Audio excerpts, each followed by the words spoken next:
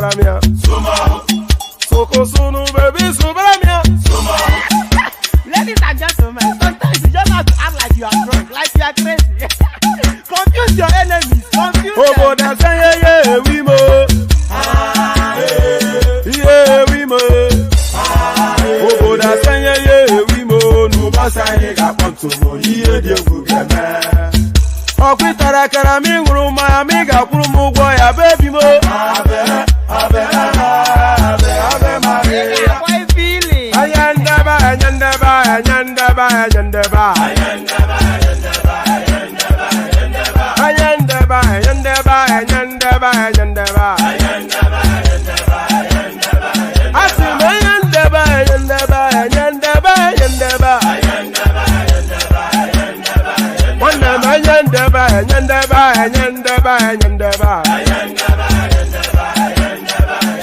So baby subramia. Soko sunu baby subramia. Soko sunu baby subramia. Soko sunu baby subramia. Ase kwa nefo jabanye si akuna nyego mkambasi ozo. Since I was born, but now I am getting.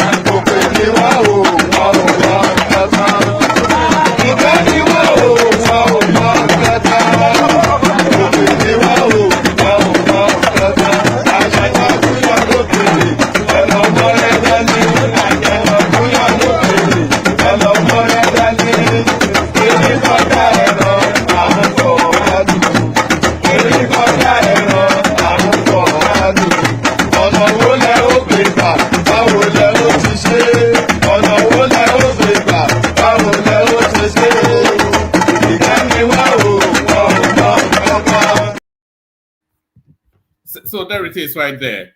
Good day to you and good to see you. Erin koja ẹran anfo palu. Erin yo lokere elomore dani. An elephant is in the horizon and you go and bring a stick. Erin koja ẹran anfo palu. An elephant is too big a beast for you to herd it with a stick. So there it is right there. So there it is right there. No more pertinent than that, really, that song.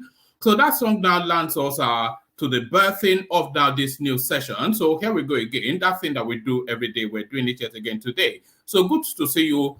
Good to be in your company and always a delight to have you around. So stick around. It's going to be another bumper roller coaster of a session. So it's guaranteed to be an epic session because I say that with the confidence because for all of the times that we've been doing this, we've never yet had a session that's not been epic.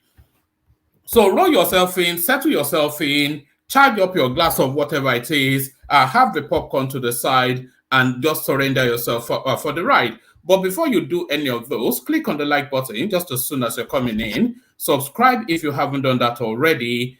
Click on the hyperlink that says StreamYard if you want to come and participate on the screen. And then the link that says buy your host cups of coffee that is pinned to the top of the comment section. Click on that as well if you want to donate towards the platform. It's 3 easy steps, and then you can empty the contents of your wallet in there. So click on like, click on subscribe. Those are compulsory. And let's see if we can hit 100 likes today. It's been quite a few weeks that we've actually hit 100. Let's see if we can hit 100 likes today. So that's the target for today.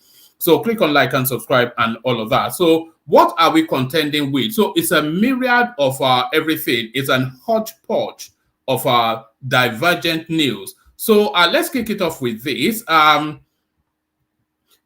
orders State House security detail to block Son Sheyi, other busybodies from interrupting Federal Executive Council meetings. So that's not quite what Tinubu said, but then of course, we're getting this from People's Gazette. As we already know, they are very lost liars on that platform. So, but there is, I have a clip of what Tinubu actually said. So I'll be playing it to you in a moment. So we'll play that clip in a moment.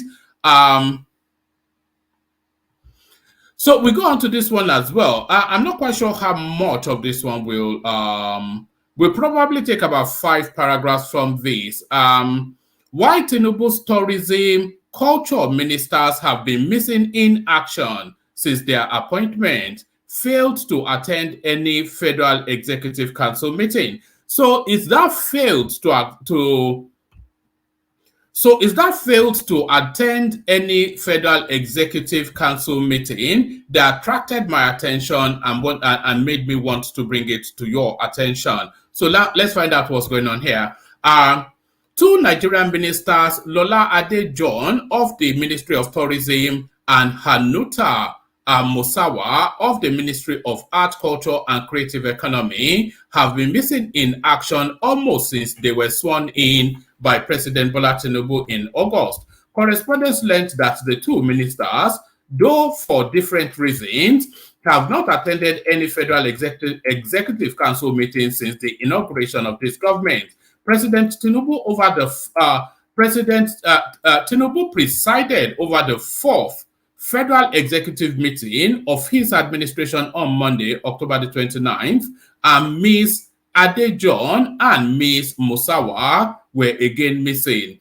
As for Ms. Adejohn, she is currently receiving treatment in a hospital in London, United Kingdom, correspondents learned on Tuesday. Our sources told correspondents that Ms. Adejohn was seriously ill, contrary to claims made by our tourism ministry, which has been downplaying her health condition. Lola Adejohn is very ill and receiving treatment in a London hospital, one of the sources said. Correspondents in September reported that Ms. Adejohn had been hospitalized in Abuja after suffering acute poisoning of unknown origin, and that her family members were afraid that time was running against their efforts to save her life. It reported that family sources said Ms. Adejohn, 60, was rushed to the Federal Medical Center, Jabi, shortly after she started manifesting symptoms of poisoning. So what exactly are symptoms of poisoning is really the wider question. She was said to have been put on a machine to aid her breathing. The Commissioner of Police, Federal Capital Territory Police Command, Haruna Garba, later ordered the State Criminal Investigation Department to immediately take over from the Mabushi Police Division an ongoing investigation into alleged poisoning of Ms. Adejohn. So what happened to the other one? Meanwhile, Ms. Adejohn's counterpart in the Art, Culture and Creative Economy Ministry, Ms. Masuwa, has been laying low for her controversy regarding the mandatory 1-year national service to blow over. So she's the NYSC one, the one that refused to. So there it is right there. So that's what the Tinubu administration is up to. So we just thought we'd touch base with that. Let's go on from there to this one. Worshipping deities the way it's done in Yoruba land is deteriorating and causes damage to our culture. So this is the custodian of all vestiges of Yorubaness, Oluwo of Iwo. So let's the Oluwo of Iwo land, Oba Abdul Rashid Adewale Akanbi, Telu the First, has revealed that worshipping idols is damaging the rich culture and tradition of Yoruba people. I thought that idol worshipping was exactly the core essence of Yoruba culture. What is Yoruba culture outside of idol worshipping? The Oluwo of Iwo land, Oba Abdul Rashid Adewale Akanbi, Telu the First, has revealed that worshipping idols is damaging the rich culture and tradition of the Yoruba people. According to Oba Akanbi, the Yoruba have one of the best ways of life, but that deity worship is having a detrimental effect. Firstly, worshipping deity the way it is done in Africa is not about love. Worshipping of deities is actually deteriorating, causing a lot of damage to our rich culture and tradition. We can do this culture and tradition beautifully without worshipping deities, Oba Akanbi said in an interview. We have a very rich and quality tradition, and our language is the best, but we haven't moved. Do you know that we have not moved? Even these people that we're talking about, the Chinese, the Russians, the Germans, the English, do all their courses and advance their education in their language. Even the Ethiopians are using their own language, and I wonder why we haven't moved. We don't move because we have so many superstitions. Superstitions are limits, and they limit us as humans. They are pegging our greatness, so as saying they are pegging our greatness, so as saying that our forefathers are the only ones that are specially chosen. So what essentially is saying is that worshiping of your forebears stagnates the movement of greatness to those people that you are worshiping, because by worshiping them, you essentially concede that greatness ended with them, which might well be what he's thinking. I don't know. Does he even have the brain to I'm not sure, but they are pegging our greatness so as saying that your forefathers are the only ones that are specially chosen. What are you then? Are we not supposed to be greater than them? He said that many people are running away from traditional institutions because of the superstitions that king are diabolical. And it is my job as a king of these people that is close to the people. It is not the job of the government. It is the job of a king to sensitize and change the mindset and remove the scare tactics.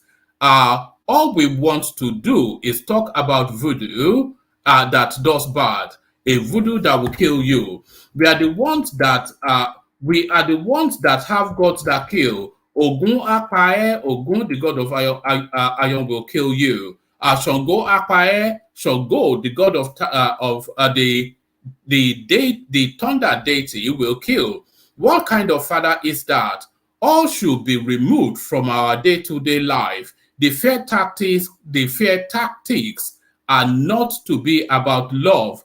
The fear tactics are not to be about love to the people. If people are running away from the king's palace, what are they running away from? They are running away from culture. They are running away from a rotten culture. But our culture and tradition are beautiful, and we should showcase them to the bigger world. People are running away from everything that is hostile to their daily living. And this is not what makes us Yoruba people. And that is the problem of this climb. You will see the way I dress now today. Believe me, the way I react, I display so much splendor is the reality of our culture. The culture is not to threaten or cause or use deities to scare people. So is there some sense? I will consider that there is some sense. It's an inadvertent sense. It is an unwitting sense that it happened upon. So it's not a deliberate sense, but there is some unwitting sense, an inadvertent sense to what the Colorado smoking king of Iwo is saying. But your thoughts, the link to the studio is there. So if you want to come share thoughts on that, then hop on. So let's go on to the next one, and let's go on to this one. So we go on to this one. Lagos secures 1.3, let's say 1.6 to round it off to the nearest decimal figure. Lagos secures $1.6 billion partnership for Fourth Mainland Bridge and Blue Line. So we leave that at the headline, but that is to tell you that the trajectory of Lagos State is unstoppable. We will be spending some time with this interview. This is Natasha Akpoti, having now been victorious at the appellate court stage to affirm her victory as the senator for Kogi, whatever senatorial district. She now straddles the studios to tell us all about her victory. So we'll pause there in a moment to catch up with Natasha. So we go on from there 2 days. CBN speaks on plan to introduce new Naira notes in January. I hope we don't develop this culture that every new administration introduces their own currency. The Central Bank of Nigeria has denied claims that it plans to redominate the Naira with effect from January. So So to redominate it is different from to change the currency. So to redominate it is essentially to redecimalize it, which was what they did in Ghana quite a few years ago when they redecimalized their currency to squeeze their economy. This was contained in a statement by the Apex Bank's Director of Corporate Communications, Issa Abdulmumin, amidst claims suggesting the Apex Bank plans to introduce new Naira notes to replace the old ones currently in circulation. We are concerned that this narrative, which we had refuted before now, appears to be gaining traction with several debates on the implications of such policy for the Nigerian economy, the statement reads. We wish to reiterate that the content of the message is misleading. The authors of the message, in their mischief, modified text eked from an old policy move by a previous CBN governor in 2007 to make it appear recent. For the avoidance of doubt, there is currently no plan by the bank to restructure and redenominate the Naira. The public is hereby advised to ignore the news report as it is speculative and calculated to cause panic in the polity. While the bank may be considering reforms, Abdul Mumin said, such are subject to laid down procedures in line with the provisions of the CBN Act 2007. So there it is right there. So I think they should redominate the Naira anyway. They should redecimalize the Naira. So redecimalize the Naira, idol worshipping detrimental to Yoruba culture, Oluwafiwo. So I think we just read that, so we leave that and move on. So let's go on to this one now. This is a spillover from narratives from yesterday. Tinubu intervenes in Fubara Wike rift. So if care is not taken, this could be the beginning of the spiraling out of control of the Tinubu administration. If it lets Wike lose, we know what Wike is capable of. Pardon me. President Bola Tinubu on Tuesday intervened in the rift between Governor Simi Fubara of Rivers State and his predecessor in office, Yemsin Wike, which has dragged the state into political crisis. President Tinubu used the opportunity of the police council meeting, which both attended as members, to mediate and perhaps end the feud between the two political allies.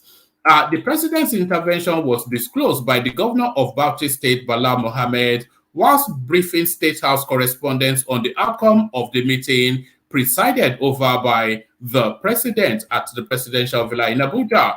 Despite their feud, Fubara and Wike had earlier exchanged pleasantries inside the council chambers venue of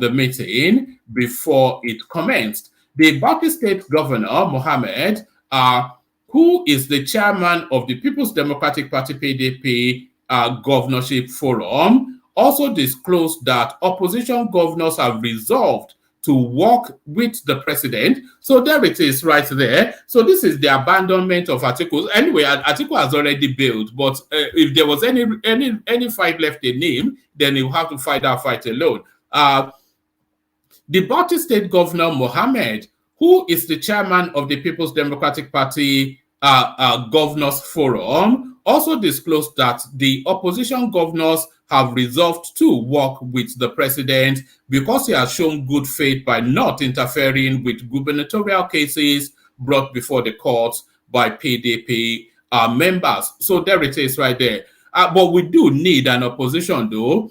And we don't really want the opposition to be the obedient space because they're not equipped to carry that sort of that burden.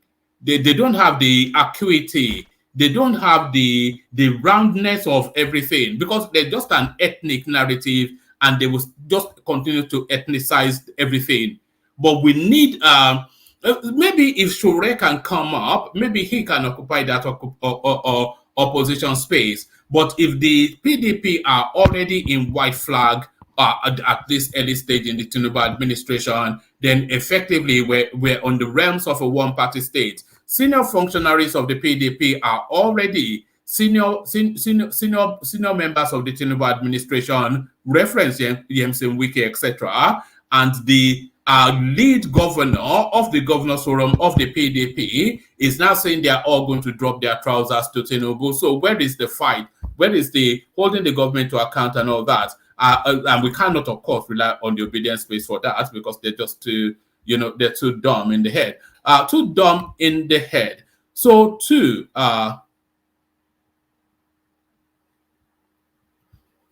so I'm just waiting for this to load up. Too dumb in the head. So this one mirrors the last one. Tinubu under pressure as calls for Wike's sack as FCT minister gains momentum. There will be that pressure to sack Wike, but the last thing Tinubu will do will be to sack Wike. Former spokesperson of the APC, Comrade Timmy Frank. You remember, of course, during the cut and thrust of politics, this guy went to Tanil, just in the deepest of the depths of the gutters to attack Tinubu. He's not the one now making recommendations to him. Former spokesperson of the APC, Comrade Timmy Frank, has urged President Bola Ahmed Tinubu to promptly dismiss the Federal Capital Territory FCT Minister Yemsen Wike. Frank, in a statement issued in Abuja on Tuesday, October the 31st, accused Wike of orchestrating a scheme to impeach Rivers State Governor Simi Fubara. So if he's orchestrating to remove Simi, that's a PDP matter now. So what business Tinubu for him then to take any action? The ex-APC chieftain strongly criticized the police's actions, including the use of tear gas and water on Governor Fubara, who holds the responsibility of the state's chief security officer. He also called on the Inspector General of Police, Kayode Egbetokun, to immediately replace the Commissioner of Police in Rivers State due to the apparent bias of the police force against the duly elected governor. Frank emphasized the necessity of Wike's removal to prevent him from tarnishing Tinubu's government and damaging the APC's reputation. So what reputation does the APC have that could be damaged? I think the reputation already in the gutter, but no, but it could. This is an unnecessary fight so early into Tinubu's administration that is now just settling in after all of the hooplas and the brouhahas. So it doesn't now need this after having just gone through all that he went through to land at this point. So Wike should just settle it down. If he's going to get rid of Fubara, he should do that quietly. He said, by the time Tinubu will realize it, it will be too late because Wike would have destroyed his government to make way for him to contest the post of president in 2027. He has started preparation for 2027 presidency. So he's very desperate and he will do everything to please Tinubu, but at the same time, he's going to destroy the government if they do not call him to order. If Wike loves Tinubu and believes in his administration, let him officially join the APC and become a card-carrying member of the party.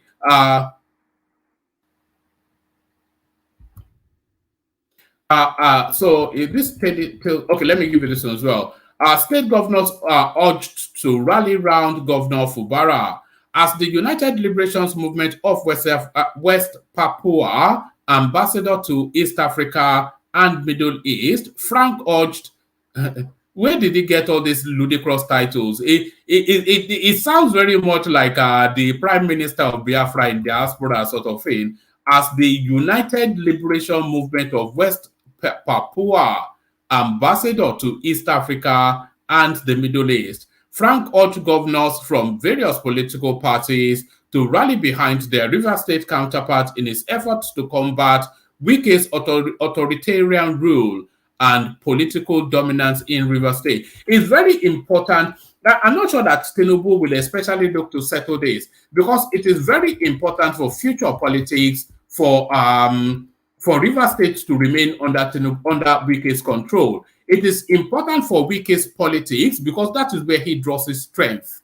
So if he doesn't have River State in his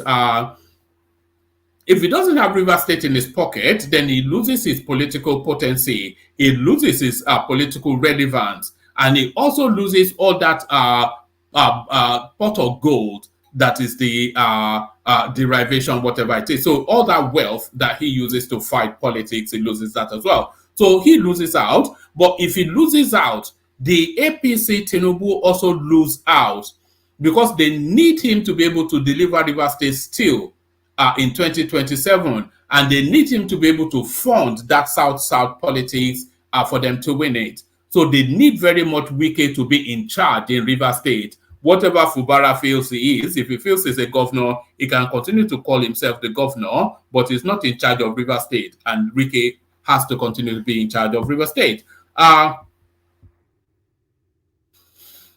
All right. So yes.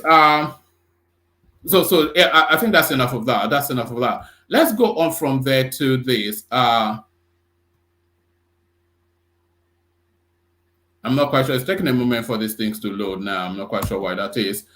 So let's go on to this. Breaking: Yahaya Bello reacts as Natasha Akpoti's appeal court. Yahaya Bello reacts to Natasha Akpoti's appeal court victory. We could have the readout, but we'll be watching a clip of it in a moment. So I don't know. Let's have the readout and still watch the clip. Governor Yahaya Bello of Kogi State has accepted an appeal court judgment affirming Natasha Akpoti, I won't attempt a double barrel name, as the duly elected candidate for Kogi Central Senatorial District. Bello of the All Progressive Congress APC congratulated Natasha Akpoti of the PDP and everyone who participated in the democratic process. The governor called on everyone in the state to accept the decision regardless of their party affiliation, Correspondents report that the Court of Appeal in Abuja had upheld Akpoti as the duly elected candidate in the Kogi Central Senatorial election held earlier in February. The court dismissed the appeal filed by APC's Abubakar Ohere for lacking in merit. In September, the Kogi State Election Petition Tribunal sitting in Lokoja had nullified the victory of Ohere of the APC as the winner of the Kogi Central Senatorial election. The court further declared Akpoti as winner of the February senatorial election. Not satisfied with so there is that. So there is that. Okay, let's go on from that to this. So let's go on from that to this. So this is not a full budget, by the way. This is a supplementary budget. Tinubu seeks House of Representatives approval of 2 trillion supplementary budget. President Bola Tinubu on Tuesday wrote the House of Representatives seeking the approval of the lawmakers for a supplementary appropriation bill of 2.2 trillion naira. The president, in a letter read at plenary, let's say that again. President Bola Tinubu on Tuesday wrote the House of Representatives seeking the approval of the lawmakers for a supplementary appropriation bill of 2.2 trillion naira. The president, in a letter read at plenary, the Speaker, Honorable Abbas Tajuddin, said the supplementary budget is aimed at addressing labor wage adjustment, security, and other matters. So now, where is that 2 trillion naira coming from? This is just going to be printed money. I'm sure you know that. They call it ways and means within the Nigerian space. They just literally print money and keep their fingers crossed that the economy catches up with it. Aside from that, the president also sent the 2024 to 2026 medium-term expenditure framework and fiscal strategy paper to the House of Representatives for consideration. So this is really where our interest is. So it sent a 2-year plan to the House of Reps for consideration, and then within that 2-year plan, it will be sliced into into annual action plans, which will constitute then the budget. But it sends like the ideological thrust of its spending to the Senate. Essentially, this is what this means. Aside from that, the president also sent the 2024 to 2026 medium-term expenditure framework and fiscal strategy paper to the House of Representatives for consideration.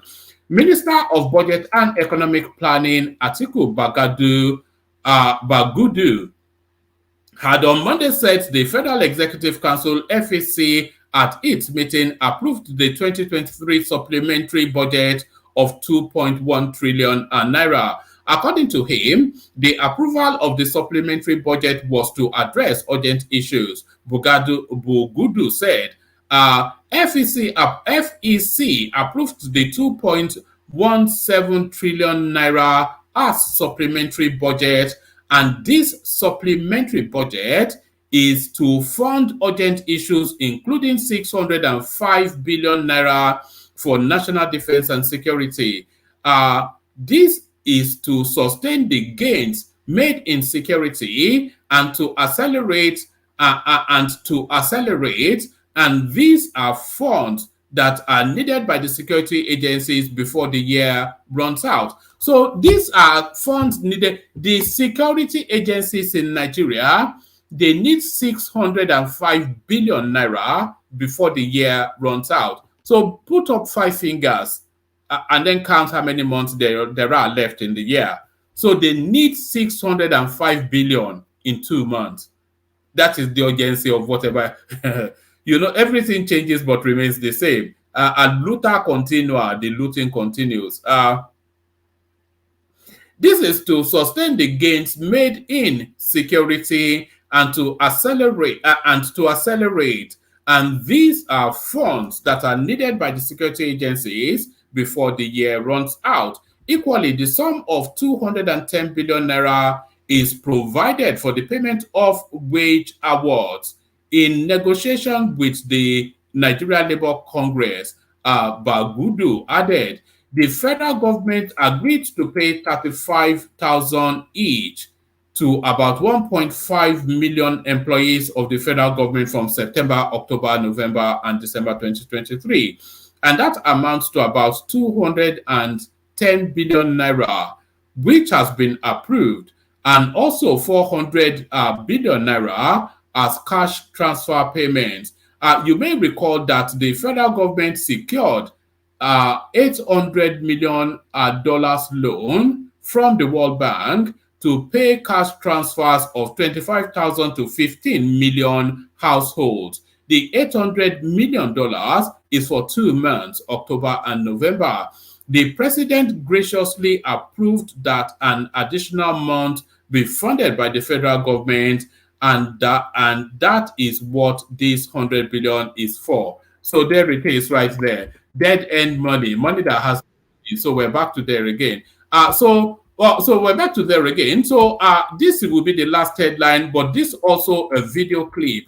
So this a video clip. Shut up and sit down. You'll Edochie blast Rufai Oseni. So yes, I think Rufai has now found his level, and the people within his level bracket are now responding to his excesses. So I have the video clip of that. So I have the video clip of that. So stay steady. We'll play that in the course of. So stay steady. We'll play that in the course of. But let's play this one now, because this is the heavy lifting of it. This is about 7-10 minutes, but quite important to listen to what Natasha experienced. So let's listen to this. We listen to a bit of Natasha, then we play the opening, we play the Kegite music, and then we kick off the session. Still plenty of space in the studio if you want to come join. But let's listen to Natasha first. So let's do this. Which was conducted in February. The court dismissed the appeal filed by Abubakar Ohere of lacking in merit.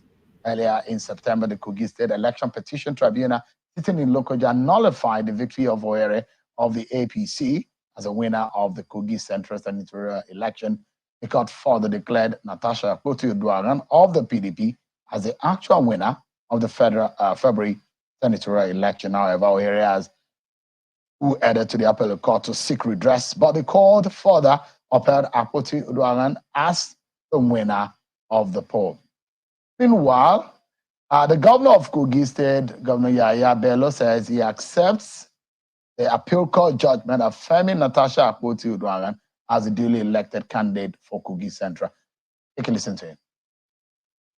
I accept the decision of the appeal court, and I use this opportunity to congratulate my sister, Barrister Natasha Akpoti, as the senator of the Kogi Central Senatorial District. Let me also use this opportunity to congratulate everybody that have participated so far in this democratic process. This is the beauty of democracy.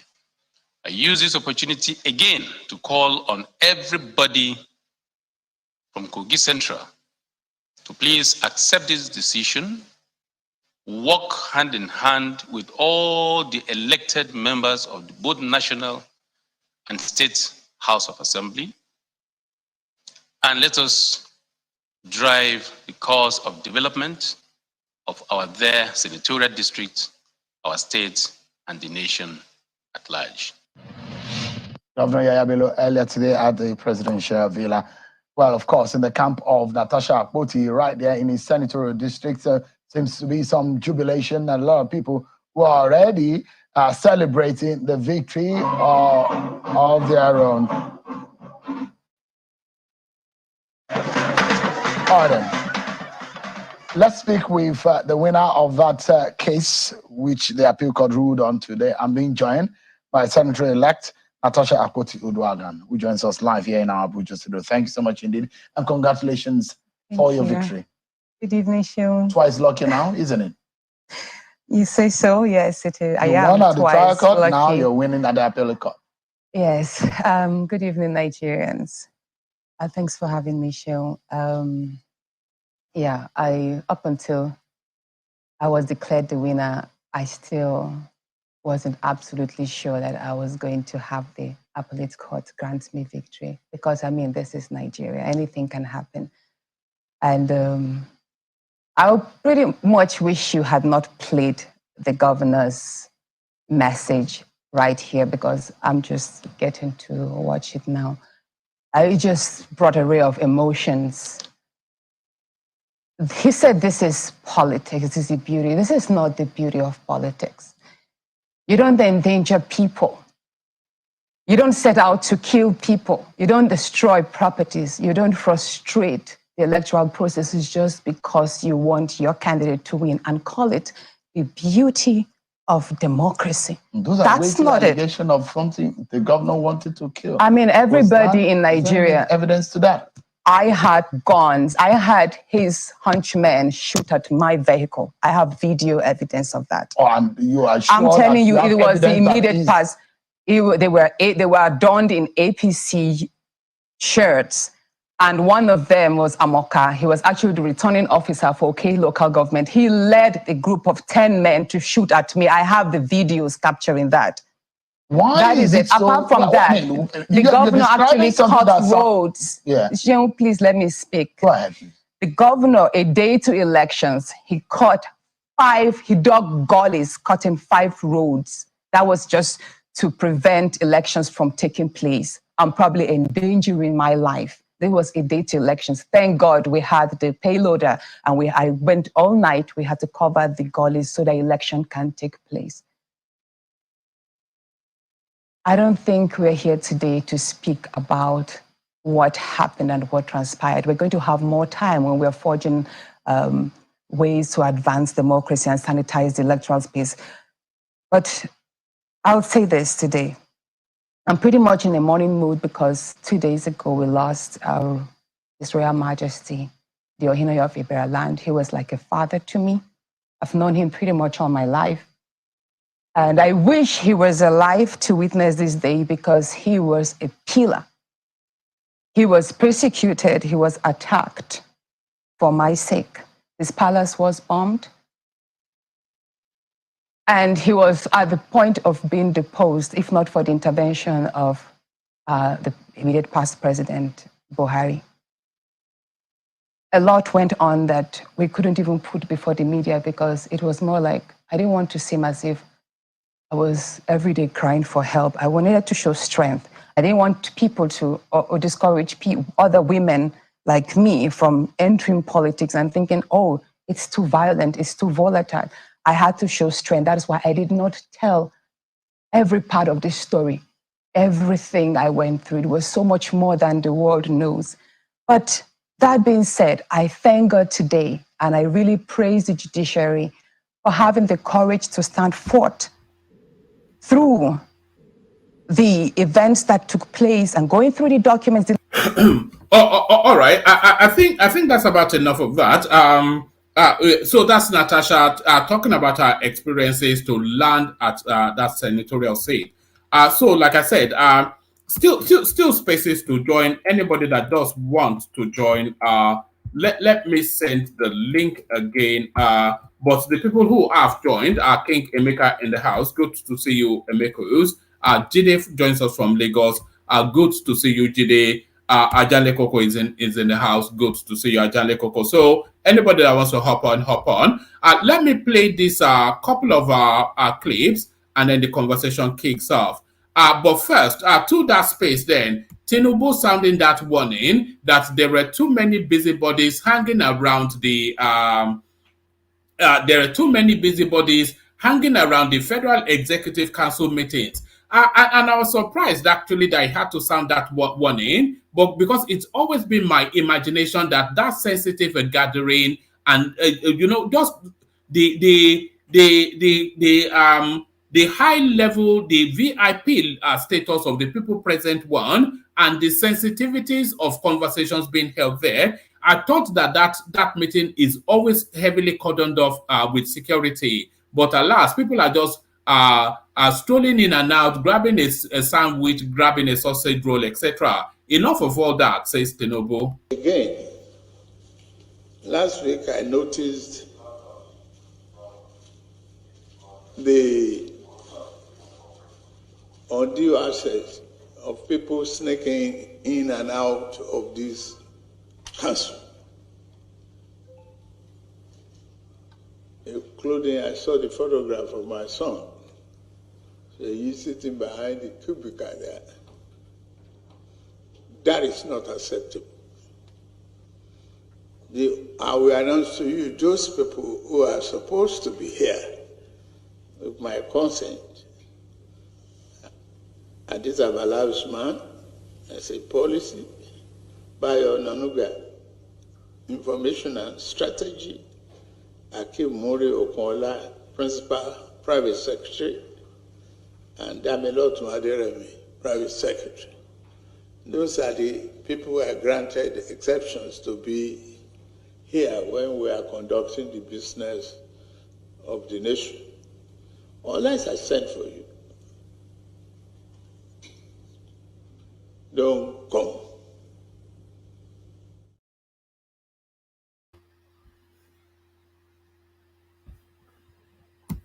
So there it is. That's Tinubu sounding that warning. And this is Edochie sounding a different warning in a different direction. So watch this. Is this not the same Rufai Oseni? Same Rufai Oseni that was caught driving against traffic. I think he drove on BRT lane. I think that was last year, 2 years ago, 3 years ago, I don't know. Somewhere in Lagos. Rufai Oseni, same guy. He drove on BRT lane, which is wrong. And when officials caught him, instead of apologizing, and admitting that he was wrong, what was he saying? He was saying that he was shouting, "Do you know who I am? I'm going to call the governor of Lagos State." Is it not the same Rufai Oseni? Same Rufai Oseni that is insulting people on national TV, all in the name of doing journalism. My friend, shut up and sit down. Shut up and sit down. I'm talking to you. You don't have no rights. You don't have any moral justification to talk where people with integrity are talking. I mean, you're talking nonsense on national TV. You're a very disrespectful person. You have no respect for the laws of this country. In fact, if somebody like you becomes president, believe me, you'll wipe out Nigerians. Are you not the same person that was caught driving on BRT lane? You could not even apologize. If not because somebody had a video was made. That was the only time when you saw the video, that was when you came on national TV to apologize. If there was no video, what would have happened? This is what you do. Just imagine the other ones that we've not seen before. How can you invite somebody? Who taught you journalism? Believe me, who taught you journalism? The first thing they should have taught you is to respect your guests. If you have a guest and you're talking in a particular manner and the guest does not like it, first thing you do is to apologize to that guest. Make the guest feel comfortable, then you continue with your question. How can you tell a guest that if the guest is not comfortable, the guest is free to walk out of the studio, and you call yourself a journalist? What nonsense. Who taught you journalism? Rufai. I am talking to you, Rufai Oseni. You're not better than anybody out there. You're a very disrespectful person, and you should go and learn journalism. You are insulting people on national TV. The video is there on the internet. It's there. Somebody can call it up. Call up that video and post it, and you will see who Rufai Oseni is. Same Rufai Oseni that is insulting people, acting like God on national TV, making your guests very uncomfortable. You form like you get Nigeria. You are the most concerned citizen. You are more concerned than all of us. My friend, shut up. Shut up, Rufai Oseni, I'm talking to you. You have no moral justification to talk to anybody on national TV that way, because you're not better than any Nigerian. You are not. If nobody will tell you, I will tell you to your face, Rufai Oseni, you are getting it wrong. That is not journalism. You are even laughing. I saw you I watched this video. You were even laughing at your guests. What rubbish? Who taught you? Where did you learn your own journalism? Which country? Where? Huh? You're a very disrespectful person, Rufai Oseni. You're getting it wrong, and I'll tell you to your face. Listen to me. Jagaban, President Bola Ahmed Tinubu is the president of Nigeria. That's the Grand Commander of the Federal Republic, okay? GCFR. He is the president of Nigeria, whether you like it or not. He is our president. You must respect him, okay? Give him the respect that he deserves. If you feel like being president, you have the next 4 years. Go and buy form and contest. And of course, President Tinubu will defeat you. The man just came in. He's been there for just months. Give him time. Rome was not built in a day. You're not better. You, Rufai Oseni, I'm talking to you. You're not better than any other Nigerian out there. Ordinary to apologize because you drove on BRT lane. You couldn't do it. You were shouting on the road. If not, that camera caught you shouting that you want to call the governor of Lagos State. So how are you better? Stop it. Have respect for our president. And the man deserves to be given time to work. Rome was not built in a day. He's been there for a couple of months. He needs time to fix the country. All right. So that's Edochie giving it to Rufai Oseni, both barrels. So he was referencing to a misdemeanor that Rufai Oseni committed about a year and a half ago. So when that what he was referencing to was this. This is Rufai. Let him go. Let's go. This is wrong.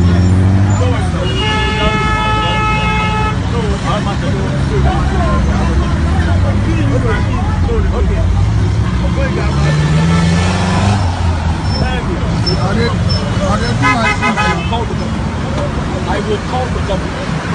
I will call the government. Nonsense.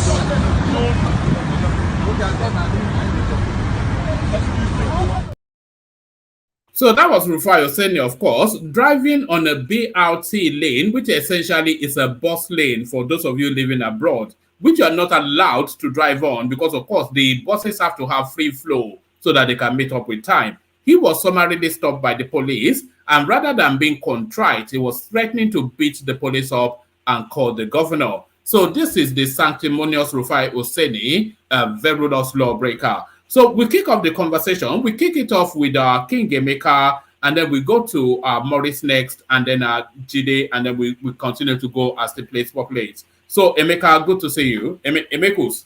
Good evening, everyone. Good evening, one man. I hope we've not only liked and shared, we've invited our friends and enemies to come listen to this epic show where logic is being dispersed evenly. Thank you very much, one man. All right. Thank you, Emeka. So, Emeka, go to it. Where do you want to come at it from? So many stories. Tinubu telling his son not to dirty the office. Oluwo telling us that Yoruba culture is not fit for purpose.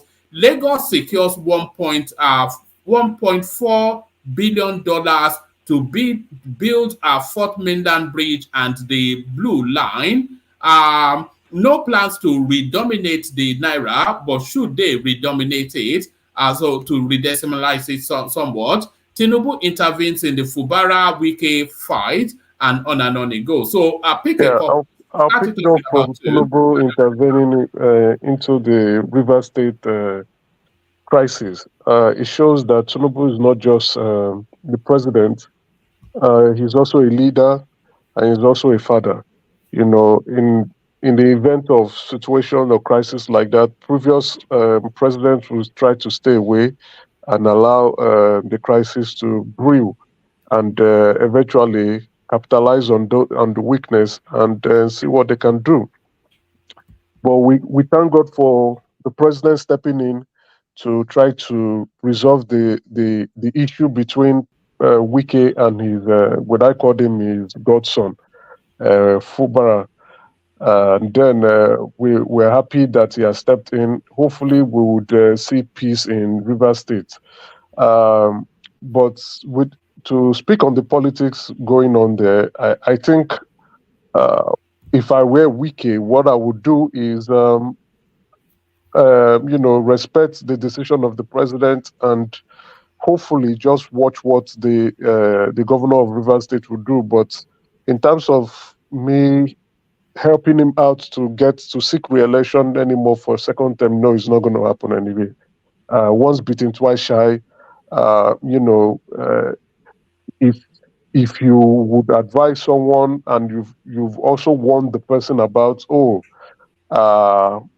this is the route you shouldn't take, and he still goes about to take that route, there should be no room for future reconciliation in the sense of trying to put your weight over to help him out with his re-election.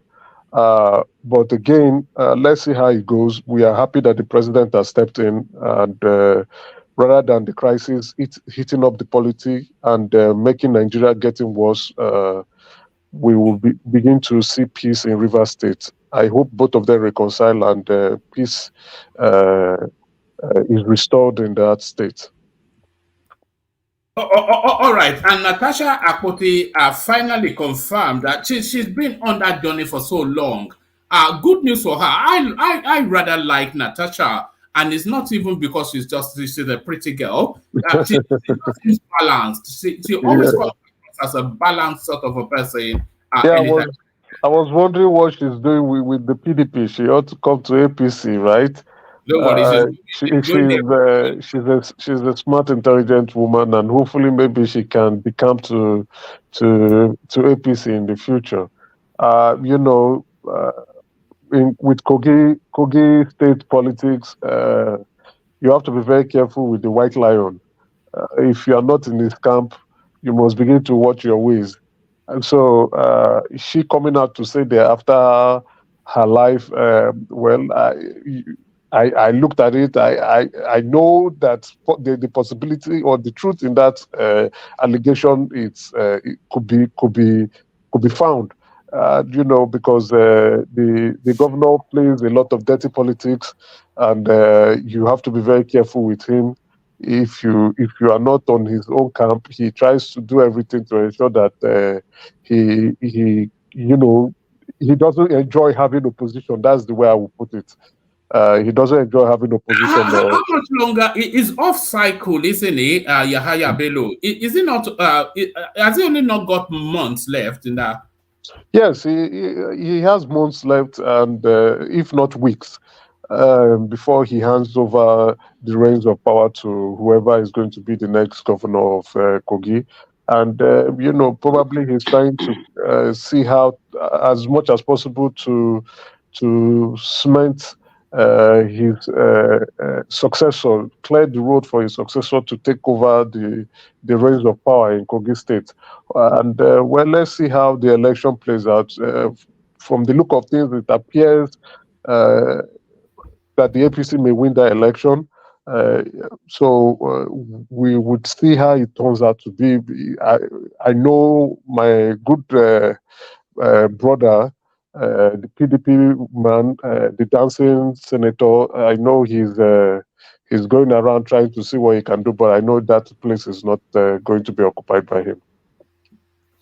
All right, take us to Edochie versus Rufai Oseni. So Rufai Oseni has found this level because really that's an even match, isn't it? They are pretty much in society at the same level. And Edochie, he's crossed over to the Tinubu camp, so he can have that battle with Rufai.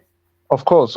I think I was just listening to his statement or comments, and him going after Rufai. I also feel Rufai is creating more enemies for himself, and is creating more enemies with powerful people. He needs to be very careful.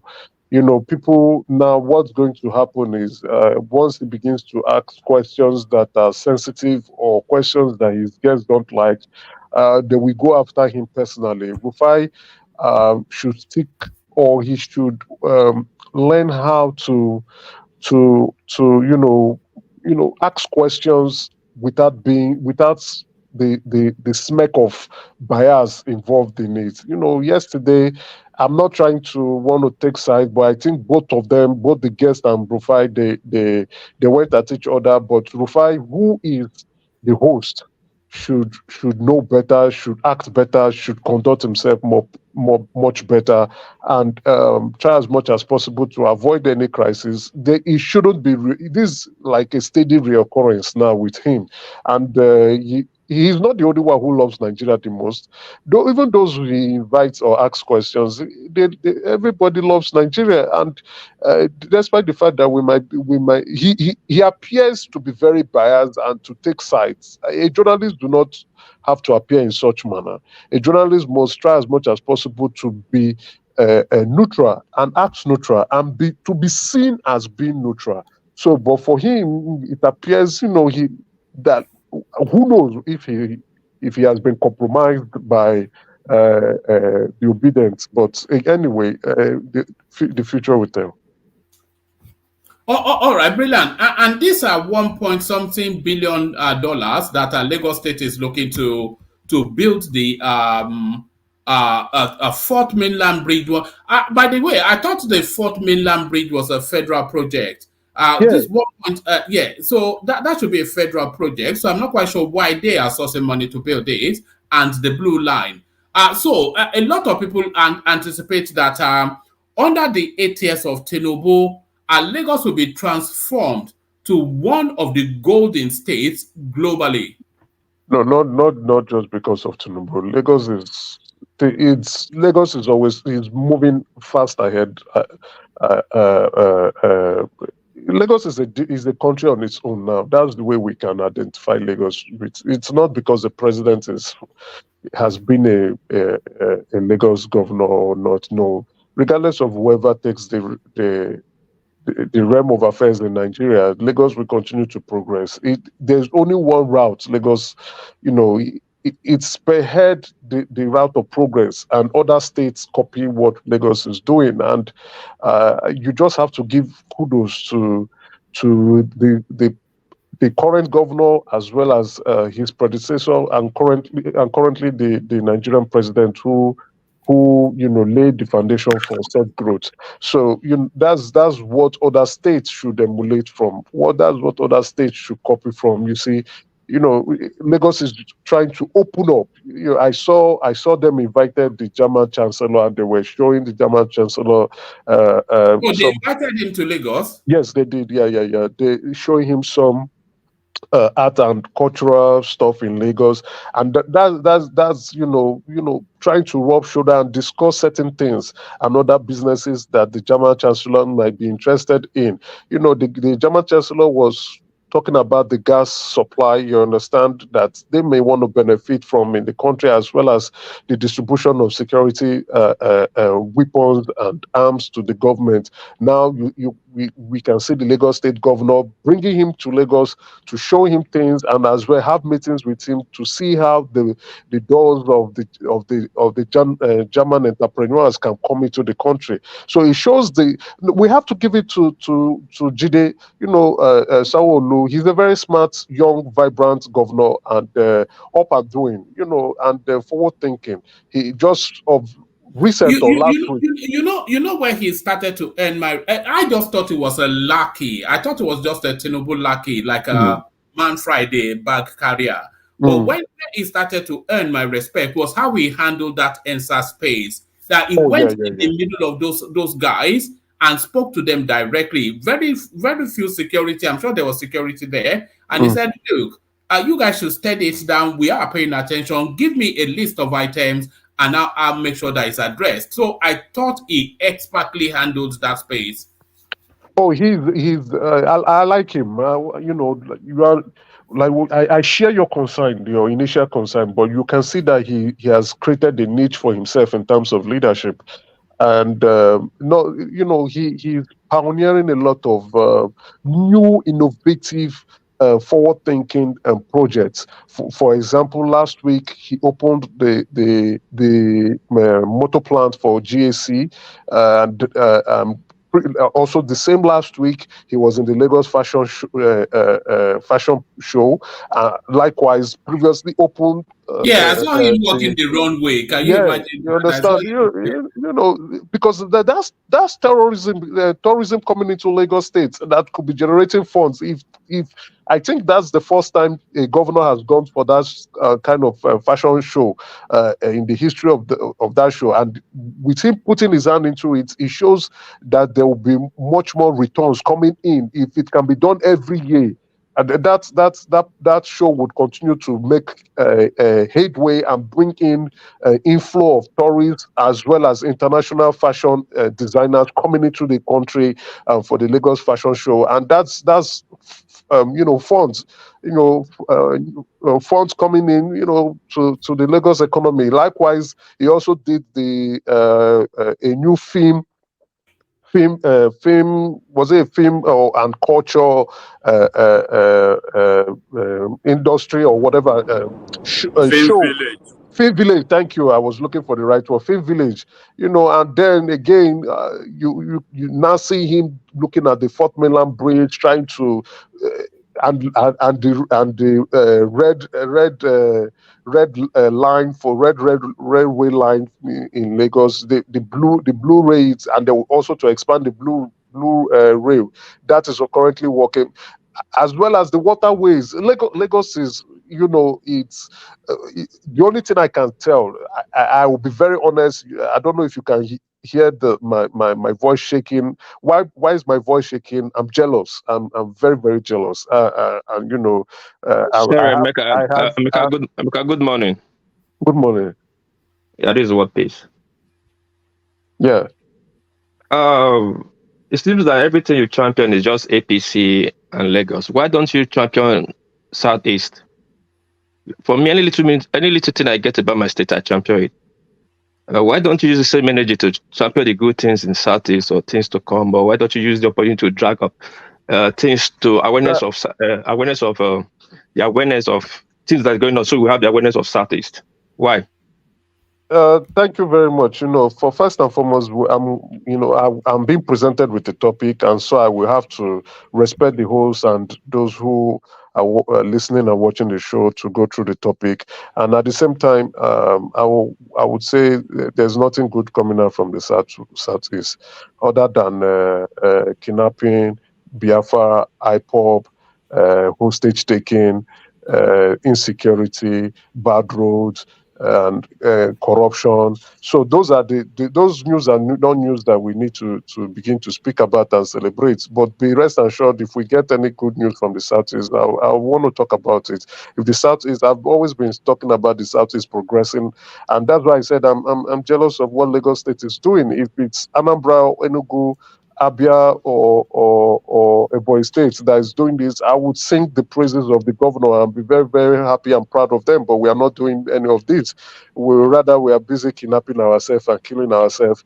I think we're hearing somebody running away, businesses running away from the Southeast and moving elsewhere, either to the South or the Southwest to relocate their businesses there. So the Southeast is not a place that is good for business at this point in time, especially if you are citing your shop or your industry there. You are going to be losing one day or Monday. Why would you want to cite your company there and then you are now having 3 days to rest, and then you will pay your workers for the days that they are not going to come to work? That's already you losing 51 days in a year. You don't want to do that. You see, I think was it last month last 2 weeks. We are talking about the vice president going to Agbara Industrial Estate and discussing about how they are going to give them regular, adequate power supply. That alone is, those who are involved in the manufacturing sector will say, okay, let me go site my business in Agbara and see how to grow exponentially, because if I can reduce my cost of production, my profit margin would increase. Then we are talking in the Southeast where we should be discussing about how to collectively organize ourselves. We are busy, fighting, and what is happening in Imo State because of politics, things are not moving. I'll be very honest. Let me be very honest. I'm disappointed with what is happening in my place. I'll be very, very honest. I'm very, very disappointed in it. We need to replicate. We need to copy the good things going on in the Southwest. We need to look at Lagos State. Yes, we can't catch up to Lagos State at this moment. But if we can borrow a leaf of what is going on in Lagos State and see how to begin to implement some of those things economically so that we can become better. Look at Lagos. I'm very jealous. This is the first time I'm saying I'm jealous. I'm upset. I'm jealous. Lagos State is growing, and that's more money for them.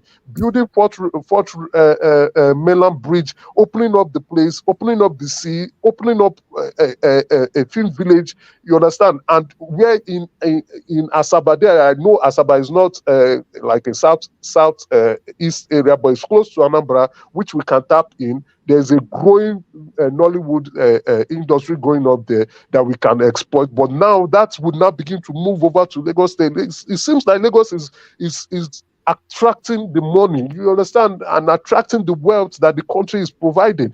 It's painful. Let's be very honest. I'm jealous. I have to say my mind here. Thank you. Let me move. I think that Emeka wants to come in. Emeka, even in due to insecurity, as you said, a lot of businesses are moving away from Onitsha to Asaba there now. So Asaba economy, Delta State economy is growing, while that of Soludo and Anambra State is struggling seriously. Soludo cannot meet its target. Its target of 4 billion naira a month is hardly making 1 billion due to a lot of business are moving out from there due to insecurity. Yeah, businesses will leave with insecurity. Yes. Who wants to stay in an insecure place? Once there's insecurity, you can't thrive. You are fearful for your life, and you can't sleep properly. You have to leave because you want to stay safe. You must think of safety first before you begin to think of other things. That's what our people don't understand in the South is. Why are we doing this to ourselves? Who is doing this? Who's doing this to us? We need to get our acts together and begin to build. Then when we talk about then we are not talking about IPOB. We are talking about Biafra. We are talking about the war. Woman, please take it away. Give it to somebody else. Let me take to another talking point. Take us to Sheyi Tinubu and the warning from Tinubu. Let me correct one man. One man was given an impression that Fort Mainland Bridge is federal government. It is not. It is state government. It is Lagos State that is handling that case. I stand to be corrected, but I think it's Lagos State that is. No, it's Lagos State that is handling trying it. to- You know, initially the federal government was thinking about doing that, but Lagos State wants to take over that project and tow it. You understand? They will build the place and now tow it. So they are not waiting for the federal government to come and do their business for them. They embark on projects because they are rich enough. They embark on projects, and every day we in the southeast we are waiting for handout from the federal government. If federal government does not give us, we won't eat. Let me go to Sheyi Tinubu. Well, for Sheyi, I don't know. You know, Sheyi needs to be. I listened to what the president said. Does it surprise you that people can casually walk into a federal executive council I'm meeting? very surprised. I'm really, really surprised, and that's an insecurity situation or a security threat. Let me correct myself, because those who are not supposed to be there are not supposed to be there, which means sensitive information can be filtered out of that meeting and into public spaces. If family and friends can be gaining access into a federal executive council meeting, it's strange. It's very strange for them to even gain access to Aso Rock. I don't understand. Yes, you might be close to power, but what are you doing in a meeting you are not invited for? But I'm very happy that the president called it out. And Sheyi, I don't know what Sheyi is up to. I'm surprised. Okay, what are you trying to do? What's your business rolling around? Create something for yourself. If you are idle, do something for yourself. Or if you want to be a politician, express yourself. Or you want to be a businessman, just do something for yourself. Stop tagging along. The president had to call it that he's surprised that in the picture he saw his son in at close to a cubicle. It shows how open that place is. But again, since he has said it, I think that will be the end. So many people who are not going to be invited should not be invited. Not only that, he also made mention of those who would be in fact meeting on a weekly basis, and if he does not call for you, you should not appear. So, which means if he calls for you, you are coming to come and give him updates. If he does not invite you, you are not supposed to be in fact meeting. Stay in your office and do your work. So, for Sheyi, the last time the news was you are taking public properties and flying around for parties. Come on, man, behave yourself. Did the president typically mention his name, or what's about? Yes, he mentioned his name. The president called him out. At some point, Ajale Koko, he did mention his name. The president called him out. What did he say particularly about him? Oh, he attended FEC meeting. I think it was the last week FEC meeting. The president didn't recite that meeting. So the president was citing a photo op that he's surprised that in a photo op he saw his son in the corner of a cubicle and he was wondering what his son was doing in FEC meeting. His son is not a minister. His son is not an appointed commissioner. His son is not even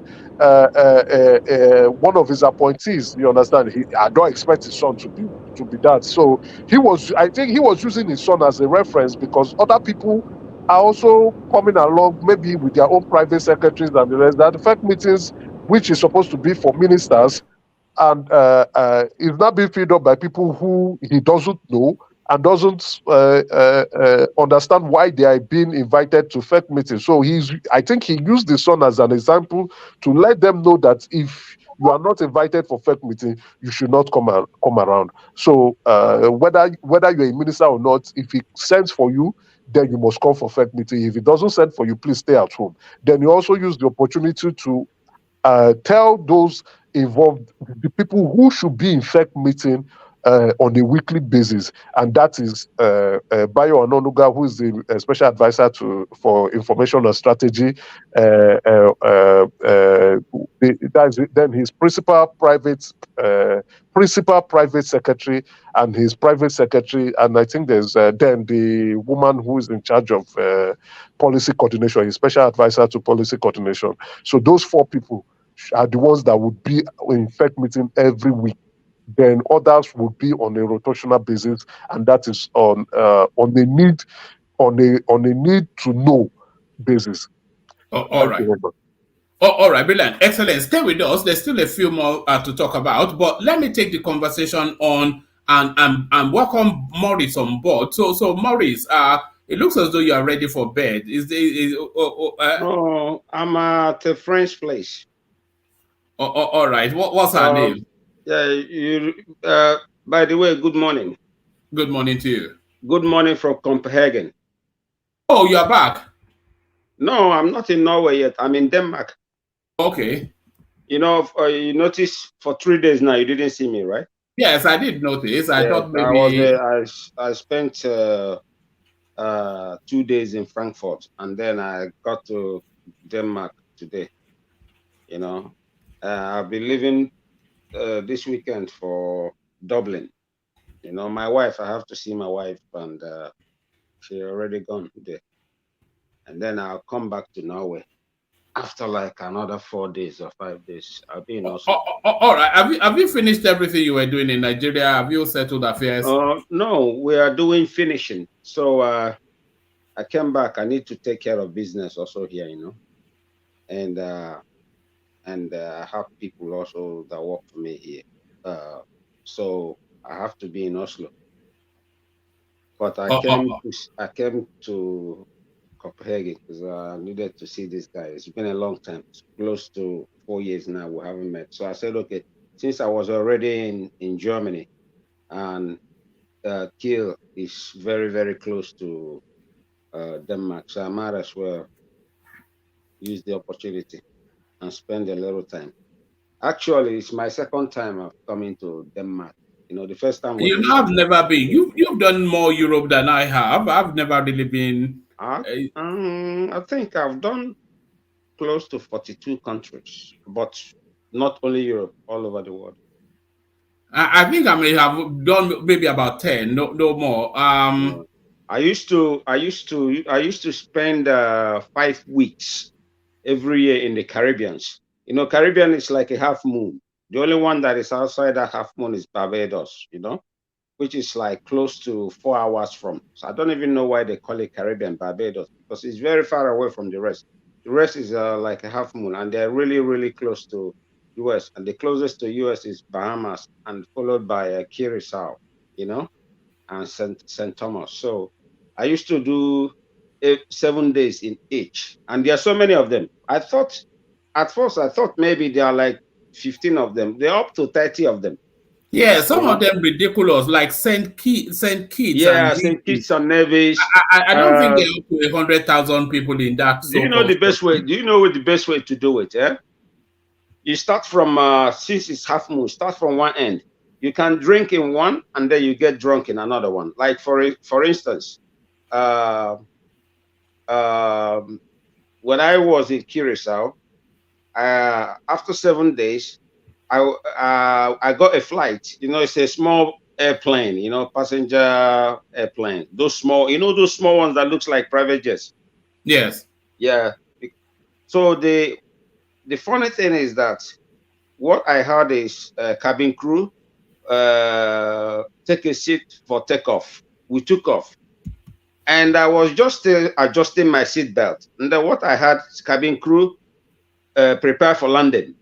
I mean, I felt robbed. To be honest, I could have swum. If I say I swim, I for reached there like 30 minutes. Before you know it, we just went up and then we went down. We're in St. Martin's. I said, man, this is robbery. But the best way is, you know, those cruise ships, like all those My Fair Lady, Stena Line, you know, all those kind of love boats, those big cruise ships now. Mm.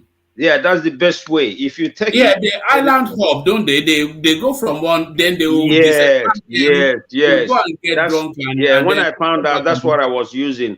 Like I use it. We use it from Montserrat to Guadeloupe, and Guadeloupe to those are Dutch islands now. Montserrat. No. Montserrat is British. Guadeloupe is French, and Montserrat is that not where Ruud Gullit is from? Ruud Gullit, the footballer. No, Ruud Gullit is from Suriname. Suriname, okay, yeah. Yeah, Suriname. I've been to Suriname. Suriname is just share border with Brazil. It shares border with Brazil and French Guyana. Suriname Suriname is only Dutch-speaking country in South America. Suriname is in South America, but it shares border with another Caribbean, Latin America. You know, Mexico is not South America. Mexico is Central America. Mexico, all these all those countries, a lot of them that you think they are South America. South America is only 10 countries. And in that among those 10 countries, Brazil is 50% of the whole continent. Only Brazil. It's precisely 50% of the whole continent. South America now. Mexico is South America. No, Mexico, bros, no argue now. Mexico is Central America. It's Latin America. Mexico is close to the US now. It has border with all those Texas areas now. Mexico is not in South America. It's in Latin America. It's Central America. Mexico is not America. Or That's what I thought. That's what I thought. I thought Mexico is not America. North America is Canada, Mexico, and the United States. No. So they are also part of the NAFTA agreement. Don't forget the NAFTA deal that Trump was trying to overplay. Am I tripping or what? Let me check. Mexico is not America. It's part of the North America Free Trade Agreement.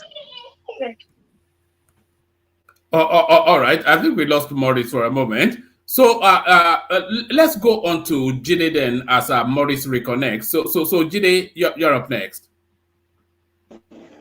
Oh, good morning, woman. Good morning to you. Good morning, everyone.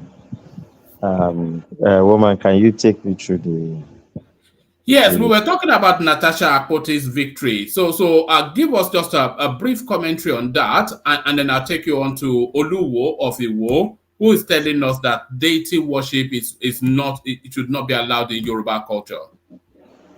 Oh, well, for Natasha, I think it's just a testament to the good work that the Supreme Courts and the judicial, let me put that, the judicial system have done so far in this election. One of those good ones. I'm not saying everything they've done is good, but this one is good because it proves that if you have proofs that you won elections and you can prove it beyond reasonable doubt, your mandate will be given to you. And this woman, she's not even from the ruling party. She's from the opposition party, and she's winning or getting her mandate back, which proves that there's in this election, the judicial proceedings of this election, even the power of the ruling party is limited in terms of influence on court proceedings. It's a good one. At least it still gives hope to the common man that the judicial system in Nigeria is not totally bad as people like to represent or present them. So that is that for Natasha. I wish I had all right. I'm back. My hand. Okay. I mistakenly pressed one button. I wanted to raise the volume, and then my hand just locked me out. All right. So sorry, Jide. Maurice is back. So let him continue, and then after him, you. Yes. Yeah. Mexico is Central America. Central. They call them Latin America. Maurice, North America. You are right. I just confirmed it. You are right. So 100%. Okay, well. Bros, I've been to all these places. I'm telling you where I've been to on holiday. You know what the place they call in Mexico? They call it Cancun or something like that. You remember that place? Yeah. It's a very popular tourist place. You said, as in, it shouldn't even be. I mean, it's quite. Nobody should be in the US and we should be making this error. So I mean. I should be closing my eyes. Yes, look at that. You Americans, you don't even know your own continent as much as you know those some Caribbean countries are really, really close. Like from Curacao to Florida is just only 2 hours. You know, it's only 2 hours. From Bahamas it's a stone throw. Even in Bahamas, especially in Nassau is their capital. In Nassau, what I notice is that they have so many Jewish people there, and it's so rich. It's so rich. But then in the second biggest city, it's called Freeport. You have more like Americans there. You understand? But people of Bahamas, they live very, very good. You know, they are ruled by black people, but the country is like the population. Let's say now if there are 1,000, among that 1,000, 800 are whites and 20 are blacks. But the blacks are the one ruling. But of course, the economy are controlled by America and the Jewish and the Italians and the English and the Indians, you know. And you know, Pakistani is always like lapdogs. They're always waiting for the crumbs from the whites. You understand me? So that is one thing I noticed. But it's very, very fantastic. But if you ask me now, suggest if you have to go travel to the Caribbean, where I would suggest. I've been to like about 12 of them, which is easier because if you go to one, let's say you go for 5 weeks, it's easy. You do 5 countries in 5 days, you know. So I will suggest 3 top places. Aruba, you know, this is my favorite #1, and my second place that would be my favorite would have been Guadeloupe, but they are French. If you don't speak French, it's a very, very big problem there. You understand me? But when it comes to natural distance, and my third favorite place is Curacao. You understand? Bahamas is the most beautiful, most advanced, but the problem with Bahamas is too expensive.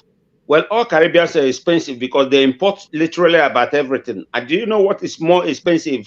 The most expensive thing you can get in the Caribbean country. Do you know what it is? Fish. And they are surrounded by water. And the cheapest meat. How do they explain that? How is that explained? Yeah, you ask me now. I've been scratching my head. Water is everywhere. Even I remember I went on fishing trip. I will send the picture to you. You see me, I was on a fishing trip with some fishermen. They have this nice boat, and I was afraid because I can't swim. So they gave me this vest. That was in... you know, a lot of black people can swim. Why is that? Why is it that? I don't know. My son can swim, but I cannot. I'm afraid of water. That's why I rarely travel by water, except in those big ships. You know, when you are inside, you don't even know you're on sea because it has casino, restaurants, nightclubs. You understand? And it has so many floors, sometimes up to 7 floors. You know, so a lot of us don't grow around swimming pools now. That's why. You know, the average Igbo person, they have swimming pool. Swimming pool is nothing to them. But many of us, that is right, countries. Mike, you are right. But that is not the reason I can't swim. You know, let me tell you, when I was a kid, I saw somebody go inside water and didn't come out. So that scared the hell out of me. Maurice, it's not a bad pool. It's natural. It's just kind of genetical stuff. Black people have been around sea. Black people have been around sea coastal line. Now, we didn't migrate to go discover Europe now. Black people don't swim. Black people love chicken. Go and check it out. We consume more chicken in the world than anybody. So we say one man. Yeah, swimming. It's not about genetical or whatever, Mike. Black people don't like swimming. Black people don't like heights. I don't think so. If you go to countries where there's people around water, they swim a lot. Even in Lagos, what's their name? The lagoon guys, they're always in the swimming pool. Area. Exactly, they're always swimming. If you go to this place in Tanzania, people around rivers, they like to swim. He's talking about majority of black people. Because majority of us, majority of human beings. Wait, hold on. Majority of white can swim.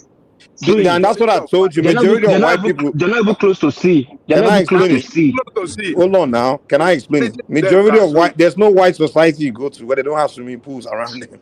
And also, Mike, it's part of some of the school activities. Exactly. These people, they are advanced countries, man. Almost every white country is an advanced country, and that swimming pool is just like part of the activity. Swimming, all those things. Go to schools in America, anywhere in the world. Black people don't do well in swimming. But white people do well It's in because they swimming. But don't go to swimming classes and swimming. hold on now, Mike. Don't you say you're confusing yourself. They are born. They are what black and black American. Yeah. It's not that what do you like it? Oh, they don't do well. They don't like it. They don't like it. It's black genetics. They have done tests on this. It's Nature. natural with us. Yes, that's our nature. We don't like it's our nature. My we my not niece pick a and black my man. niece There's no like black to swim. man. Born. Even some of my friends that are from Caribbean, they don't like swimming. No, they don't like swimming. Mike, not like I'm saying it. They have done tests. They Maybe have you're done. right, sir. Yes. Black people just born not like chicken. Mike, swimming. Mike. Mm. You know, to show you how much I'm afraid of water. One man knows. I don't know if you've been to UK before, Mike. You see, from Calais to Dover, the ferry is only 45 minutes. But I'm so afraid to take that ferry that I will take a train from Ashford all the way to Lille in France, just to go to Calais. That train goes underwater, you know that train goes Yes, so underwater now. As long as I'm not seeing that water, I'll take the Eurostar. I'll take the Eurostar all the way to Lille and then come back to Calais. It's like now you is want it to because go you're to... afraid of danger, or is it just swimming that you're afraid of? Is it danger that you're afraid of? You know, that swimming? phobia, that water something. Danger now. No, black people hate. We don't like risking our life. Yeah, my brother. You understand? We love life. Mike, do you know, I have a theory on that. I think black people, and I have a phobia for water, same as you, Maurice. I think it's they don't want to be in a space that they don't have a fighting chance. Exactly. Yes. We hate danger. That's one thing about us. The whites, they can risk their life today. Those people are just, even like when I around them, white boys, they do risky things. And I'm like, guy, come on, man. Some of these guys, when I remember I bought my bicycle, they told me to come and join a bike club that they want to do. There's this one highway within the city I live in. It goes around, it's a circle, it's called a loop. They say we are trying to do 16 minutes around the loop. I'm like, that means we have to go 80 miles an hour. I'm like, this is, dude, any slight accident, we can die, man. And they don't care. I'm like, dude, I'm not doing that. It's a chance I can lose my life. Well, damn, they just enjoy it, you know? Like, I prefer traveling by road than flying. That's why, but I fly a lot because I don't have a choice. It's the same phobia. Your phobia for flying is the same as your phobia for water. But Maurice, let Prince Daddy come in and then you take the floor back. Prince Daddy. Well, I want to correct you guys about this. Mexico being Central America. Yes. There's no continent called Central America. The old Central America is part of North America. Mike, they call them CONCACAF. Yeah, CONCACAF, that's what I'm saying. They are all North America. Including the Caribbean. Yeah. Those Mexico, those Central American countries, they are all part of Honduras, Guatemala, all of them. They are all part of North American continent. But United States, they are not North America. They call them hold on. CONCACAF. Cool down now. United States CONCACAF too, and Canada is CONCACAF. Yes, I got CONCACAF. I get it, but they are part of North American continent. They are not American. No. Google it now. You see it. It's Latin America, Central America. I'm not saying they don't call it Central America, but Central America is not a continent. It's just a term used. Okay, Australia. It's Australia a continent. It's Australia a continent. But wait now. Let me learn. If you Google North American countries, you see Mexico, all of them. Those Central Americans, they are all North America, but we refer to them as Central America because they are third world countries. Right. That's the only reason. America refers to countries that's not Canada and US as Central Americans because they are third world countries. That's the only difference. But they are not Americans. No. I haven't seen where they refer them as North America. I swear to God. They are not in formal terms, they are not Americans. Maybe they refer, but I haven't even come across where it's written in a book. All I know everywhere I go is Central America. Even when these Mexicans here, even Mexicans, even wherever you find them here in Europe, if you ask them, they say they are from Central America. Are you saying there's a continent called Central America? No, I didn't say there's a continent. Get my point. I never said there's a continent. I said, but everywhere they are called them which country are they because they are not South America, they're North America. They call them Latin America, which is Central America. Both Guatemala, Honduras, and all those places. You know, they all Latin-speaking countries are called Latin America, but we are talking about in terms of continents. They are part of North American continent. That's what I'm telling you.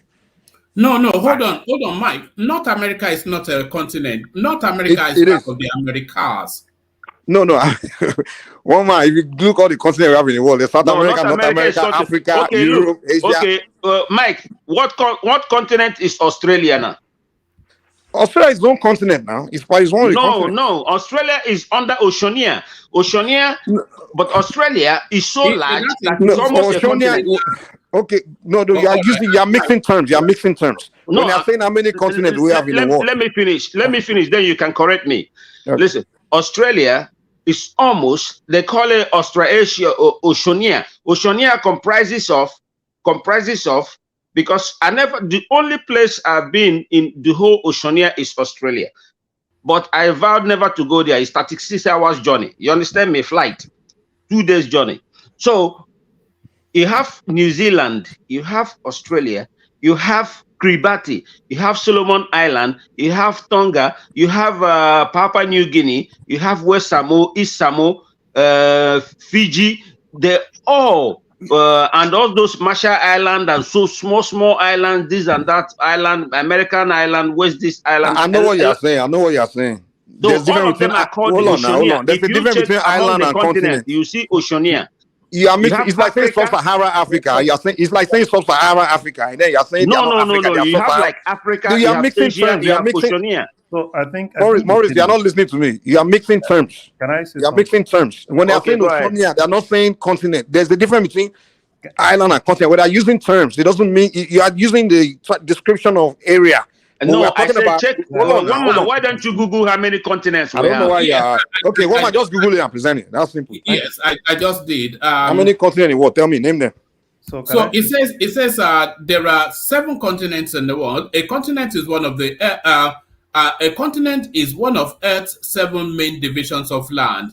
The continents are from the largest to the smallest: Asia, Africa, North America, South America, Antarctica, Europe, Australia, or Oceania, etc. So that's how they've made the division. That's it. I said you Oceania is a continent. Australia is under Oceania with New Zealand. Okay. With the North and South America, what about that one? So did you get my point now?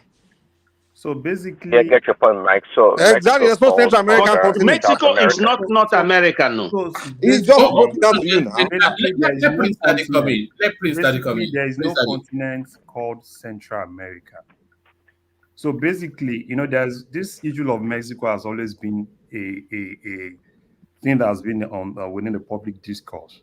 So, but if you want to say Central America, it's just kind of like the southernmost region of the northern. It's lying between Mexico and Southern America. So that's where the Central is. So it's not really like there's a continent called Central America. So if you look at Mexico, most people, if you ask 10 people, and where does Mexico belong to? They'll kind of like tell you that Mexico belongs to the northern side. But Central America, it's just like within that southern and the northern side. So that's where the Central America is.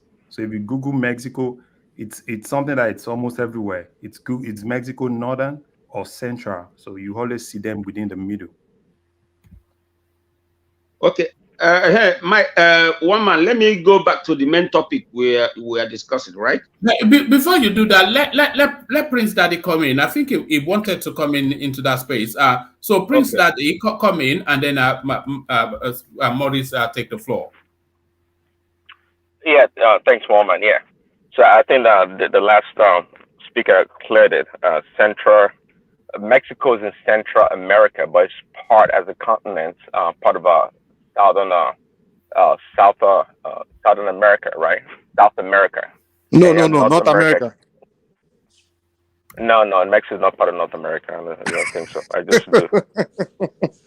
Are you kidding me, man?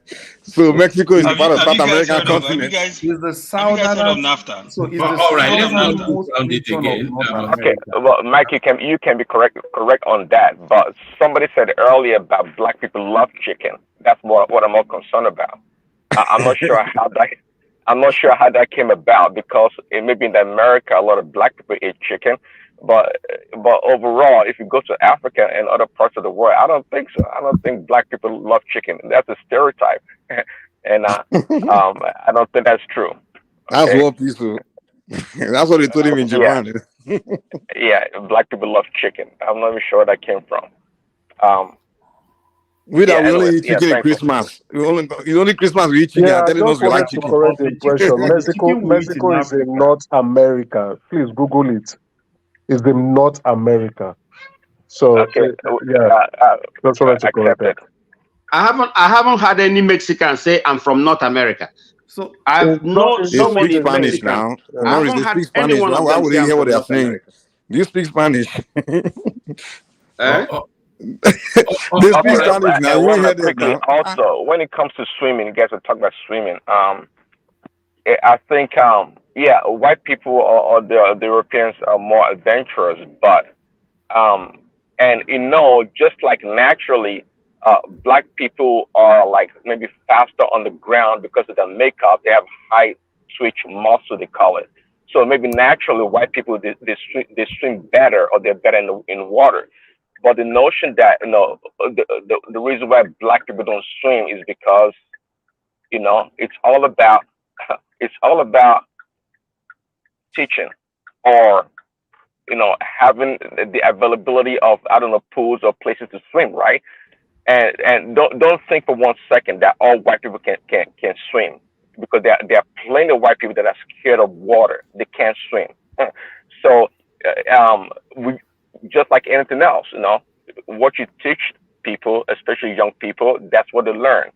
Okay, white people can run too. They've been running forever. But is it strange that mostly black people that dominate like short distance, run even long distance?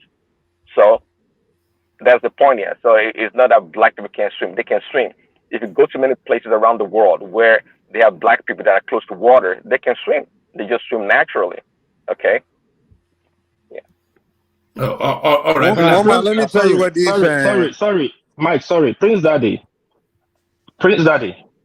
Can you hear me? Yeah, I can hear you. Yeah, Graham. Yeah, sorry, good morning. You said you came into the show that somebody said that black people like chicken is funny. Oh, I don't want us to be stuck here for too long. No, So we won't be stuck. Sorry, one minute. Just 2 minutes and then we go back to politics. Yeah. And you say in Africa, in Nigeria, we don't have chicken. Somebody makes statement about a gesture of Africa not having chicken. How come we love chicken? Now, I wrote this in my thesis in my Japanese language and business communication. I did it project. It's in every library. It's genetic things. Black people love chicken. Even in your village, the day they will cook chicken, you see everybody will surround, gather, be happy like you are celebrating the birth of Jesus Christ. It's just what we love, just like the associated food white people love. It's not like it's a crime. Black people I'm love sorry. chicken. You said you wrote a paper. I didn't catch that. You said you wrote a paper. I wrote a thesis on it. I did it on my project. I'm not just saying it. The things black people I did in base of business, how to tackle business, look for what people like and then market it for them. Black people don't like water. Not like black people don't swim. Black people don't like heights. Okay, not like they don't enter plane. Black people love chicken. How did you draw your conclusion that black people I didn't draw the chicken. Professors for ages, decades and decades, they have done projects on it. It's just what Because in the like. village they like chicken. That's where I drew it from. Yeah. See, black man can eat. Hold on. I'm not sure that is something you can state categorically that black people like chicken. I will say everybody. Majority. See, we just love to eat chicken. Hold on now. Mike, hold on. Mike, hold on, please. Let me make my point. I can speak for myself. When I say black people love chicken, it doesn't mean 100% now. When they mean black people don't love water, doesn't mean Ilaje people don't swim or Ijaw people don't swim now. Actually, we are educated, yes. 100%, but even as a general statement. But one man. Did I say is that a black man? Hold on, please, now. Hold on, I'll finish now. It's just saying that a black man can eat chicken all the time and he doesn't get tired of it. Just like there's certain things white people love that you don't get tired of it. Okay, can I? I get tired of chicken. I don't even like chicken that much. I prefer goat meat. I prefer fish. I prefer fish and goat. That chicken is my last option. I prefer goat meat. I prefer goat meat. I don't like chicken at all. Yeah. One man. So I think that thesis was biased from the onset. My favorite meat is goat meat. Unless you're saying that black people love chicken more than goat meat or cow meat, well, that is fine. But saying black people love chicken, I don't know what that means. Sure, they love chicken. Can Okay. we look at it from an economic perspective? Look at US, for instance. If you ask Okay, me, let's not hold the show down, chicken one, my sorry. if you ask me, what's the cheapest thing to get? Is chicken. And for you to get our chicken, what kind of chicken are we really talking about? Chicken wings. Do they really like organic chicken or they like any chicken? Because someone was saying in Africa. Me, I like hot chicken, though. So in Africa, right? We eat One man organic. beg, how we take rich chicken? I don't know, man. I'm trying to escape from this. The Let's last move on, man. We are person going to explain. So, like one man, what I was trying to say, before I went off, I'll just say it in just 2 minutes. So, 3 places I will not suggest for holiday in the Caribbean, 3 countries. You can go to Tobago, but don't go to Trinidad. You know, you have Trinidad and Tobago. Trinidad is too many crimes. People from Tobago don't even allow people from Trinidad to come there. But it's one country. It's like somebody from Ondo is not allowing somebody from Lagos to come. Do you understand what I'm saying? So I will suggest Trinidad, no, don't go there. Belize, don't go there. Jamaica, don't go there. Too much crime. There's 80% chances you're going to get robbed. And there's a type of robbery they do there that is so dangerous. They will rob you even for just a pair of Nike sneakers. They rob you and they still shoot you on top just for the hell of it. Yeah, so, Jamaica is known for that. Jamaica is, yeah, even the capital but Belize, of the world, right? Belize and Trinidad is even worse than Jamaica now. Jamaica is even a bit is one of the worst countries in the world. Belize and Trinidad, these 2 places don't go. And then, but if you want to have a place you go and you feel like you are in Niger, you are in Lagos, you go to Barbados. They are very, very gentle. Very, very gentle. But it's far away from the Caribbean. It's almost 4 hours flight. It's far away from the rest of the Caribbean. So back to politics. I would like to start by saying like about the Fort Mainland Bridge and whatever Lagos is doing. That is very, very good. But I'm a very realistic person. Okay. The way Nigeria is structured to favor Lagos a lot. Yeah. Then you check the seaport there, you check everything that they have access there. You have the international airport there, you have the seaport. And then other seaports in other parts of the country are, I would say, deliberately shut down to favor one particular place. So it's a case of Lagos has the financial power, the Southwest, and the North has the political power. And then both of them can work together and run the country themselves and leaving everybody out. Now, if you check, there's no reason. The deepest spot we have in Nigeria is the one in Port Harcourt, not even the one in Lagos. But why is it all those ones are shut down? So when Emeka is saying the Maurice, they are not shut down. Lagos, sorry, those people that are working. Sorry, they are live. You can use them. They are not shut down. Let's stop this. This thing will keep spreading. No. Wait a minute. Do you know if you set up, let's say now a state will build an airport, say they want to make an international airport. Do you know how long they had to fight for Enugu to have international airport? Even when they got 2 flights, Ethiopian airline and what do they call it, Turkish airline to come there, I know that they systematically remove one of those airlines and making it, even right now, they're still struggling. Just give license to one thing. So no, man, we have to be honest. It's the market. It's the market that you have to blame. It's not government. Mike, if you argue back everything he says, then we'll be here all day. Let him just have a say. Yeah, but we just got to fact check people. You know, sometimes you have to counter what they say. Maurice. You have to count that. Let me calm down. Then you can. Then I'll allow you. You can, correct me where you think I am wrong. Okay. Now let me get it wrong first, and then you can correct me. Now, secondly, the way Emeka is talking about, Southeast criminality, this. Sometimes. And I said, is this not the same Southeast that I'm going around? I go from state to state. You see, the problem is that they say when they want to kill a dog, they first give it a bad name. There was a time there was a lot of unknown gunmen and all those things in the southeast. It was so rampant at that time. But it's not so anymore. I don't even where they get this idea of Mondays, everything is shut down. It's not true. Before, early those days, it was happening. But now it's not true. Some places, they shut down because of fear, like people in remote areas. In the cities, I didn't see anywhere. I was in Aba, I was in Onitsha, I was in Oka, I was in Enugu, I'm living in Owerri. I didn't see anytime anything shut down, not bank, nothing shut down.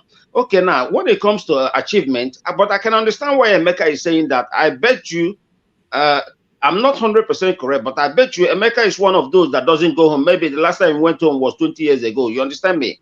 He's stuck wherever he is. So he has no idea what is going on there. Now, the achievement, it's not like you're not going to compare the achievement Southeastern states are the achievement to compare it to that one of Lagos. Lagos, look at the economy, about 50 billion a month. So I had, right? Of course, they have everything. They have the port, they have everything. They have the taxes. They have the population, 30 million. So, but you also have to give kudos those who have less income, but they are trying to do like, for instance, in Imo State now, they dualized, the governor dualized the road from all the way from Owerri to Olu, because I'm from a town called Nkwere, which is next to Olu, and it's about 45 minutes journey. He dualized it from Owerri all the way, very wide, with drainage, standard, that is the same Lagos standard, with drainage and street lights, all the way from Owerri to Olu. And he did it Okigwe. Okigwe is even much further, I think almost 2 hours. He dualized it all the way to Okigwe. You understand me? So a lot of infrastructural development is going on. He's creating industrial park. He's creating this and modernizing things. A lot of things is happening. Now, the new governor, the one that achieved the biggest achievement in the whole Southeast is Umahi. Umahi, this works minister now. Ebonyi State. He moved Ebonyi State from a rural village. When he came in, Ebonyi State was more like a glorified village. You understand me? But he moved Ebonyi State from that nothing to where Ebonyi State today. Ebonyi State has the best road network in the whole of the Southeast. I'm not from Ebonyi State, but I will tell you the truth. Ask anybody, any Igbo man who will tell you the truth. Udevi Umahi achieved more than everybody. Check out the airport he built, everything. But Emeka is not seeing. Look at the new governor. I'm coming. Look at the new governor. You're taking us off topic, but carry on. But I'm not taking it away. I'm saying I'm talking about countering what Emeka said, because that was one of the points he was mentioning about large Britain. Then he moved it. So Emeka, when he was talking, I was not surprised, but I used to be surprised, but now I'm not surprised, because it shows the way he talks that he doesn't even travel home. Because if you can claim, oh, killings here, nothing like that. I'm not saying, when they pass one gas, somebody pass gas. This year, he went home early this year. Eh? He went home early this year. He went home early this year. Listen, yes. Some people, make I tell you something. Do you know a lot of people will travel from abroad? They go home, they hang in Lagos. You will camp in Lagos. You say, I went home.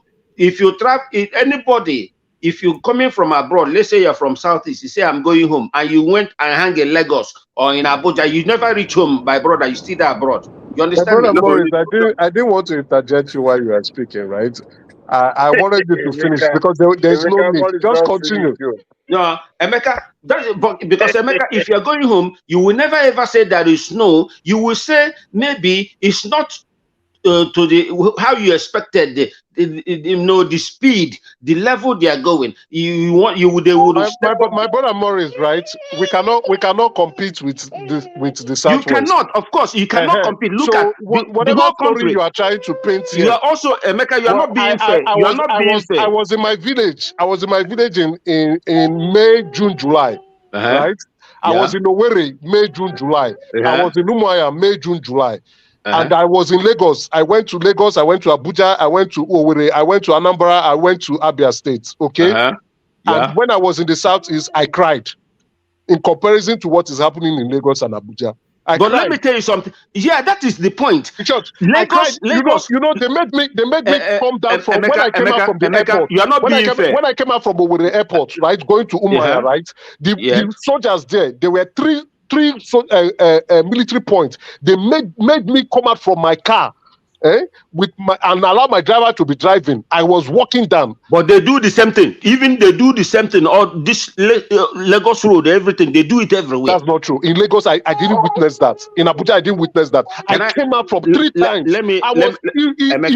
Imagine me coming out from my own car, right, and walking to go and meet my car, because that is the humility.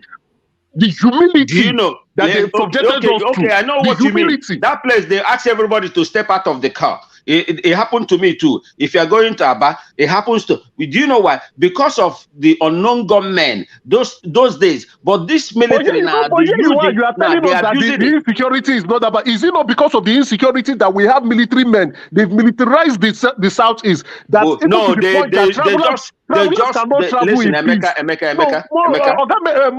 My brother Morris, let's say the truth. Travelers cannot travel to the Southeast. Let me tell you something. When you are talking now, let me tell you something. Imagine coming down from your vehicle when you are in the South. If you are moving everywhere, you come down. Okay, that you came down from your vehicle, Emeka.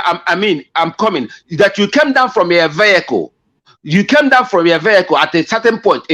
Me too. I came down from my vehicle. Do you know if you're going to Aba, I'm coming. You will not come down from your vehicle. No, it's not inside the weather. That thing doesn't happen inside the weather.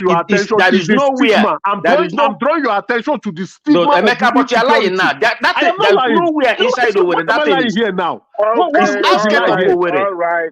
Emeka, that thing is outskirts of Owerri. It's outskirts of Owerri. Where is the lie here now? You experienced it. I experienced it. It's an experience that we Emeka, I'm coming, Emeka. That is not the point. What has that got to do with infrastructure development? What has that got to do with infrastructure development? Emeka, don't forget. I am not only talking about infrastructure development. Lagos was once a capital. I am also talking about how impoverished we are in the Southwest. Emeka, don't forget. I am also talking about because of the insecurity situation in the Southeast that investors will not want to come to the Southeast. They will prefer to go and site their. All right, sorry, I've muted both of you. You are talking both at the same time, so nobody can really hear anything. But I'll unmute Maurice. Emeka, you can interject, but if it gives you the window, Maurice, what Emeka was actually speaking to was the why Emeka came back was he said insecurity, all of these things. You were saying it's a lie. That's a lie. Hold on. He then cited you a personal example of what happened to him. Yeah. When he was made to come out of his vehicle and made to walk the road because of our insecurity. So it's telling you from a direct lived experience, and it's telling you. Yes, it's good. When he said that, you should give me you should give me a chance to explain what happened, because that thing he said, he experienced it once, but I've experienced it more than 6 times every time I pass that place. It's only certain point. It's never in the city. It's outskirts of the city. Listen, now you're traveling to Anambra now. Somewhere there's a place they call Ihiala. That is Mbidi, border between Anambra and Imo State. Those military, they stay there. Everybody will come down. Then you walk across. Your driver will drive over. It's not like just because they say, because those points where unknown gunmen attack them, so they don't know when any car. Those unknown gunmen, they can come with any car. They don't come with. But that's the point he's making now. Unknown gunmen. Well, I'm coming, but what I'm saying is that the way he made it look like it's like the whole state. No, that is a lie. Secondly, that has nothing to do with the infrastructural development that is going on in the place. A lot is going on, which I'm pleasantly surprised. It's not like the same pace as Lagos. But let's face it, Lagos was once Nigerian capital. It wasn't Tinubu and his men that constructed the Lagos. No, it wasn't Tinubu that constructed the Tinkan Island, Papa Wharf, all this. No, it wasn't Tinubu that constructed Third Mainland Bridge, First Mainland Bridge, this, that. No, federal government did all these things. It was a capital. I can't remember when anywhere Lagos Island or Racecourse or Marina was not tied, that everywhere was tied. Ikeja, they tied everything. Sulere, where I was born, everywhere was tied always. Tinubu didn't come that time. Do you understand me? So, but you say that Jakonde, from the time of Jakonde, now they started. You know, they have a plan to make the city better. When they move capital to Abuja, now kudos to them, fair play to Tinubu and here. They maintain, they have that steady progress. That is also where I support his own like godfatherism. Allowed to interject. Go ahead. You live in Lagos before, right? No, I never lived in Lagos. I was born in Lagos, but I left Lagos when I was small. Oh, really? You were Okay. raised Because I in wanted. Lagos as well. You were born and raised in Lagos. No, I wasn't bred in Lagos. I was born in Sulere, Lagos. But we left Lagos for River State when I was like 6 or 7. Okay. So at that time, I believe it wasn't in the 1990s. So can you paint me a picture of Lagos prior to 1990 and 1999? Can you paint just a few picture of what Lagos looked like before that No, time? 1999, I already left. I left to Nigeria like 1990 or early 91. Okay, but at least you've traveled to Lagos before then, right? Yes, and I've been going to Lagos. You know, that's why I'm saying kudos. No, I wanted you to paint what you've seen when you traveled there. You know, the kind of environment that you see compared to now. Compared to now, Lagos was cleaner then. Are you sure? 100%. Listen, Lagos was cleaner and more organized. Even now that this governor is trying to organize Lagos, I like what he's doing now. Because I was pleasantly surprised. I took flight, you know, the new terminal 2, that new one they built, you know, and at the airport there. I don't think that is true. I don't think so. No, to me, you ask me my personal experience. You can't have your own and have my own too. I'm trying to establish or paint a picture of. You think federal presence in Lagos make Lagos what it is?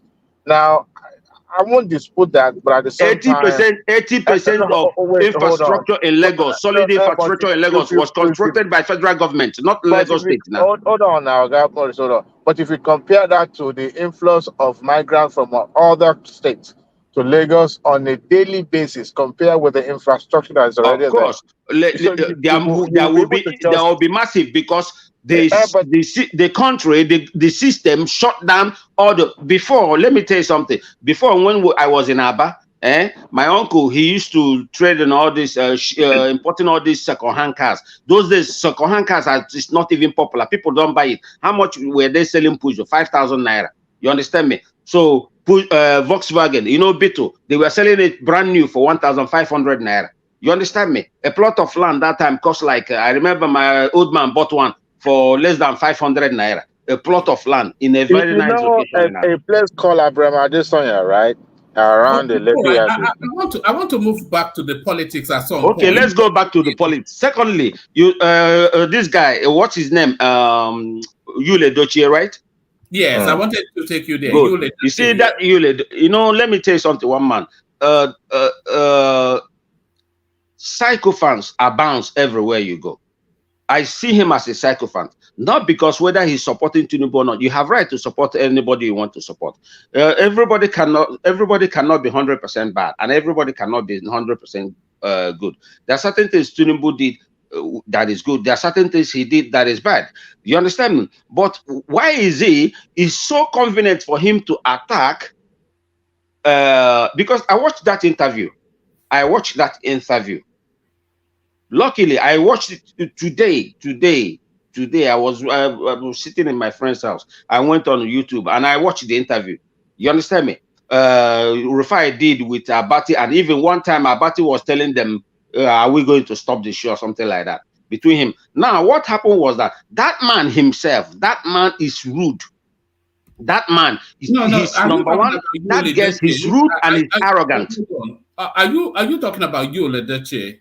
Yes, now that man, Edochie, is defending the man. Say this guy is insulting his guest. That man, is himself. He's rude and arrogant. You could have seen the way what the man gaslighting and the way he's talking down on the opponents and other like Obi and these people. You would ask him another thing. Now, when Rufai asked him, confronted him with facts, because of what Rufai asked him, he felt because he said he's a lawyer or he's a barrister or what and what, then that Rufai cannot ask him that. Answer the simple question Rufai asked him. He never allowed Rufai to finish his question. The man kept interrupting. You need to watch it, one man. The man was very, very rude to Rufai. So I don't know where is something I watched. Rufai said, sir, please, first of all, what was the man Rufai said. Also rude? Wait, yeah, Rufai was rude. Okay. After the man was rude. Listen, I don't choose sides. I don't, some people can choose sides. I don't choose sides. That's why I say, don't take my word for it. Why don't you watch it? If you just go type Arise TV interview yesterday, that thing happened yesterday.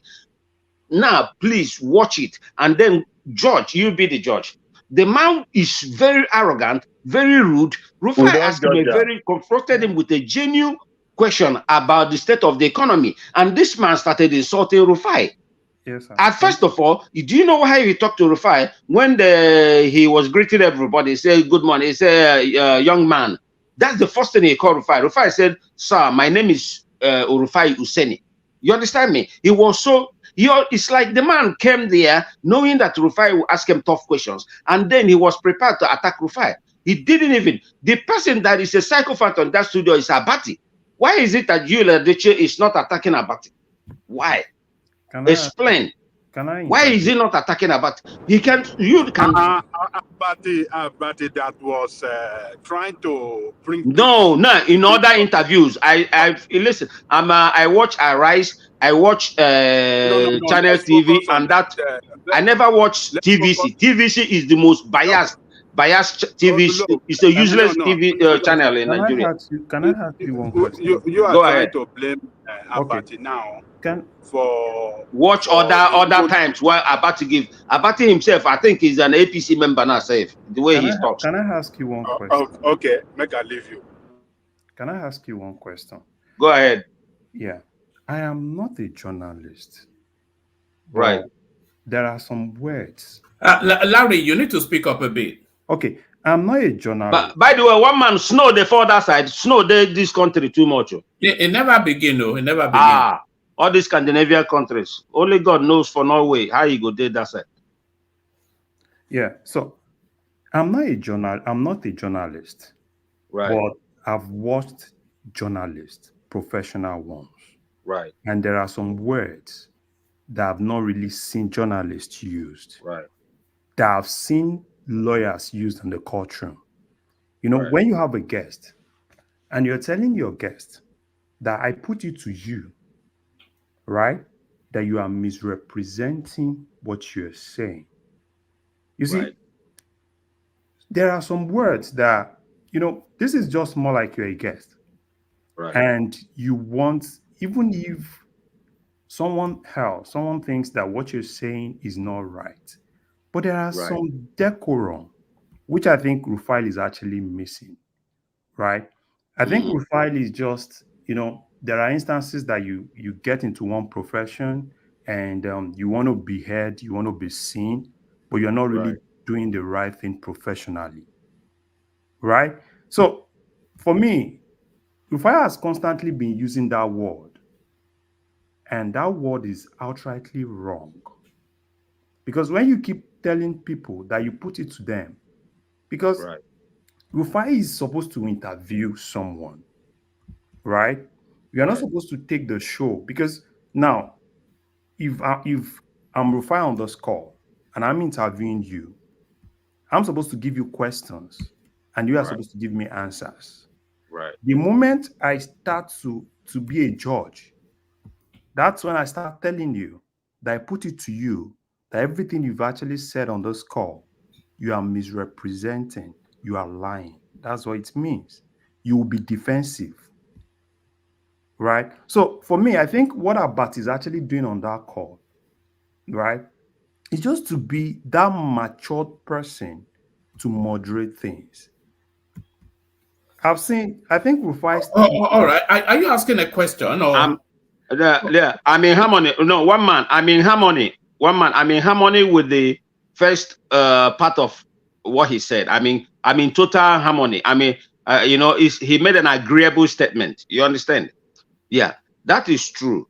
But what I'm trying to say, two wrongs do not make one right. You understand me?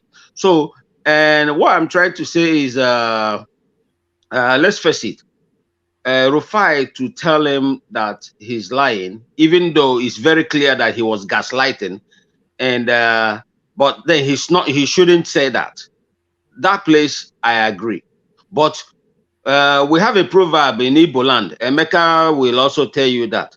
They say you no go carry problem, go mouth, big mouth. You carry problem, go mouth. You carry gossip, go mouth, house.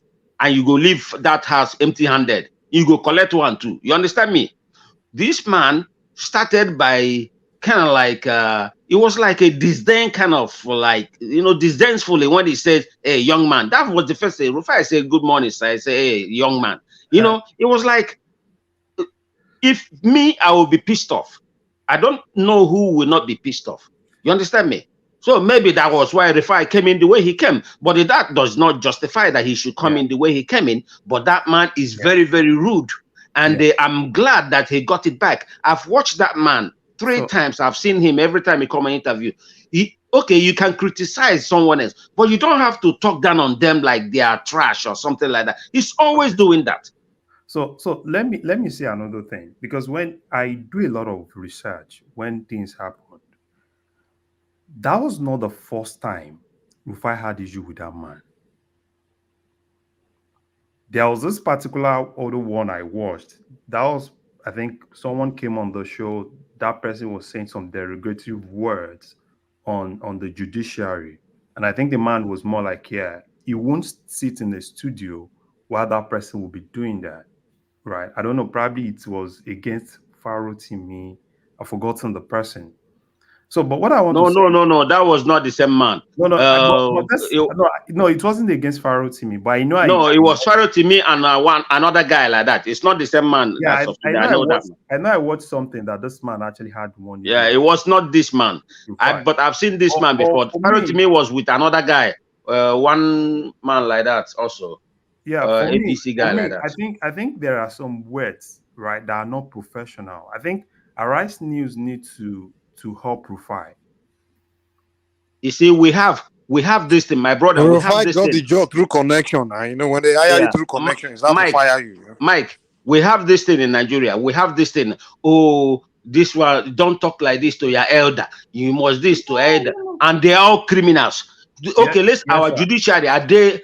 Our judiciary are essentially worthless. Yes, sir. Let's be honest. Yes, sir. Let me ask you another question. Do you know that every profession has its own ethics? Yes or no? You said? Do you know that every profession... You have to speak up, Larry. Do you know that every profession has... If I say a whole woman that place, what are you talking about? Okay, can you hear me now? Yes. Yeah. Do you know that every profession has its own ethics? Right. I know that. Yeah. So are you in support of every profession kind of like taking to that ethics or doing something contrary to that ethics?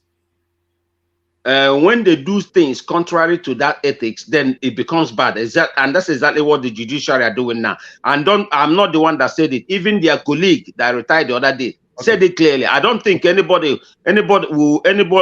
here on this platform will be so low to say that what that man, that retired Chief Justice said, that was wrong. Okay. Because I haven't seen any channel. They've been talking about that thing today. Nobody condemned. Rather, they're saying what the man has said is right. Even Falana, even all of them, they said that man is right. Okay. You understand me? So of judiciary, let me ask I don't think anybody will say that man found fault in anything he said. Another question. All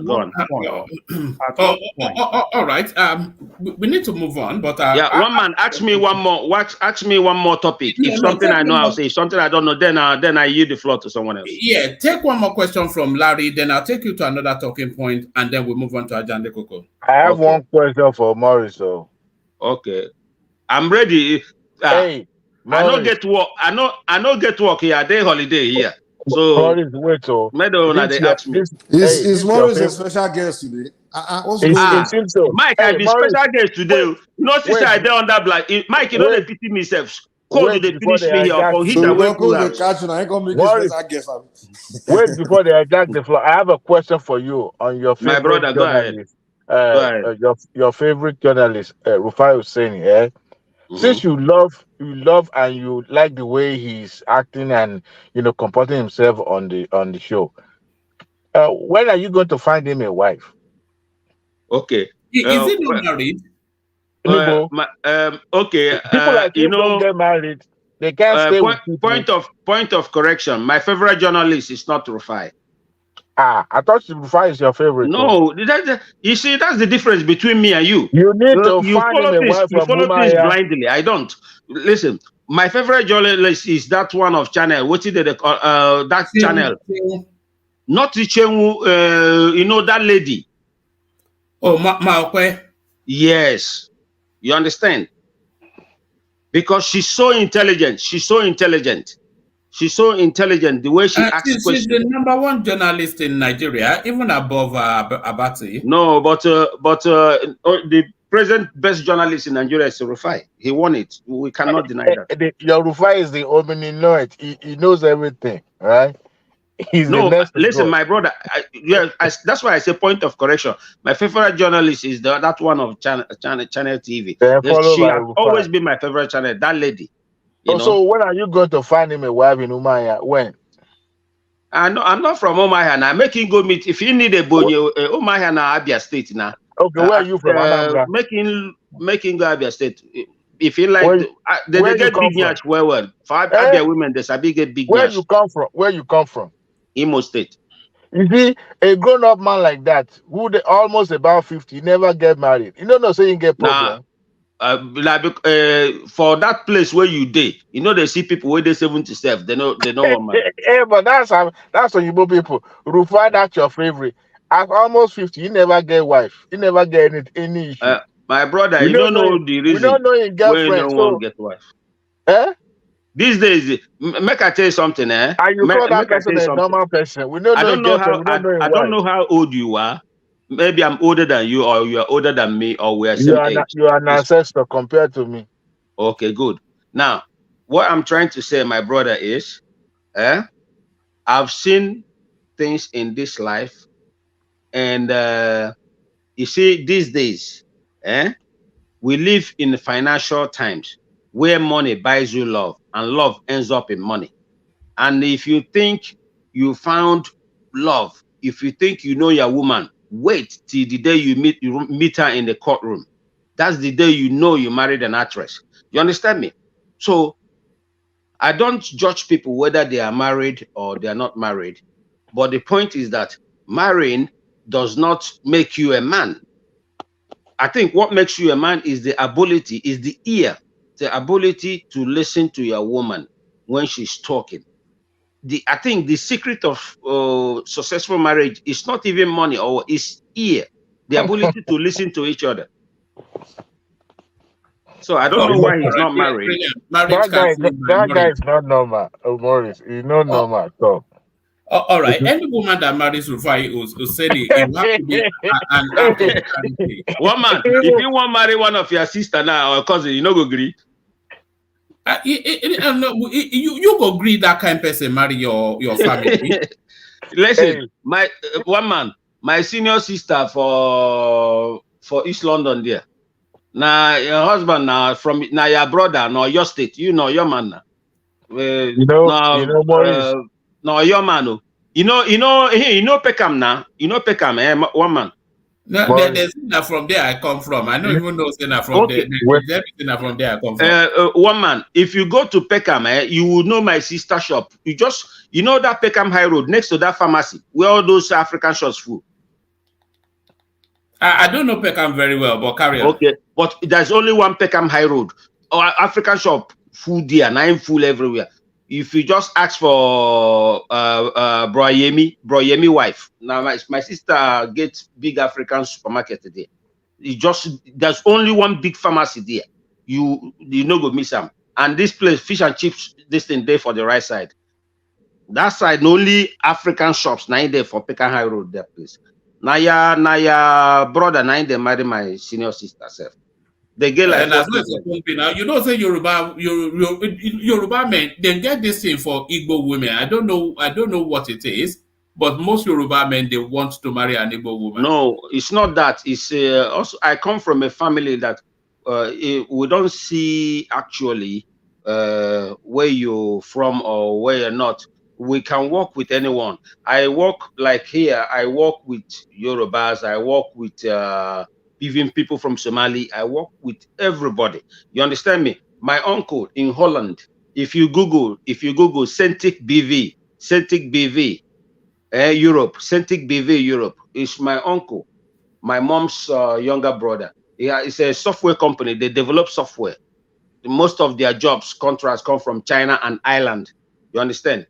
The managing director of that company, Bralade, is also a Yoruba man. He's been a manager now for as long as I know, almost 25 years. You understand me? So, but that one no marry Igbo. Bralade married a Yoruba woman too. You understand? So we work with everyone. Like I told you, I gave you a history of my destiny. My grandfather was born in Lagos. My grandmother was born in Lagos. They met in Lagos, married in Lagos. My mom was born in Lagos. My father met my mom in Lagos, married my mom in Lagos. I was born in Lagos. You understand what I'm saying? So, all right. Maurice, give us very brief commentaries on Seyi Tinubu, and then we go to Ajanle Koko. So that's the impunity. Is he not the same guy that took a private jet to go and watch a polo match in Kano? Yes. You understand me? So that man, listen, this is what I'm saying. Listen, the places now we are now, can the son of Biden do that kind of a thing? They will even impeach Biden himself. You understand me? He can't. But we live in a place where there's so much impunity. That means it becomes normal. You will see some idiots who will start defending, no be president son, waiting there wrong, that. You understand what I'm saying? So, my brother, I yield the floor to somebody else. Those people, I know they get, if something else, man will talk. Those people, they don't get manners. Leave them. All right. Thank you, Maurice. So thank you, Maurice. Stay with us, Maurice. Let's go from you to Ajanle Koko. So Ajanle Koko, you're up next. One man. Sorry. Let's go to Jide. Sorry, I beg your pardon. Yeah, Jide, you had go on, Jide. All right, you can go to Baba Ajanle Koko. No. Actually, I was with you. No. Jide, I mean, you are from Nigeria. Speak. Sọ̀rọ̀ sókè ká gbọ́. Adé tó fẹ́ gbọ́ àkùkọ tó ń kọ lánàá yẹn ká tó gbọ́ lẹ́nu. Look at that, Kukuruku. By Christmas, àkùkọ yẹ kó disappear by Christmas.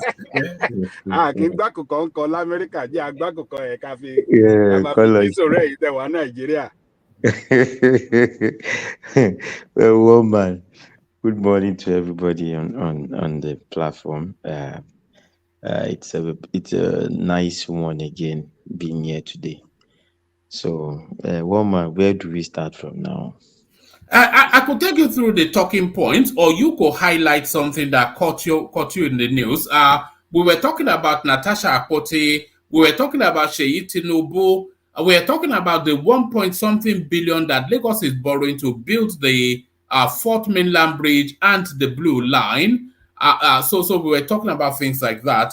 And then you, Edochie, going after Rufai Oseni. Okay. Woman, before I start anyways, I feel our time management on this platform has to improve. Now, for the past almost 2 hours now, I didn't complain because I felt, yes, there are times like that when you just give probably a particular speaker the leverage to enjoy himself or to be are you going to be admonishing us every time you start? Yes, woman. So just to say that there are times you give people that kind of opportunity to just be the star of the show, and that's why I didn't say anything. But before you know it now, you start apportioning 5 minutes to the remaining people that will speak. And, you start time So management. Jide deserve that kind of treatment to one man tonight. Give it to Yes, him. That's not what I'm even after, actually.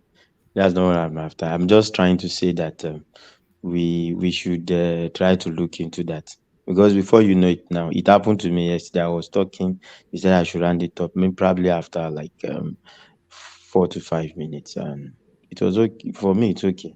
I come here every day to learn, to listen to people that are more exposed than myself in certain areas, and just to learn from them. Like what Mr. Morris has said today now.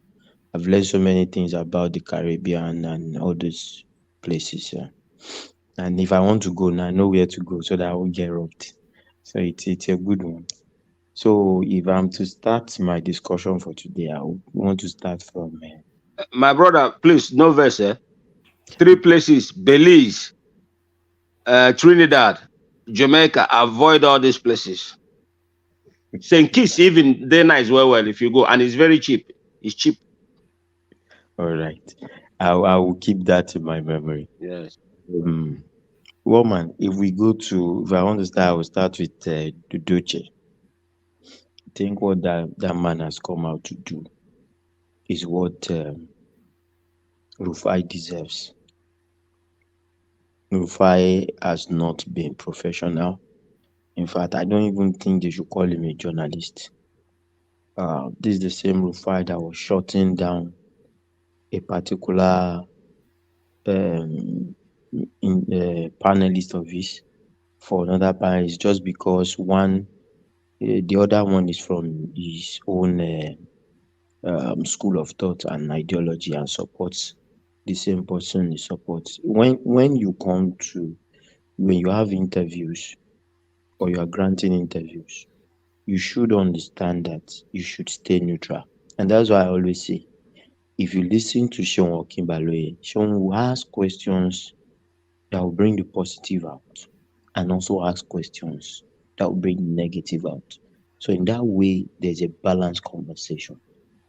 But Rufai always goes or approaches his interviews like it's a battle. It's a fight, like he's fighting somebody. And that's why I feel those people coming to his show now are now double prepared and they're ready to give him his nonsense for double nonsense. So I think what you Edochie said to him is right. The man does not look in the mirror. He is clamoring for a better Nigeria with less what's it called, corruption. Jide, you sound half asleep. Are you in bed? I know I'm not. Okay. Woman, I'm actually doing some reconciliation office work, so that I'm on my system. I just kept on listening to what you're doing. All right, carry on. So for me, I feel what's its name? This man Rufai needs to be spoken to. He needs to soft pedal. He needs to go back to school of journalism, enroll, not enroll as maybe a direct entry student. He should enroll as a rookie, year one, and learn the core principles of journalism. Then maybe when You mean Dr. Rufai to go back to school? Jide?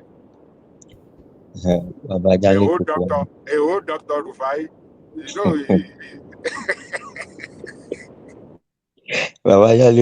the truth of the matter is that man is a disgrace. The way I don't know, we tend to, we want good standard, we want foreign standard on our TV around us, our amenities and things like that. And something as simple as that, I cannot imagine having Rufai, a personality as Rufai on Al Jazeera. or an international TV station, that man will not last a day. He will have been sacked. Because Rufai cannot comport himself. He's so partisan. No, Jide, I want to ask you a question. Oma, can I ask him a question? Yeah, of course. He's on. Go. Yeah, I wanted to ask you, are you familiar with, I'm going to call it a string of reporters that ask questions on TV? One man, you might know some of them. Are you familiar with Steven Sacker from Hard Talk? Yes. Okay. And you're familiar with Larry King? Yes. And you're familiar with Chris Matthews? Yes, but are they rude? Are they arrogant? Have you watched? Now, I call those three because there's a clear difference between Larry King and Steven Sacker. Yes. I can pull interviews with Steven Sacker right now where people were furious at him, yelling at him because of the kind of questions he asks. Not the kind of question. The point I'm trying to make is that there are different styles with different journalists that ask questions. Some of them probe and are more polite. Some of them are very direct and may come off as being rude. You know, it's not so much that Rufai has a combative nature. That's not what people object to. It is that he is rude. I put it to you that you are lying. I mean, how can you even? No, he didn't. Well, the man was lying now. The man was trying to tell us the economy was great. How can you say something like that? The man was lying. He didn't say lying, but I do agree. He said, "I put it to you that you're misrepresenting the facts." Or yes, like that's that. what he said. Yeah. He never said lying. But he didn't say that. And I listened carefully to it when he interjected or when he tried to correct the man. And then he was laughing at the guest. I mean, a presenter. Because the man was embarrassing himself. Hold on, Maurice. Let it on. But the laughing was. I've never. I will concede. And I watch a lot of interviews. I've never. Even who's that shock jock with the curly hair in America? Even he doesn't do that. Even Charlamagne the God, he wouldn't do that. Actually, Charlamagne does that. He should have been suspended for that. Just on laughing on at that the guest. I mean, he should have been suspended for like the laughing. The laughing was unprofessional. No verse. And also all the APC supporters who will say make they suspend them. Of course, Ajele Koko don't suggest them now. No. But hold on, Maurice. No. Look, Rufai is one of those guys that I really admire. I admire the way. Make you go suspend them yourself now. No, hold on. I admire the way he had asked questions. You understand? But yesterday, I was very disappointed in him for laughing at that man, making mockery of your guy. You can't do that. It is very bad. The man insulted him first. Maurice, in all fairness, Ajele Gogo has defended Rufai on this platform several times. In all fairness, so he's not one of the these days. It's hard to know where Ajele Gogo. Ajele Gogo. Nah, that lie. Forget that time where Ajele Gogo they shout, show where this, show where that. That one now that's more screen. In real color don't come out now. We know where Ajele Gogo did. Forget that one. Maurice, hold on for his own. Let him put a good position to Jide, and then we carry on. His own.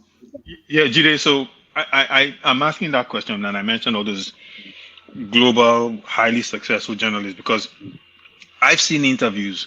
I've even seen interviews with Steven Sacker where people got up and walked out. They walked out. They were angry and got up and left. So the point I'm trying to make is, given our society and the fact that these guys get away with murder, in fact, they don't feel anyone should ask them any difficult question. Don't you think Rufai is actually doing us a favor by being as aggressive and as forward as he is? I digress. Okay, thank you. By balancing Nigeria, sir. Thank you very much. You see, Yoruba will say, "Ogede baje and don't mo." Your plantain they spoil. You say they ripe.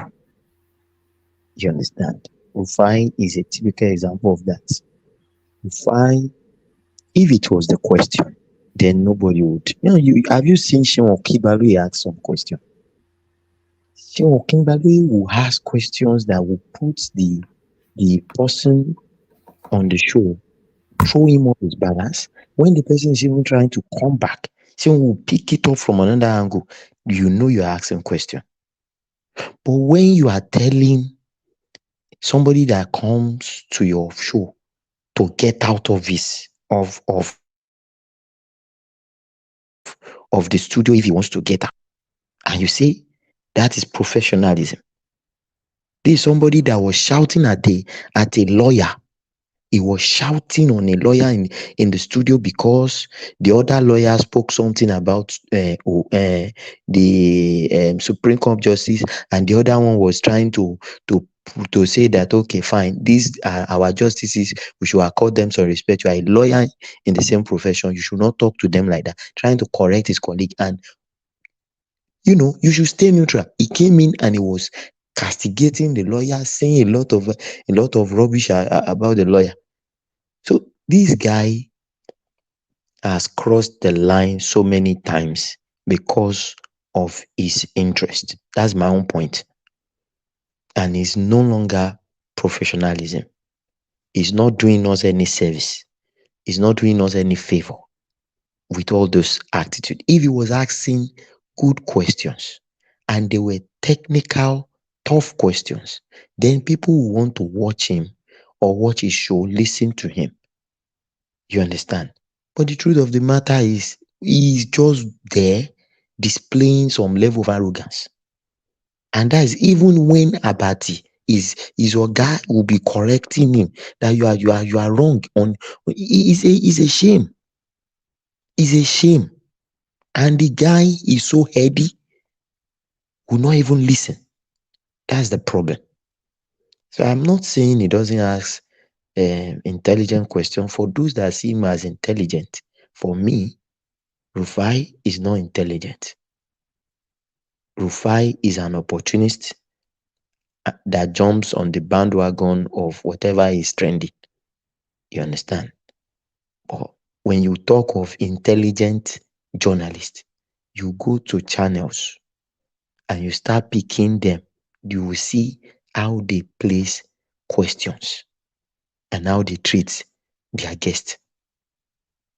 If you go to Arise and Rufai is in... Channels is a far superior platform to Arise, by far. By far, by miles. In fact, if you ask me, we have only two stations in Nigeria, which is NTA, which is just a government mouthpiece, and then Channels Television. I cannot see that anybody else offers anything else. Yes, Omo. If you go to trying to one man, when was the last time you watched NTA? One man. When I was 12, which was in 1802. One man. Yeah, it's one of the best. When you watch him last One man. I want to say one thing, then I'm going to leave because I won't go fight kebab while I go chop self. This guy while they in place, you no cook nothing. I go fight kebab. Listen, I want to say something. I beg, me on no verse. You see what the last speaker now said, my brother said, he made very, very good point. I have to be honest. When somebody said the truth, he made very, very good point. But even in that place where they live one man, they get one proverb where they talk say, when there is a doubt, then there is no doubt. Anyone could have said this, it would have been a perfect something. But as long as it's coming from an Abadonian, I will never believe what he's saying. Because even if Rufai say good thing, I never see somebody come out here. Only Ajele Kuku one time defended Rufai on this platform, So, which I was even surprised what came, maybe Holy Ghost touched him that day. You understand me? He was defending him. But now what I'm trying to say is that this last speaker now, whatever he said makes sense. But I go look for you for the way you did. So my brother, you are my man now. You are my man, but you understand. No, Allah. You see, So as long as Nabadonian they talk this one, I not take him. But the point he raised is very, very correct. But because na APC man they talk, I don't believe say him because nothing where Rufai go do and una go agree saying do anything good. By the way, have a very good morning, gentlemen. I beg. And happy Halloween. And tomorrow, what time will the show they start tomorrow? I still there here. I go there here now. Weekend itself. I go Dublin weekend. Around 10 o'clock UK, we should be on. Okay, waiting be the time now. I think here now after 2. Then here now after 1. So it just 1 hour. Okay, after 1. That means it's the same time with Dublin. I go there here now Saturday or Sunday. Now I go Dublin. Tomorrow I go join on Nana. All right, thank you, Maurice. Okay, good night, gentlemen. Yeah, we'll see you tomorrow. So thank you, Maurice. So back to you today. I go find food job before hunger give me. Okay. Then. All right, one man. I think I should leave Rufai's matter.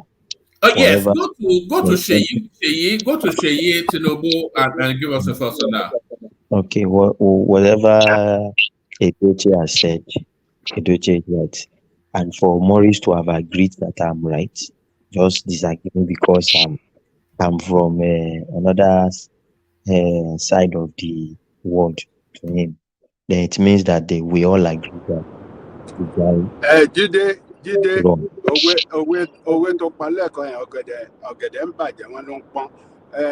you know, to support what you said. Remember that man, that guest said yesterday that this child that is not well brought up. These guys remember?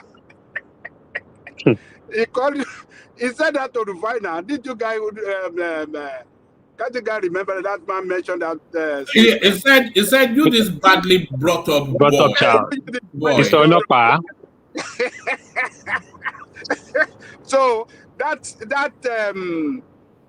statement is I think he aligned well with what Jide just said now.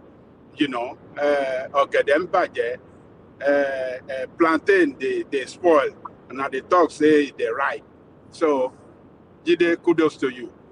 One man, if you are in that situation, what would you have done? Would you have walked out of the station, or would you have been like, don't you respect my elders? We even think of saying that. How will you approach that situation? You know, the guy should have walked out of the studio. But if he had walked out of the studio, Rufai would have claimed that as a victory. Often instances when you walk out of the studio, you look bad. That you look worse than the person doing the questioning. I'll be honest with you. Rufai's manner of approach is everybody should know the kind of person. First of all, I think the interviewee or whatever that came on this program did not do his research, because most people do that research before even granting interviews. And he was not well prepared. That was one. From the fault of Rufai, the only reason why things went south, like I've said, was that the old man was really not well prepared. And at that point in time, Rufai put him on the spot. I only blame Rufai for his antics of laughing, like he went a bit too far, trying to humiliate his guests. That's the only aspect. That's the only aspect I would say that it's a bit. You don't do that to your guests. But I also blame the person being interviewed for not being adequately prepared.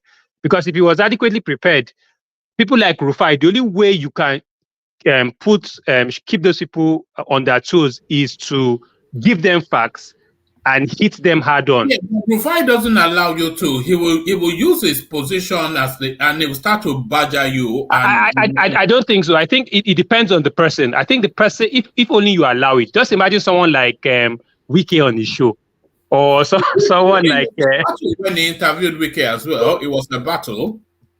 But even at that, like I said, he was wrong, but the interviewer did not do a good job. He let himself wide open, and that's where I would fault him. But Rufai was not professional he took it a bit far, making it personal and trying to humiliate him. That's what I just saw. That's all.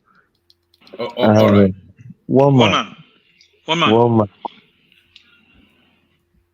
Let me remind you. Remember when you went on Dr. Damage's show and you asked that guy a question and he lost his cool and called you stupid or something. You told me to shut up. He said shut up. He said shut up. He said shut up. Okay. Shut up. I was listening to that banter back and forth that day, and I was thinking, you were asking him a question, and he was like, "Oh, he was." Sometimes he answered the questions, other times he didn't answer the question, but he preempted by insinuating what you were trying to say, which wasn't the direct question. But at the end of it, I was like, okay, they're going back and forth. I was scoring the fight. The minute the guy said, "Shut up," I was like, you've lost. The minute he said "shut up" to you, I knew I owned him at that point as well. He was rattled and he folded, and it was meant to be a professor. What was he, a professor or something? Yeah, it was a professor. So likewise, this case here, Rufai is going to come at people with difficult questions, but they have to show their intellectual superiority. You can't get rattled. You call him out on his hypocrisy. Fayose, all credit to him, was quick on his feet enough to say to Rufai, "You're being hypocritical because you are pointing fingers at me. Meanwhile, you are on the BRT telling people you know the governor." So that's how you beat him. We wait with smarts, being quick on your feet. But that guy lost his cool. He called, "You little boy, this and that." That was the end of it. He let Rufai win.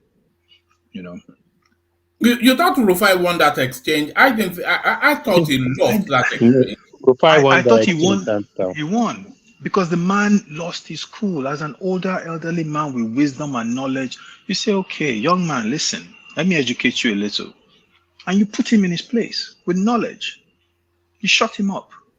The minute the man got angry and he started trying to yell over Rufai, he had brought himself down to Rufai's level, into the gutter.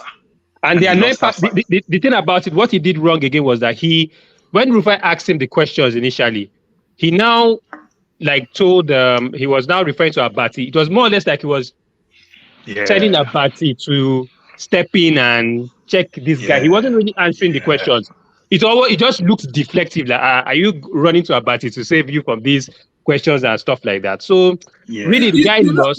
You can go to a studio in anticipation of a robust exchange, but you cannot go to a studio in anticipation that your host will be rude to you, and that was what caught him off guard.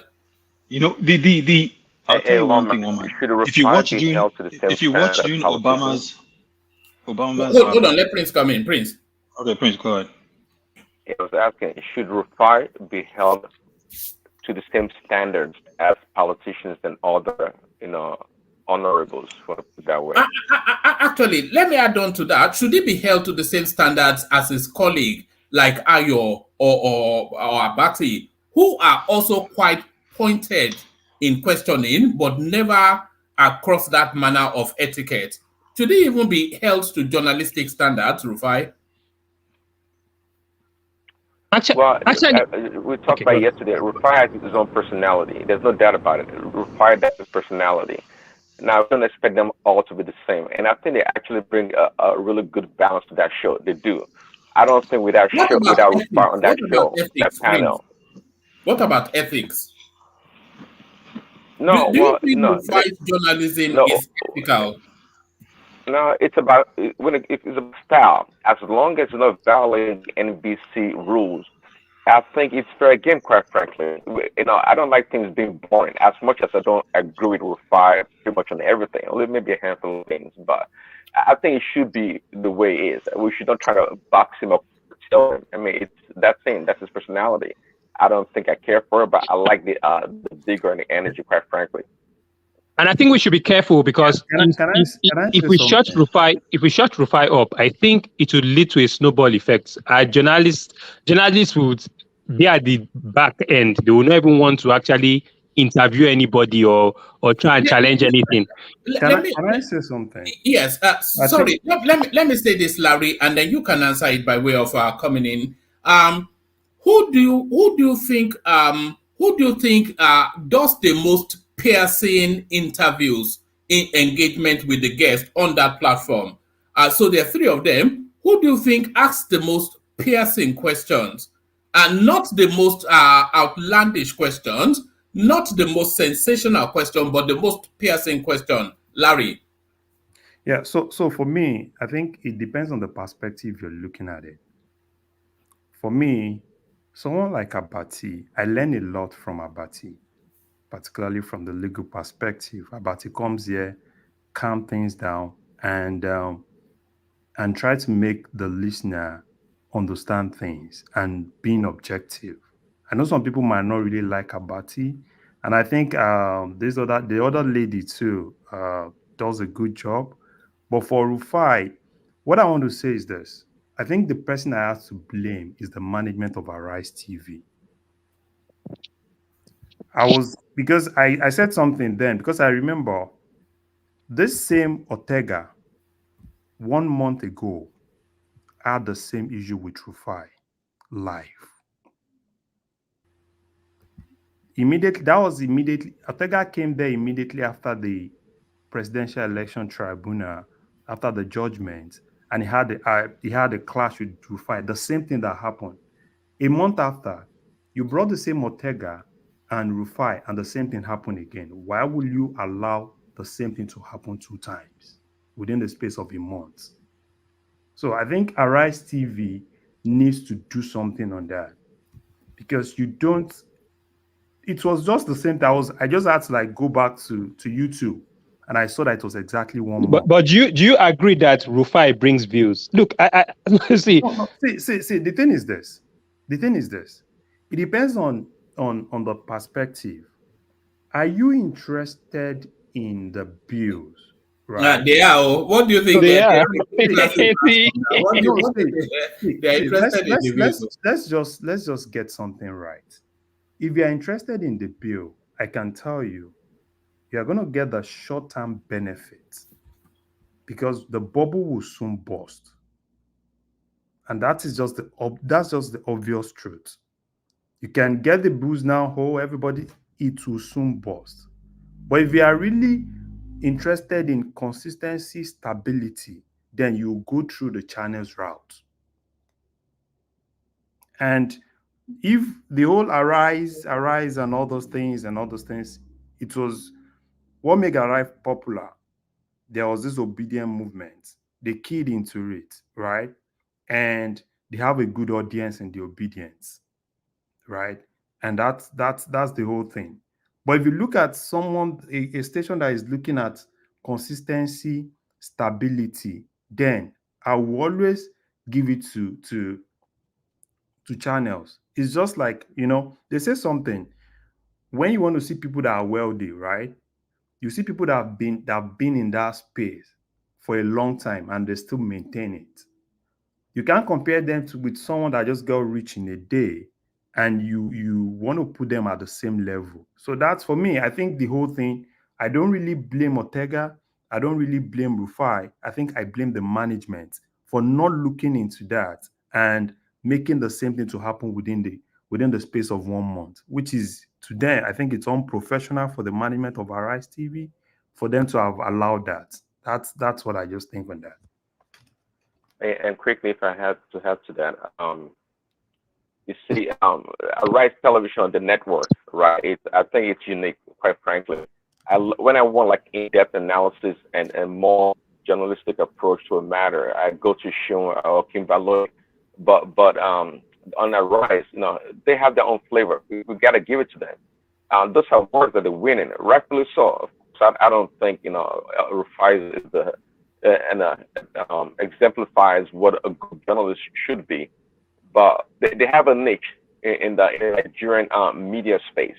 Again, channel is good, but the other stations is like boring and kind of mundane. But Arise, they have a really good thing going. Even their setup in the studio and how they approach news. Even though, of course, they always inject a lot of some fake news into their presentation, but nonetheless, they are a unique bunch.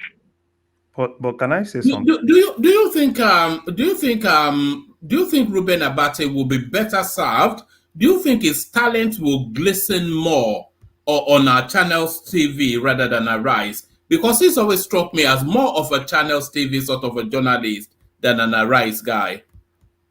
Yeah, it's gonna go. It's gonna be yeah. Dr. Abati would do good anyway. It has energy too. I mean, it commands the space. The language is good. It doesn't matter where it goes. Actually, it's kind of unique. But going on channels would be like kind of boring. Again, I'm telling you, those guys on the rise, especially in that segment, they do have kind of a balance that works. You know, Ayo has her own. She has her own flavor. And we know Dr. Batis, and we know Rufai is going to come with shenanigans. It's good. I'm telling you, it's good. To me, they're pretty good. Do you think Ayo is better than that Abiola girl? Do you think she's better than the Abiola girl? Oh no, Tunde Abiola. I used to enjoy her actually. Because of her. I used to watch the show a lot actually. Because you fancy her. Did you fancy her? Look at this guy. Did you fancy her? No. She's pretty good. Ayer, she's getting much better. I don't know if you realize remember when she came on board. Man, she used to give this corny analysis. Like, come on, we're not high school students listening to you. But I'm telling you, she's got much better. But I'll prefer Tunde over her, at least for now. Woman. Yeah, back to you, Jide. Yeah. Okay. Hello. So let's do the next topic. Okay. All right. Let me take you to. Let me take you to Tinubu seeks House of Representative approval for 2 trillion supplementary budget. So now a supplementary budget, as I'm sure you know, is not their main substantive budget. It's a budget to insulate shortfalls in an already existing budget. 2 trillion naira in 2 months. They are saying they're giving 605 billion, I should say, to the security agencies. So what are you then making of this spendthrift government that we have in Tinubu? Oh well, woman. I think it's too early to start shouting, to start making a foul cry on this kind of issues, because there's one thing that I know, that the president has sanctioned, and I think the defense minister and some other people went to Turkey, sanctioned the purchase of 5 Turkish attack helicopters, and I think they went there last week or so, and they are expecting the helicopters. So probably they will be paying for some of those things too, because I don't know why defense would have that much of a huge budget. But we know that the defense sector has always been a sector that is prone to corruption. All around the world is a sector where this government find it easy to siphon money and do all those things. But I think it's too early to start crying foul, because this is the first time they are even putting out something on the budget or something. So the main thing for me would be to look at, okay, the budget is out. How did they spend it? Then we can now start, shouting. And the breakdown said they were going to use some part of it for this wage award and things like that. So for me, I feel let them do it first. Let's see what they want to use the money for. That's what will point us in the direction the government is going at. So, but for that value for the defense, I want to feel like it's too much, but from some of the information that I have around the purchase of equipment and things like that, I think Maybe that's what they want to use it for, but I would still wait when the budget is properly, sanctioned by the House. Then we'll see what they spent the money on before I can comment. So that's that. All right, let me take you to this headline. Idol worshipping detrimental to Yoruba culture. This is Oluwo of Iwo. And when I read it, the headline, it doesn't give you the fullness of the body of the his argument, because there's some content reasons that he's putting forward. But what do you make of it just off the back of the headline? If you did not hear the readout. Well, woman, just off the back of the headline, because I'm interested in religion and things like that, I've read some books that have pointed some things to me about the history of the Yorubas. Jide, your voice is very low. It's very, very, very low. If you can bring it up a bit, yeah. Okay, how about now? Yeah, a bit better. Yeah, carry on. Okay, so because I've read a lot of books on religion, because I'm really interested in this religious aspect of things, I can say if Oluwo says idol worshipping, Oluwo might be right and it might be wrong. Because I actually read a book about the history of the Yorubas, how they did things in those days, the story of Morimi and all those things were in that book, how they file out for war and things like that. In that book, I sort of learned something, that the two things the Yorubas worship from the beginning was Ori and Eledumare, but they really don't have a shrine for Eledumare. It's like they believe is an unseen God, the most powerful, that created everything, and so they have reference for him. The only thing that they really worship then would now be Ori in terms of the rites, but Eledumare does not really have a right. It's just what they refer, they praise, they worship with songs and words like that. So, but along the man now said Shogo was the second king of Oyo, thereabouts. And when Shogo died, he started worshipping Sango. And now Shogo was worshipped in Oyo. Some areas in Yoruba land never adopted the worship of Sango as at that time. Then, he started stating those idols that they were worshipping in different regions that were not, passed down to the other side, until when they started intermingling, conquering one another and things like that, before this all idols now spread across all the tribes that we have in Yoruba land. So if that is where he's coming from what I have read, though, I might say he's right. And if he's now saying it in a derogatory way, I will now say he's trying to go against the culture. And when you go against the culture, you're going against the way of life of some people. And then I would frown at it, and I would not agree with him. But that's just it for me. Oluwo, for whoever he is. For me, if he says the tradition is wrong, then I would tell him that Islam is also a traditional religion of some people. It is a traditional religion of some people. That you now adopt it as superior to your own traditional religion makes you more of a slave, to me, the way I look at it. But that's just my own view. Oluwo is known for saying his rubbish, so he's not somebody to be taken too serious like that. One man, sorry, can I interject? Can I interject? One man. Yes, sir. One piece. Let me say this. Please, Okay. Give me 1 minute, please. Yeah. Look, Oluwo is totally wrong.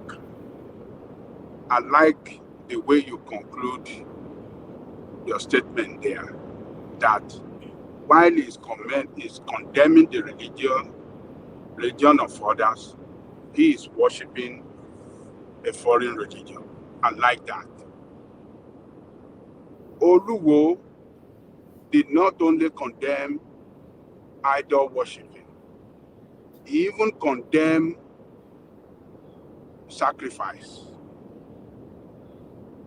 The sacrifice that we do in Yoruba. Even you know, the way you started your comment on this topic, you talk about Ori, and you talk about which other one did you mention? Eledumare. There is no way you want to worship your Ori and Eledumare without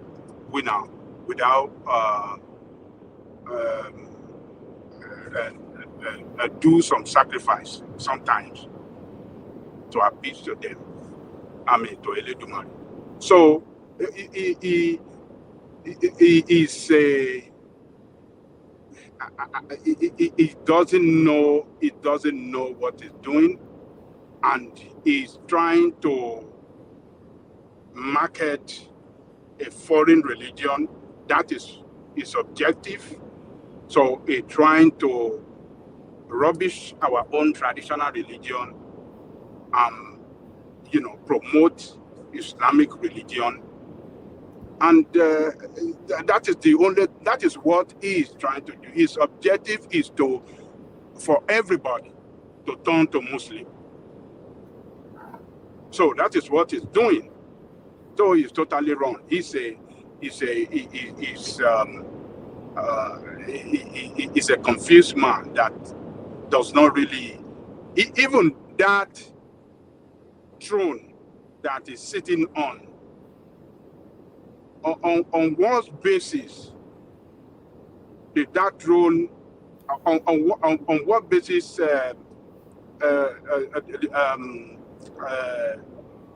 on what basis did that throne He would have poured libation before getting on that throne, yes, on that particular throne, that traditional throne, the crown, because Oluwo has, that ancient crown from Oduduwa. Yes, it's one of those. Yes, and that crown is, I mean, there are sacrifices you have to make sometimes before you put on that crown, the real crown, not.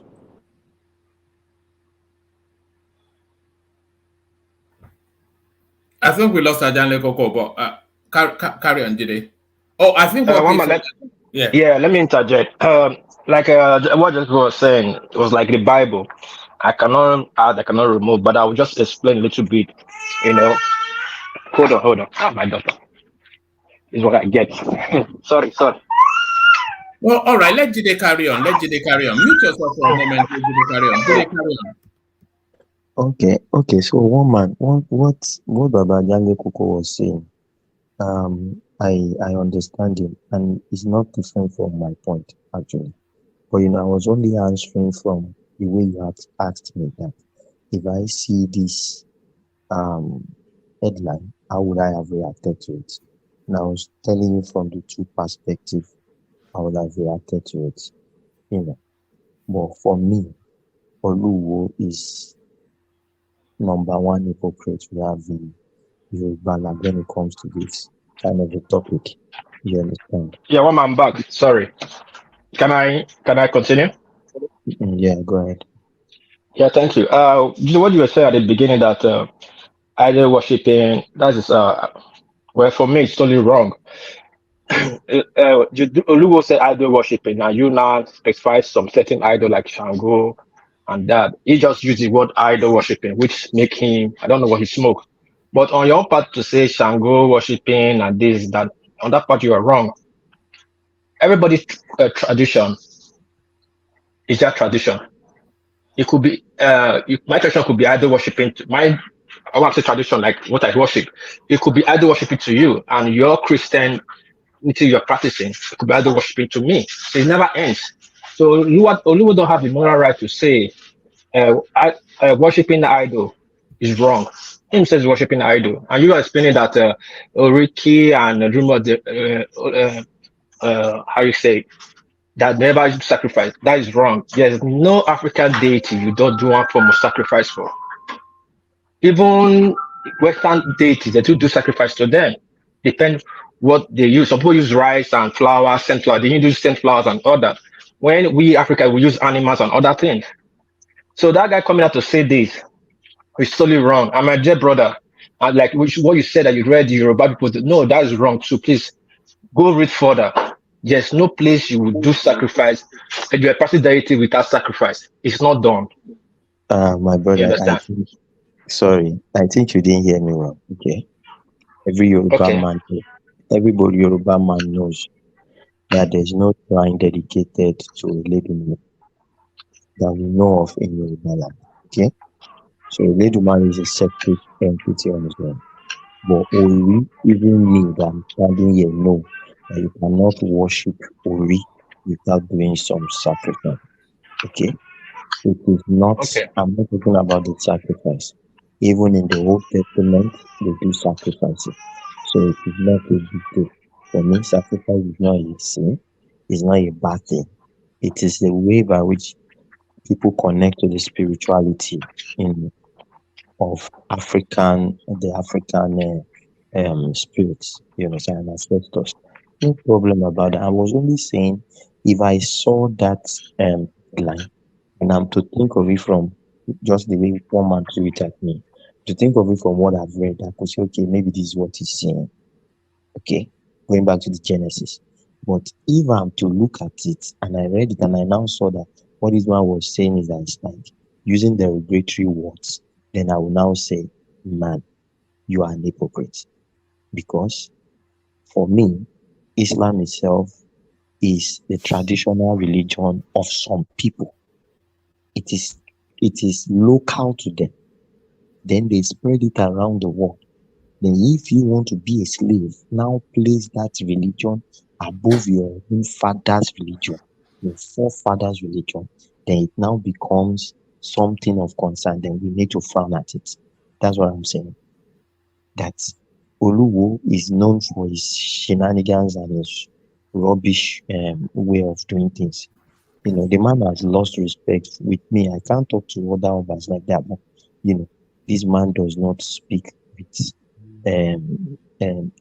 some level of dignity or reference for even his stool when he talks. He wants to be an emir rather than be an oba, and he wants to bear the name Oluwo, which is an Oba title. If you want to be Oba, there is space in Kwara State and there is space in Sokoto. Go and contest. Leave Iwo for them. Let them do their things the way it is done in Yoruba land. I don't have anything against it. I was only saying the two perspectives I would have looked at it. You know, you understand? So I'm not saying that. Okay, I understand you. Okay, carry on. So, woman, can I yield the floor? Now, I just want to touch on this Tinubu and his son and the people.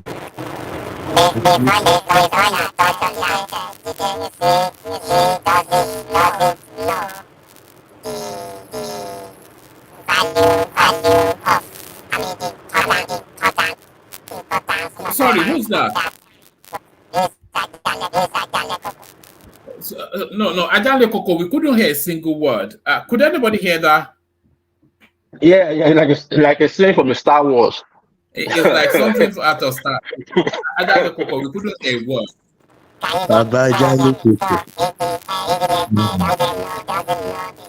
No, we still can't hear you.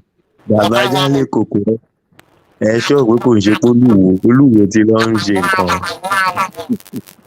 We can't hear you.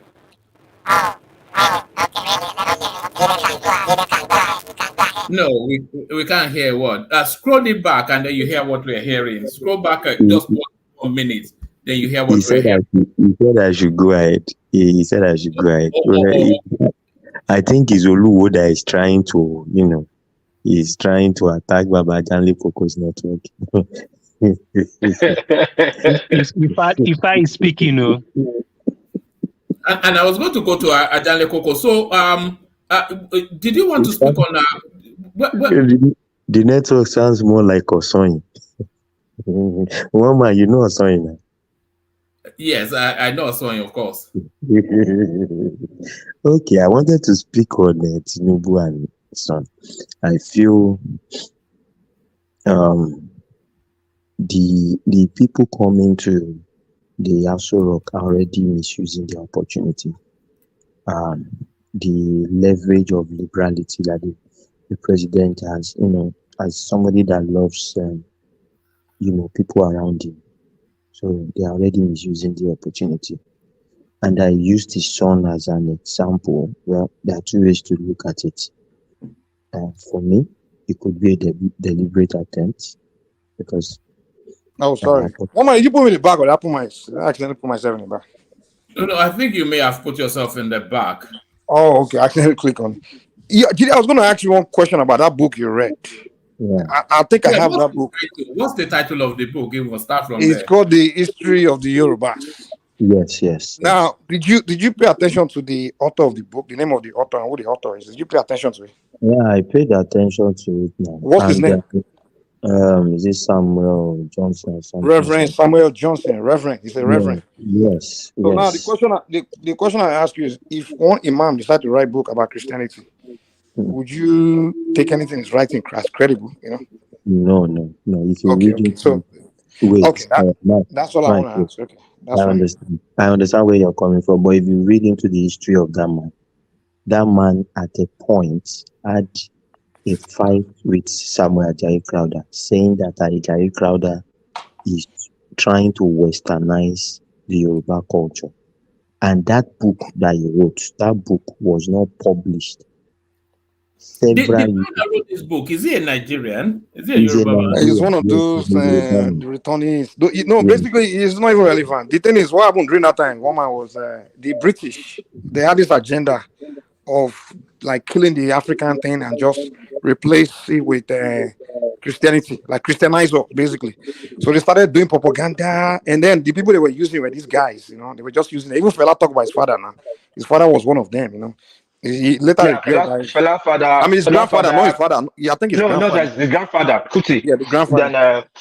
Then Ajayi Crowther and these guys, some others too from the southeast, they're using them to write books. They were just writing propaganda. I mean, for those that are into the tradition, they understand the knowledge and actually study tradition. When they read that book, you just want to puke because it's just pure propaganda, man. It's like you that you're a Christian, an imam write a book about Christianity. You that you're a Christian, you can see the propaganda through it. But someone that's not a Christian will read it and think it's reading a book.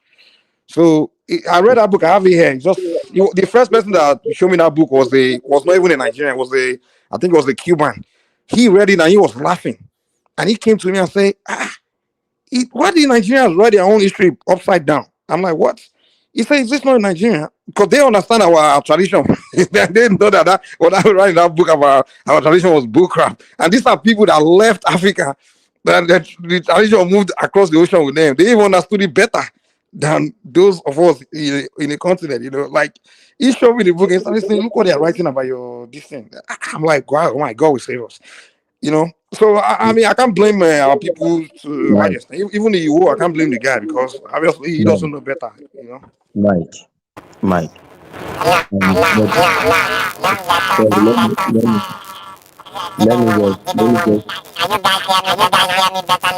What is that sound? No, that's Ajanle Koko trying to connect. Ajanle Koko is still the same thing. Okay. Say something now. Hold on, Jide. No. We can hear you, but it's like you're using like an analog system instead of a digital one. That's what we're hearing. Papa Ajanle Koko, you're sounding like Latisi Elenu.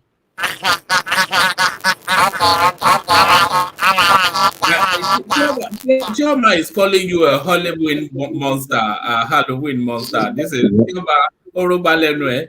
Look at this. I thought Lego was a favorite. He's finally that guy that always doing the doctor damage. That will be the guy. No, that one is I'm not odd.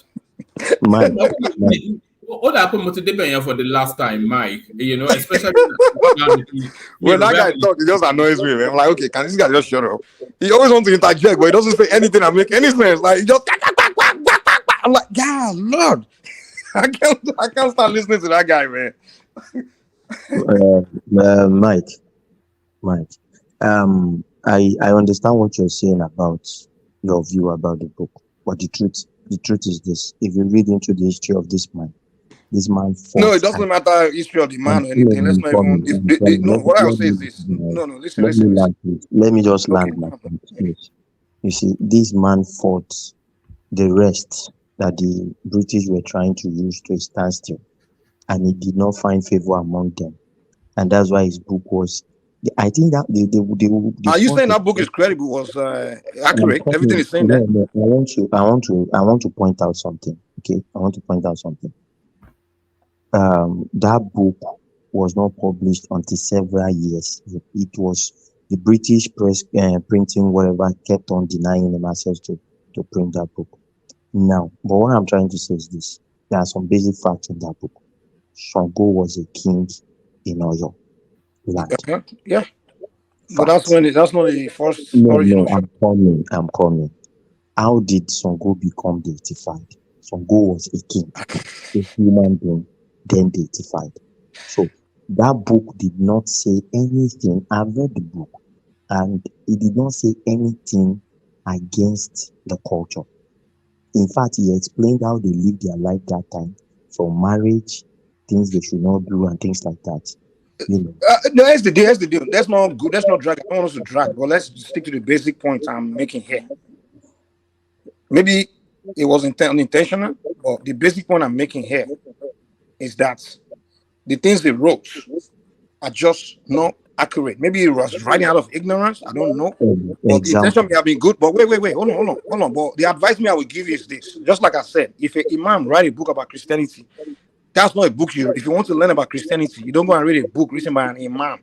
So if you want to learn about tradition, you go and sit down with a traditionalist.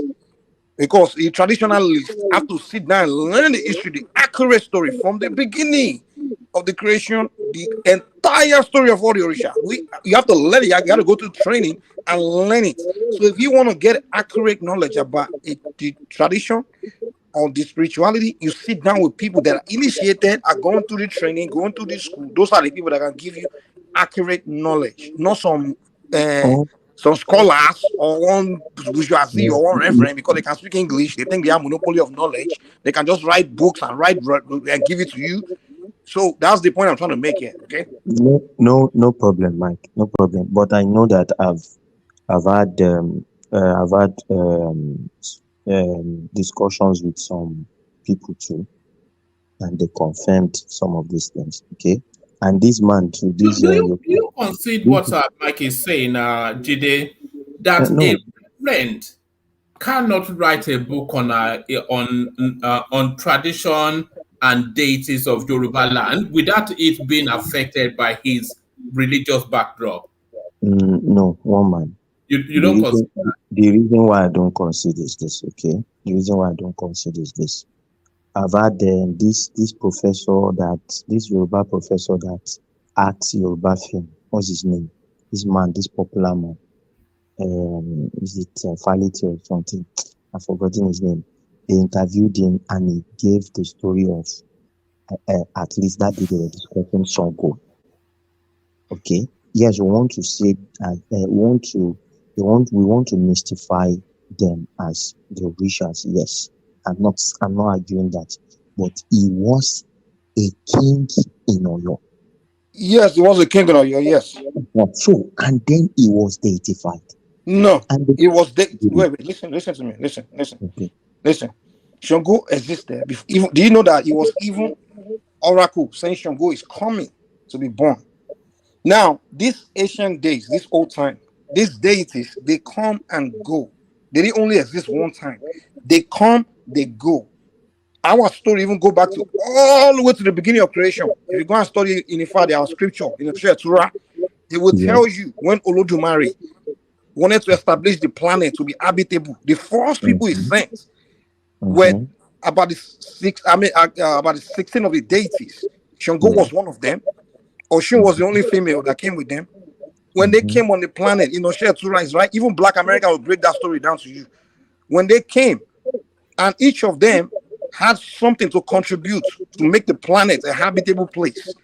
That's why Shango control rainfall. Today, if they want rain to fall, they usually consult Shango and they can make it fall, make it rain fall. So these are deities, and now they used to come in our midst, right? As humans in different ways. Sometimes they will be born, even before Shango was born to become the king of Oyo. The oracle already said it that Oma be, and he will be born in the palace. You understand? So the story is deeper than just the ordinary things. You understand? So no, Mike, I understand. No, here's the deal. Here's the deal. What I'm trying to tell you is this: if you wanna, although the way we will tell you the story will look kind of ridiculous because the things we'll be saying will be like, how is that possible? Because the ancient time, the way things were happening. Hold on. Wait. Listen. Don't do so much argument. The way things were going on back then, it's very difficult to comprehend it with today's reality. You understand? But our story is our story, and we know it. Shango, it wasn't after he became Alafi of Oyo that he became known or became deified. He was already a deity known before he came and was born in the palace, came back as a deity. What do you think they say Oduduwa will soon return the third time? The third time. What did they call the crown? What did they call the Oni of Ifa, Arole of Oduduwa? They're saying he's holding the crown because Oduduwa said he's going to come back again. You understand? The deity said they will return. Even Orimila say it will return. And there's the old Ifa, they even said it like when Orimila is ready to return, you begin to see the whole world start to practice Ifa. That means it's getting close to time where it's going to return. So we have our own. Is Bola Ahmed Tinubu the return of Oduduwa? Well, that's maybe to you, yeah, maybe. But we have our own knowledge. Now, if you want to get... Hold on. Aizo, you said that in jest, but I've always believed that part of the journey of Tinubu to that I'm not discounting the honest involvement and the involvement of deities in it. Woman, come on, man. Yeah, Okay, woman, I would like to yield the floor, but before I yield the floor, Mr. Mike, I might like to learn from you because I always believe in learning from people. Okay, I might like to learn from you in future. But if I'm to sum it up, I would say I'm not saying that these people these deities didn't exist before them, but they existed, to the people of those times as the forces of nature. And it is the same in almost all mystical or traditional. And it's still the same till today. Yes, they existed as forces of nature. Okay. Now forces. We are all forces of nature. Even we human beings, everything about you comes from nature. So what I'm trying to say is I understand where you're coming from. I'm also also I want to learn some things too. I work with people just to learn, you understand? So but I understand that they were the forces of nature. They interacted with them as forces of nature. Jide, Baba Janle Koko. Can you hear me better now? You are 100% right now. Okay, better now. You see, look, there is no way you want to write Yoruba history that you will not mention Reverend Samuel Johnson. He is the first Yoruba man that wrote the history of Yoruba. There are some of what he wrote that he witnessed, that he saw physically. There are some that they told him. And we should consider the way the life was back then. It's not easy. I mean, it wasn't easy to move around collecting this history from one place to the other. Collection of history takes time, takes energy, require a lot of money and determination. So for this man to write this history, I think we have to give kudos to him. There are some that he didn't get right, that some other historian that came after him were able to get it right. But if you are talking about, the first Yoruba man that wrote the history of Yoruba, that is the source of what you can call the history of Yoruba, the man that first wrote that history, that traveled to so many places to collect all this history, is Reverend Samuel Johnson. So people should not rubbish his name that, maybe colonial were using him. No, they didn't use him. I will rubbish his name. He didn't get some right, and some they had no business writing the book. If you can't get it right, because the part I think he didn't get right is dangerous. It just destroy people's mind, man. If you don't have accurate knowledge, they don't write anything. It's like Ajali, give me 1 second. What you are saying here is I serve you food with poison, and because the food part is there, you should praise me. Do you want to learn or you want to argue? I mean, what I've listened to you just said just now. I mean, come on, I don't think I should learn for that. Listen, but you like to argue, you want to push back. This is not a matter of two of us arguing and somebody must win. No, I'm not saying this because I want to win I want to win you over, or I want to win. No, but the logic now. Your argument. Okay, so go ahead. What I'm telling you, look, what I'm telling you, you can go and research it. I'm not making it up. But Johnny Coco, this is what you just said just now. Let me quote you. You're saying, you admit that some he didn't get right, some he got right. And I'm telling you, what you just explained to me, what you just told me is, I give you food mixed with poison. And you're saying because some is food, some is poison. Hold on. You can't give somebody wrong knowledge and say because they are right knowledge in mixed with it. We should give credit to. I mean, come on, man. Don't give knowledge at all. If your knowledge is not going to be 100% accurate, you can't give people wrong knowledge because. Like to listen. I'm listening to you. I'm just responding to what you said, and you are not just listening first before you start fighting. Okay, finish. Yeah. What I said is that there are some that he collected by himself, that he saw, he witnessed. There are some that he heard from people. And when you hear something from people, sometimes they might not give you the true picture, the exact picture of the history.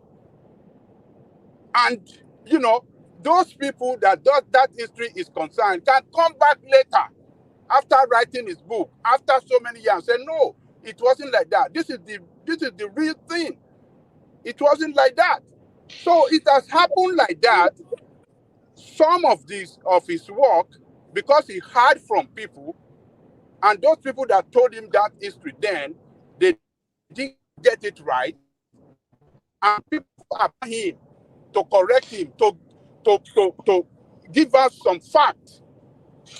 Okay, every day, Ajali Coco. So, particularly between the history and the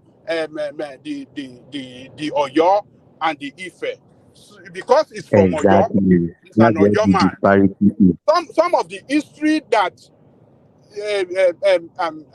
some of what he wrote as our history, some were, according to Ife people, were declared as untrue.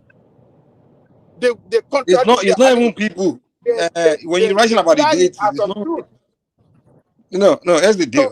But what I'm telling you that what I'm telling you is that we have to consider the factor of moving around. Back then, it was so difficult because we don't have good road as we have it. He didn't have to move around. All he has to do is sit down with the. Job to do. Just stop it. No, I can't stop it. And that's the problem with African Nigeria. That's why we are where we are today. This way we reason, the way we approach things. That's why Oluwo, a Muslim, is crowned the king. That's the problem we're having. This mentality of let's just leave it. Let's ignore the obvious cancer. That's why we have a Muslim crowned the Oluwo of Iwo. He said, let's leave it. Everything is just going upside down. And that's just the way we do things in Africa. Let's leave it. And everything is just going backward.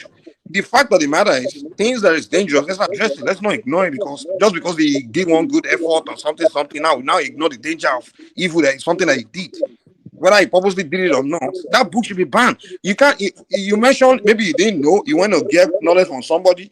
In the Western world, if you're going to write it, they have rules. If you're going to write a book and give it knowledge, they're going to ask you, what's the source of your knowledge?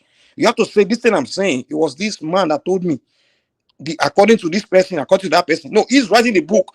He's giving that information categorically as this is my knowledge. This is Yoruba knowledge. Who are you? You have monopoly, which we have the custodian of our tradition, of our knowledge, which are the Awo, the Ogoni. You don't know. Wait, hold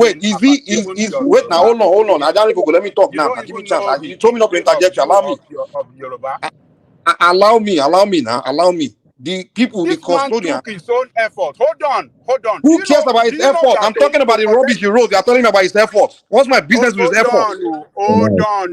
Listen. If you want to learn, listen. This man used his own effort, not sponsored by anybody. It was his own effort to travel to many places within the Yoruba land to collect this history. I ended up writing rubbish. And can you please, for God's sake, have you ever written Igbo? Have you ever even write the history of your own village? Why would I go and be writing the history? So let me tell you this. This America you are talking today, you go to the library, you will see a book about American history, right? And go and write first story and see if you don't go to jail. Go and write American story backwards. See if you don't end up in prison. Hold on. How much have you people in that, even in that Yoruba land? I'm talking about the government now. How much have they spent? How much have they invested in? No, yeah, it's different. Now you're talking about government. Do you know how much America spent to write the history of this country? Shifting the argument. Let's focus on something. How much they spend? Okay, we get that. We got bad government. We all agree. But it doesn't excuse the fact that somebody. Do you know the importance of historian in this society? Do you? We understand. Am I disputing that we have bad government? Am I disputing that we have bad government? Do you take historian as important people in your society? Do you know the way they worship historians? So you are calling Samuel Johnson an historian, a reverend?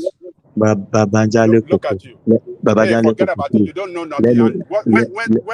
No, I'm expressing logic here, no emotion. I'm not talking ignorantly. He's a reverend. He's an historian. The reverend is writing a book about our tradition, and you guys are praising him. Are you kidding? Let me round up this space, please. I want to round up. No, as a pastor, send a pastor to go and write a book about Islam and go to the north. See if the northerners they don't chop his. Please let me round up. Tell a reverend to go and write a book about Islam and travel to northern Nigeria. So it's a cost to be reverend, right? It's rubbish to be reverend. How can you be a reverend? How can you be a reverend writing a book about Yoruba tradition? Are you kidding me? What are you saying? Is it not from Yoruba? What is this? Are you kidding me? Hey, you might as well be supporting the Olu of your own now. That's telling us to go and abandon Orisha. Mike, please just let the argument go because I understand your history. Your own part of history is different from that Jango Cohen. No, the history is constant. I know, because yours is more deeper because you have to add some songs and all that. But just let this argument will not end. I don't think it's nice for us to be. No, it's not about argument. It's just logic. I'm trying to express. It's not really what is what. It's just common logic. Mike. Mike, please. So because it's a reverend, so he cannot write anything good about the history of A reverend writing about Risha, really? Okay. look at you. Very good. This is just absolute. Babajale Koko, what I just want to, I just hope the next generation of Africans can change the way they think. They just don't think like the way our people think, man. Honestly, that's the only way Africa can be free. Because it's just the way we think that's our problem. Like, it's just, there's so many ways that we think, man. That's why we find ourselves in a mess. Like, it's just, I don't know. Okay, Babaja, I so much respect you. And what you have said today has made me a bit happy. And the reason is this book we are talking about, there are a lot of things in that book that even the Oni of Ife confirmed in one of his Olojo festivals that they did. The man wrote in that book that there is a scroll in Yoruba land. They call it Idi. And that the Oni of Ife confirmed that scroll is still with them. But there is nobody that has the power to open that scroll. And that history was written by that man. And if you read why I respect him is because he fought Ajayi Crowther to stand still, saying that Ajayi Crowther was going with the British and trying to change the narrative of the Yorubas, and that is not the way it is. And that was why his book was rejected severally, and they will not publish it. So they demand the main disparity on the questions on his book, because I follow this book very well, is because the Oyo and the Ife supremacy, whatever, is where the problem came in. Nobody argued the remaining part of the story. It's just that Oyo and Ife supremacy thing. He was the one that pointed out that it was a chief. Where did they conclude in that supremacy? Yes, he gave the supremacy to Oyo, saying that when Orunmila left. So this excellent writer, he concluded that. Yes, he saying that when Orunmila left Ile-Ife, he left when Orunmila left Ile-Ife, he left his chief priest to oversee whatever was happening in Ile-Ife. In fact, it was from this man that I knew that there was a place called Oko in Yoruba that is very strong. It's a very, very strong origin of it. Sorry. You said Oromia left his chief priest No. Let him actually say that, because I think. Because he was going to Oyo to become the king in Oyo. He now left his chief priest in Ile-Ife. And till tomorrow, if you have watched it very well, there are times when they used to say it's not Oni of Ife, it's just a chief priest title. That it is Oyo ni Onile, Oyo lo Nile. Oroyo was somebody that was a fighter that goes to fight different battles and win territories for his father. So when he came back, they had already cleared all the properties of the father when he came. The only thing that was left was the land. And by virtue of the fact that nobody could dare, go into battle with him, they had to concede the land to him, and it was the one that shared the land to them. That's where Oyo gets Oyo Onile. This man was thorough in his history. He was thorough. You understand? Even down to the issue of Mike, apologies to you. Sorry for you. No, I don't even want to continue, man. Get these things from. I've learned it. I've had these things from elders too. From the reason why that elder is probably one pastor like that. One problem we have in Africa is we believe when someone is older, they tell us something, it means the truth. The same with these Biafran elders, we tell those young ones a bunch of flip story about Biafra, and they believe it. They will say, "My papa tell me," because an elder is. Look. Just because Brazilian just told Mike that, look at what this man said. No. And because of that, the entire thing written in that book is rubbish. No, You misunderstood Does that me. even make sense? You misunderstood me. You misunderstood me. I make reference to him because he know better than you guys. Because he studied IFA, and from IFA he knows. And he came to me and I saw it. I'm like, wow, that's true. It doesn't Me, I mean know that it he myself. I'm not studied telling you IFA that that they he no, know the hold history on. of Yoruba land. Don't If flip he something to studied me. IFA doesn't mean that he know the history of Yoruba That's where land. our story is. That's He where the doesn't know. history. No, No. IFA study is different from the Are history you of kidding Yoruba me? land. Are you kidding me? Who's the Different wait? things. Who are the Yes, custodian of Yoruba it's land two story? different things. Wait. IFA is a spirituality. Are you kidding me? That Well, you don't study, obviously you don't know history now. of Okay, Yoruba land is cool. different. Really? Yes. Wait, all the wait. Give me a second. All the Orikis. There are some Odu This guy. Ifa that make reference to the history of Yoruba or some places in Yoruba land. But it This, doesn't mean that because you study Ifa, then no. you know the Wait. history of Yoruba land. Don't confuse The things here. entire history of Yoruba It's land two is right different in it. things. No. But Mike. When The don't story of confuse people. Afonja is not in any Odu. Afonja is not in any Odu. But We are talking about the this guy, story man. of Afonja. We are talking about story that pertains to our origin, the deities.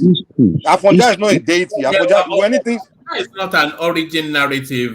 Exactly. I don't know what he's talking about. Even when you are talking, even an It's like talking about the story history of Tinubu in even 100 an years from now. He's Hausa saying it's not in historian Odu. has What kind written of the rubbish? history of Yoruba. An Ajani Hausa Koko, the historian. problem is your generation, man. You guys really mess us up, man. Mr. Mike, hold on. Hold on. With this guy, last narrative, the last one you just talked about Oromia, this thing. I don't know where you got that story He from. said Oromia was the king of in Ife at the handed to Sorry, I'm not trying to laugh, but that one is politics. It did not happen. Like you guys are forgetting, at one time, Oduduwa, Oromia, and Eweka was alive.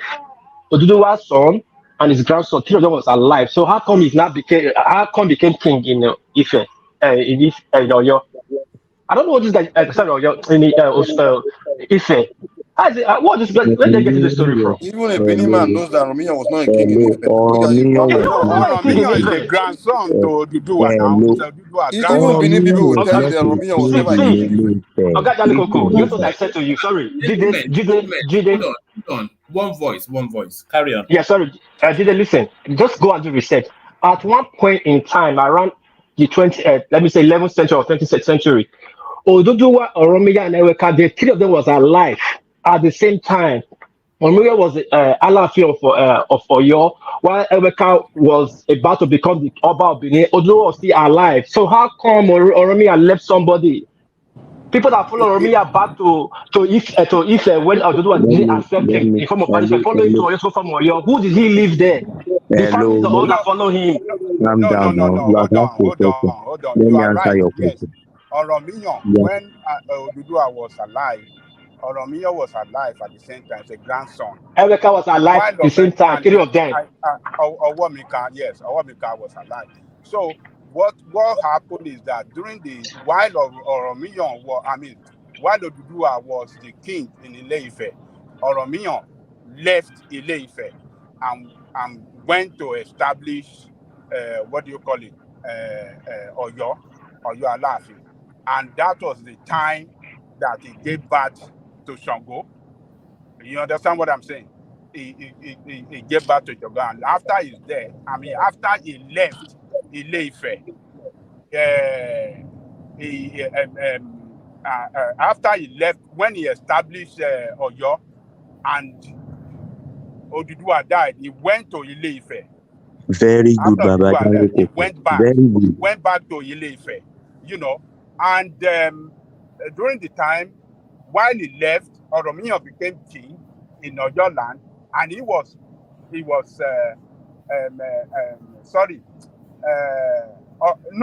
when Oromia left Oyo land back to Ile-Ife, Oduduwa already died by then. Then Oromia now took over the throne of Ife, while his son Shango became the king of Oyo land. So that was what happened. So the history is very clear, and who brought this history to us is Baba, Samuel don't let it Johnson. You are on point. Samuel Johnson. He is the source of that history. So But Oromiyan was the king in the Ife. conflict, the politics So between wait, Oromiyan was the Oni of Ife. Is that what you're telling me? What are you saying? Oromiyan was the Oni of Ife. Eh? Oromiyan was after he left, after he established Oyo, when Oduduwa died, he went to take over the throne. He was a king as Let me well. not waste my time. Anyway, I'll just be all night with you guys. It's okay, Sha. Look at you. You don't know your history. Yeah, What we are telling teach you. it to your children. And Listen. teach it to, it's okay, it's okay. I can't save Yoruba land. You guys continue your propaganda rubbish. We are telling you, but you just want to it's go okay. against everything. It's good they have the narrative, and this narrative I had is only for one side. To be what I know, from what I've heard from both the Ife historian and the Oyo. It's only Oromiyan that during his lifetime, at different time, was king of 3 kingdoms of Edo. I mean, what do you call it? Benin. What is we know as Benin kingdom today? The this Oba of Benin is the one that established that institution there, and he's the one that created the Oyo, and he as well he became king in Ile-Ife after Oduduwa. You guys should go and read your history. And when we are trying to tell you, you want to argue as if one Brazil told you one nonsense that, oh, this is not this thing. No, you want to carry that one. No, and then rubbish the good work of When did that same one Brazil told me something? There might be Brazil. I don't know where you are learning your history from a classroom from Samuel Johnson. You are learning your history from a reverend, from a pastor, and you are coming here. It doesn't matter. You are learning history from a pastor. Can you imagine? He is a Yoruba man. Forget about it. Yeah, Yoruba man learning history from a pastor, and you think I'm making a lot of sense. Now, because somebody go and learn Olu of Iwo too now. Imam, go and learn history from him too. Olu of Iwo. Babajale Koko, I want to ask a question. Yes. Where was the burial site of Oromiyan? Ile-Ife. Very good. He died at Ile-Ife. He died as a king there, and he was buried there. He was buried there. He now said because his heart was never far away from Oyo, that they should cut his fingernails and his hair, and they should go and bury it also in Oyo kingdom. When you don't read, I read so many books about Yoruba history because at a point even this man Ologundudu, this Ologundudu to man Kewi, Otishe research. I have a lot of audios of him doing research with some professors from University of Ife on this matter. So the truth of the matter is our history is the way. Jide, I don't take that is true from you. You're seeing something. Jide, pick up my number in the private chat. I want you to do a session on this particular topic. I've been asking Mike to do it for so long. He's not been able to, but I want to document some of these things. But pick up my number. Mike doesn't know. He doesn't know. Wait, wait. Jide, I don't buy to this history you're saying. Oh man, let Ajali go do it now. Let Ajali go do it. He's the elder, With Mike, I beg. See, yes, we might agree that Oromiyan was buried in Ife. That place they call Ife. But I've heard some scholars say that Oromiyan was the 6th Oni of Ife. The question now becomes, who were the remaining 4 before him? If he took after his father immediately, then no. Who was the 4? Oromiyan is not 5th. It's not 5th. 6th. They said 6th. Oromiyan is not even 5th. What? He's not the 5th king. Not the king. Not the king. The only title. I said he was the 6th from the only title. Duduwa is the first with that only title. Now, who is the Who was the? Let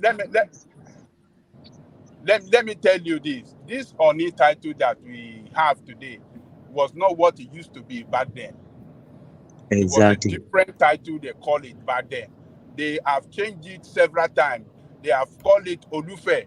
They have called it Adimula. And before they changed it to what do you call it? This Oni. They have named it several titles before in the past. So this Oni was not what he used to be. It wasn't Oni they called Odudua back there when he was alive. It was a different title. They called What's the meaning of Odudua. Arole of Odudua? What's the meaning of Arole? Tell us now, Baba. I'm learning from you now. You are the elder here. Tell me. Mike, I want to ask Federico one question. You can't tell me to back me now. Since you have the knowledge than me, tell me now. Mike, I want to ask Federico one question. Baba Jaleko, tell me now. What's the Arole of Odudua? What does it mean? I'm not. Now you don't know. Okay, thank you. Because you don't want to know. Wait, Agadeko, take this straight question from Agadeko, take this straight question from me. Yeah, I agree with you. The name change at a certain time and a certain event, the name were changing. But at which point and at which dynasty started the Oni dynasty? I can't say specifically. I cannot say specifically, but let me ask you. Okay. Let me tell you from Orisha side and everything side. It was Oduduwa that started the Oni dynasty. He started it. No. It's not from Oduduwa time. No. No, the world Oni title. The king Oni title started from Oduduwa dynasty. There has been king coming since. It has been changing. But the time he changed to Oni, that time he changed in Oduduwa's time. You understand what I'm saying now? What piece? Can you hear me? I can hear you. Let me ask. Ajale Oko has the problem. That is a history argument. There's a hole there. Oni is the grandson of Oduduwa. I say Oni. Oromia is the grandson of Oduduwa. Oromia went to Ife, went to York and took territory and became king. When Oduduwa died, Oromia came back to become Oduduwa. What happened to his own father? How come? His father was the only child, which makes it a very easy succession. Are you telling me that Okobi died before Oduduwa? How come it is Oromia of the seven? And from history, Oromia is about the last son in history. And in Yoruba history, there is no way you have like 6 sons and the last son will become the successor to their grandfather, not even their own father. And their own father was also still alive. Anything Fabanyon now, No, you see, I agree with one man, yeah. If I will choose when there are options, when there's only one, the decision is already taken by Eledumare. That gave only one child. No. You see, when Eledumare gives you over one child, that means that guy has been chosen from heaven. That's what it means. In Benin, the first son is the choice because it's believed that God has chosen that one from heaven. So there's no way Oromia could have been the Oni when his father Okobi was still alive.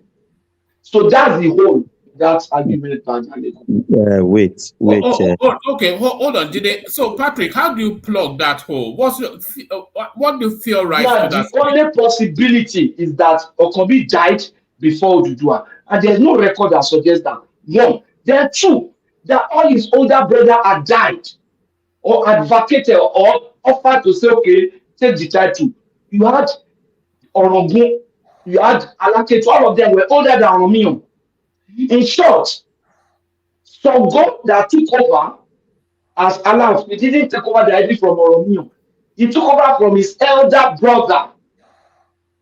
That was being what happened? Ajaka. Yes, I agree. He took over from Ajaka. It was a victory. He was sacked by Ologu. He was sacked because he's not a strong. He took over from Ajaka. He's not a strong personality, so they sack him. And then being a warrior, a strong guy, that became the right. So the only way I could plug down is Okobi died before Oduduwa, and there's no record that shows that Okobi had died before Oduduwa. Then all these Orogun, Alake, Onishabe, all of them died before Oga Patrick. So Oduduwa is from Benin. That's what I want you people to know. Can I answer your Those question? What is ones the you meaning of mentioned already Oduduwa? left Ile-Ife to I establish got their own Patrick. The kingdom. meaning of Oduduwa. Benin man will tell you the meaning. Yoruba man will not tell you the meaning of Oduduwa because there is no such words in Yoruba language. Oduduwa. I have Odudobi. friends. I have friends whose children are Oduduwa. Their names are Odua. Even look at Patrick, Stella now. Stella Odua. Stella Odua husband is from Benin. My friend's children, their name Odua. And they will tell you the meaning of Odua. What is the Yoruba meaning? man cannot tell What you is the the meaning meaning? of Odua. What's You the Patrick, want meaning? me and to What's tell the them meaning? the meaning of Odua? So that it's a common name in Benin. It's Tell just us the like meaning now. Ola, I'm trying to know. Yeah. Wekaje, like this thing. No, I'm working now. What is about me tell them? okay, can Yeah, I? What is the meaning? What is the meaning of Odudobi? Odua means it means like center or the beginning of wealth of it means what basically is like the heart of something. Oduwa, the way of wealth. My son is Izoduwa. I walk into wealth. Ichoduwa, I put the road of wealth. The road of wealth. That's what it You means, right? In Benin. know, it means so many. But what matters Okay, that what does Odu? Oduwa What means. does Odu means in Benin? What does Odu Odu? means center, heart, center, middle, heart of everything. That thing that hold middle. Oduwa, Odue. That's the heart. You say Odua an animal means give me the heart of that animal. Oduwa. That is center of wealth. My children, my cousins, everybody have Uwa, and everything. So, Odu in Yoruba is I, where the secret is kept. it's the same thing. That's a heart. It's the same thing. But now, that's not my argument. My argument here, to Ajaloko and Jide. Now, like Patrick said, something is missing, and we that are into data, we know. But we are telling you guys, you think like we want to write history. No, it does not cohere. Because at the same time, Oduduwa, Oromiyan, and Eweka, that's Odudu, the father, the son, and the grandson, were alive at the same time, and children were king at the same time. That Can Oduduwa I was the ask? first to pass on. Hold on. Can I answer Oduduwa was the your first. question? Hold on, sorry, please. You asked me. Oduduwa was the first to pass on. There was no way a king would drop his title and come and take a title in Ife. Oyo was bigger. There's no way. But I agree he was buried there. The title Oni started from Oduduwa's time. Now you say Oni? Oromiya became the sixth Oni. Then who was in the interval? Who were the other four people that took that stage? This thing. Did Okay, Oromiya live for 300 years? So can it I doesn't ask? add up. Can I Yeah. answer the question? Very good. In Benin history, where do you place Oromiyan in terms of kingship? Number Oromiya one. never took. Listen, Oromiya came, yes, but he never established any kingdom. He came as a king, but he was having battle with the Ogiamen. That you see that like Ogiamen, you see this lineage, they were having battle with them. He only stayed 6 months. He didn't step into When, Benin. my He was in question Igor. is when exactly in the dynasty of Benin Kingdom did Oromiyan come? When? When did he come? Yes. Sorry, ask one more time. Sorry. When exactly in the dating of the dynasties of Benin Kingdom did Oromiyan appear in the scene? When? First, now the Oba dynasty, the Oromiya dynasty, where Oromiya started from. When?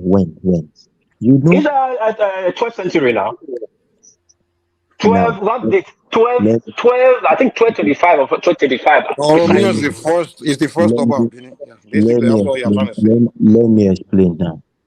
There was like a chieftaincy arrangement in Benin before Oromiyan came. Chieftaincy arrangement? Yes. Like And what? even if you go to the Benin Kingdom, Benin website now, Oromiyan is as number 2. So the person that wait now, your Hold on, website let him says, make his point. Yeah. your website Oh. says it. Your website says it. The person that was there before him was counted as a king. Now Oromiyan was given number 2. Okay. Now, if you look at that timing alone tells you that there's no way 6 kings will have reigned in Ile-Ife before Oromiyan. Okay? So let me respond. Sorry. Wait, Yeah, wait, I don't wait. know what the book you read, but No, I let him can land. tell you. Let him Let me land. land. And Let also, me when land. you respond to what he's saying, not to Let him. me land. So because if you go through the history that was written on that Edo page, it says that Oduduwa was from Benin.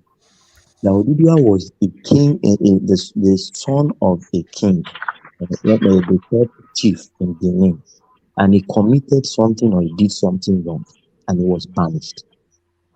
So after he was banished, the king died, and they came to him to call him to come and become king in Benin. But he said no. Then he now gave them, said Oromiyan should follow them as his grandson. Oromiyan now went. That was where he met the woman that gave birth to a waker for him. Okay? That is where he went. And when the place was, the place was not conducive for him, he, out of anger, left Benin. And that's where even some people say the name Benin comes from Ubini, Ibi Ibinu, Ibinotimu Ibinu, or something that. But if you read from that Edo page, Oromiyan was the second king of Benin, and that is why till today, even if they want to install a king in Benin or Ile-Ife, the two of them don't do it in apart. They do it like together, like brothers, because they accept that the first son of the person that should have been king came down to Ile-Ife. So when Oromiyan now left that place and came back to Ile-Ife, because Oromiyan was like a warrior that goes to fight all the battles. So when he went to fight battles, before he came back, his grandfather died. Now his elder brothers, they were sharing the thrones. In fact, what's his name? Olowu. Why they say Olowu is the son of What of his own father? You have not answered that question. What of his own father? Please, let me respond to you. Let me correct something before we move on. I'll let you move on. Okonbi might have died, but Okonbi might have died. But if I Not go might. into no. Not might. Because listen, there are three strategic locations that were mentioned in Yoruba history. There's Oko, there's Ile-Ife, and there is Oyo, which was called Koyo before. You understand? So those three locations are very important. I have not even gone through Okambi, and I think from what you have asked, I will go and research the history of Okambi on his own. I want to know what happened. Jide, please let me add this before you finish. You can add it up. First of all, let me correct that story you were saying. Like what I was just asking at John Lokoko. Oromiyan was not the second Oba in Benin. Oromiyan was supposed to start the Oba dynasty in Benin. There was already a dynasty before, that was Ogiso dynasty, which ended in Ogodo, that's the father of Ikaladera, which is now Izodowa. That's why Ogodowa sent Oromiyan to Benin to continue the Ogiso dynasty. But when he came, the Ogiame didn't allow him. There was war. He stayed in Ogo. He married the Ogiego, a daughter. Her name, Ewemade. He married Ewemade. When the child was 6 months old, 6 months pregnant for 6 months, when Oduduwa went back, he left back. He didn't even stay for delivery of the child. Eweka started the Oba dynasty. Now, if you add Oromiyan, we had the 40th Oba. If you don't add Oromiyan, we have 39 Obas. So please, that's this thing that there was a king before. No, when Oduduwa left, there was vacuum. The Ogame was administrator, which is a Vian, was administrating for that position before they go and find Oduduwa. But then I thought Oduduwa was very old. He said he cannot come back. He just sent his son. But a Vian son wanted to take the power when his father was passing away. That was the trouble in Benin. Then I said, you are not even royal blood. Don't talk of your father is not even royal blood, don't talk of you. That was the problem Oromia was getting in Benin. So please add that to your listing. Oromia did not meet any kingship in Benin. You are making a big mistake. What I'm saying is the Ogisho dynasty was Jide, what is telling you is that what Peace is telling you is that the king there in Benin today is a descendant of Oromiyan.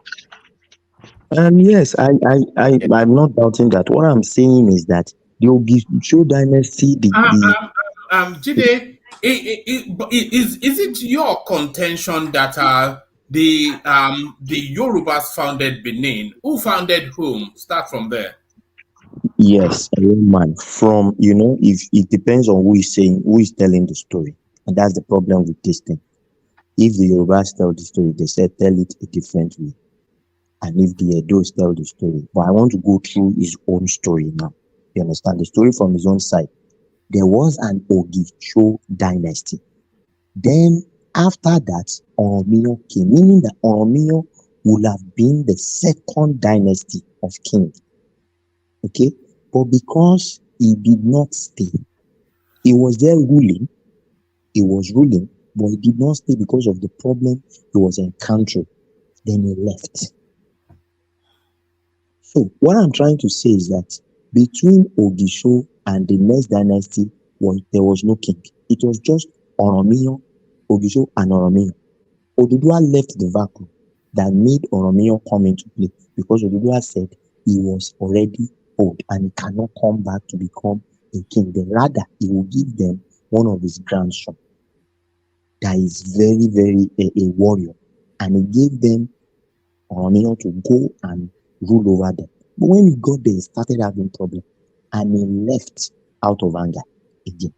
So what I'm trying to tell him is his narrative of there were 6 kings in Ile-Ife between Oduduwa and Oromiyo does not add up. That's what I'm pointing out to him. It doesn't add up. And Because, like Babajide Koko said, Oromiyo was a king of 3 kingdoms at the same time. Yeah, Jide and all this story from Benin that Oromiyo is from them. I don't know where they get it from. Yoruba history even told us, Ile-Ife history particularly, told us Oduduwa was born in Ile-Ife. His father was a king in Ile-Ife. And there is an Oduifa that refer, that make reference to that. Sorry, what was his father's name? Hold on. What please? You have to let. You don't have to go to Okay. the beginning. So yeah, just let him land. Yeah. Go on, Baba Ajane Koko. Yes, his father was a king, and Oduduwa was a warrior. Oduduwa went on an assignment outside Ile-Ife with his warrior, because back then they can travel to maybe to Mali or to all these things to go You and mean fight. Oromiyo, not No, Oduduwa? I'm talking about Oduduwa now. So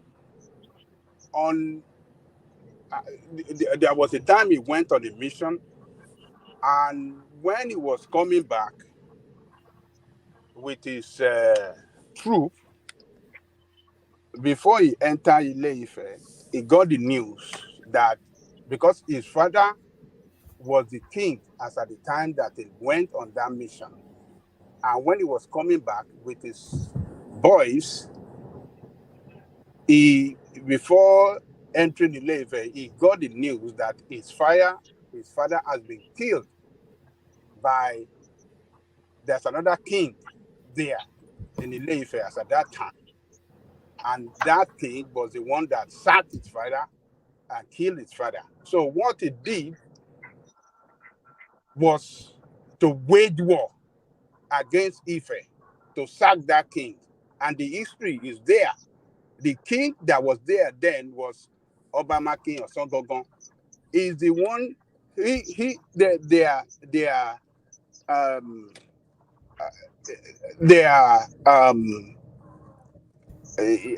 Obama King of Songogon was sacked by what do you call it?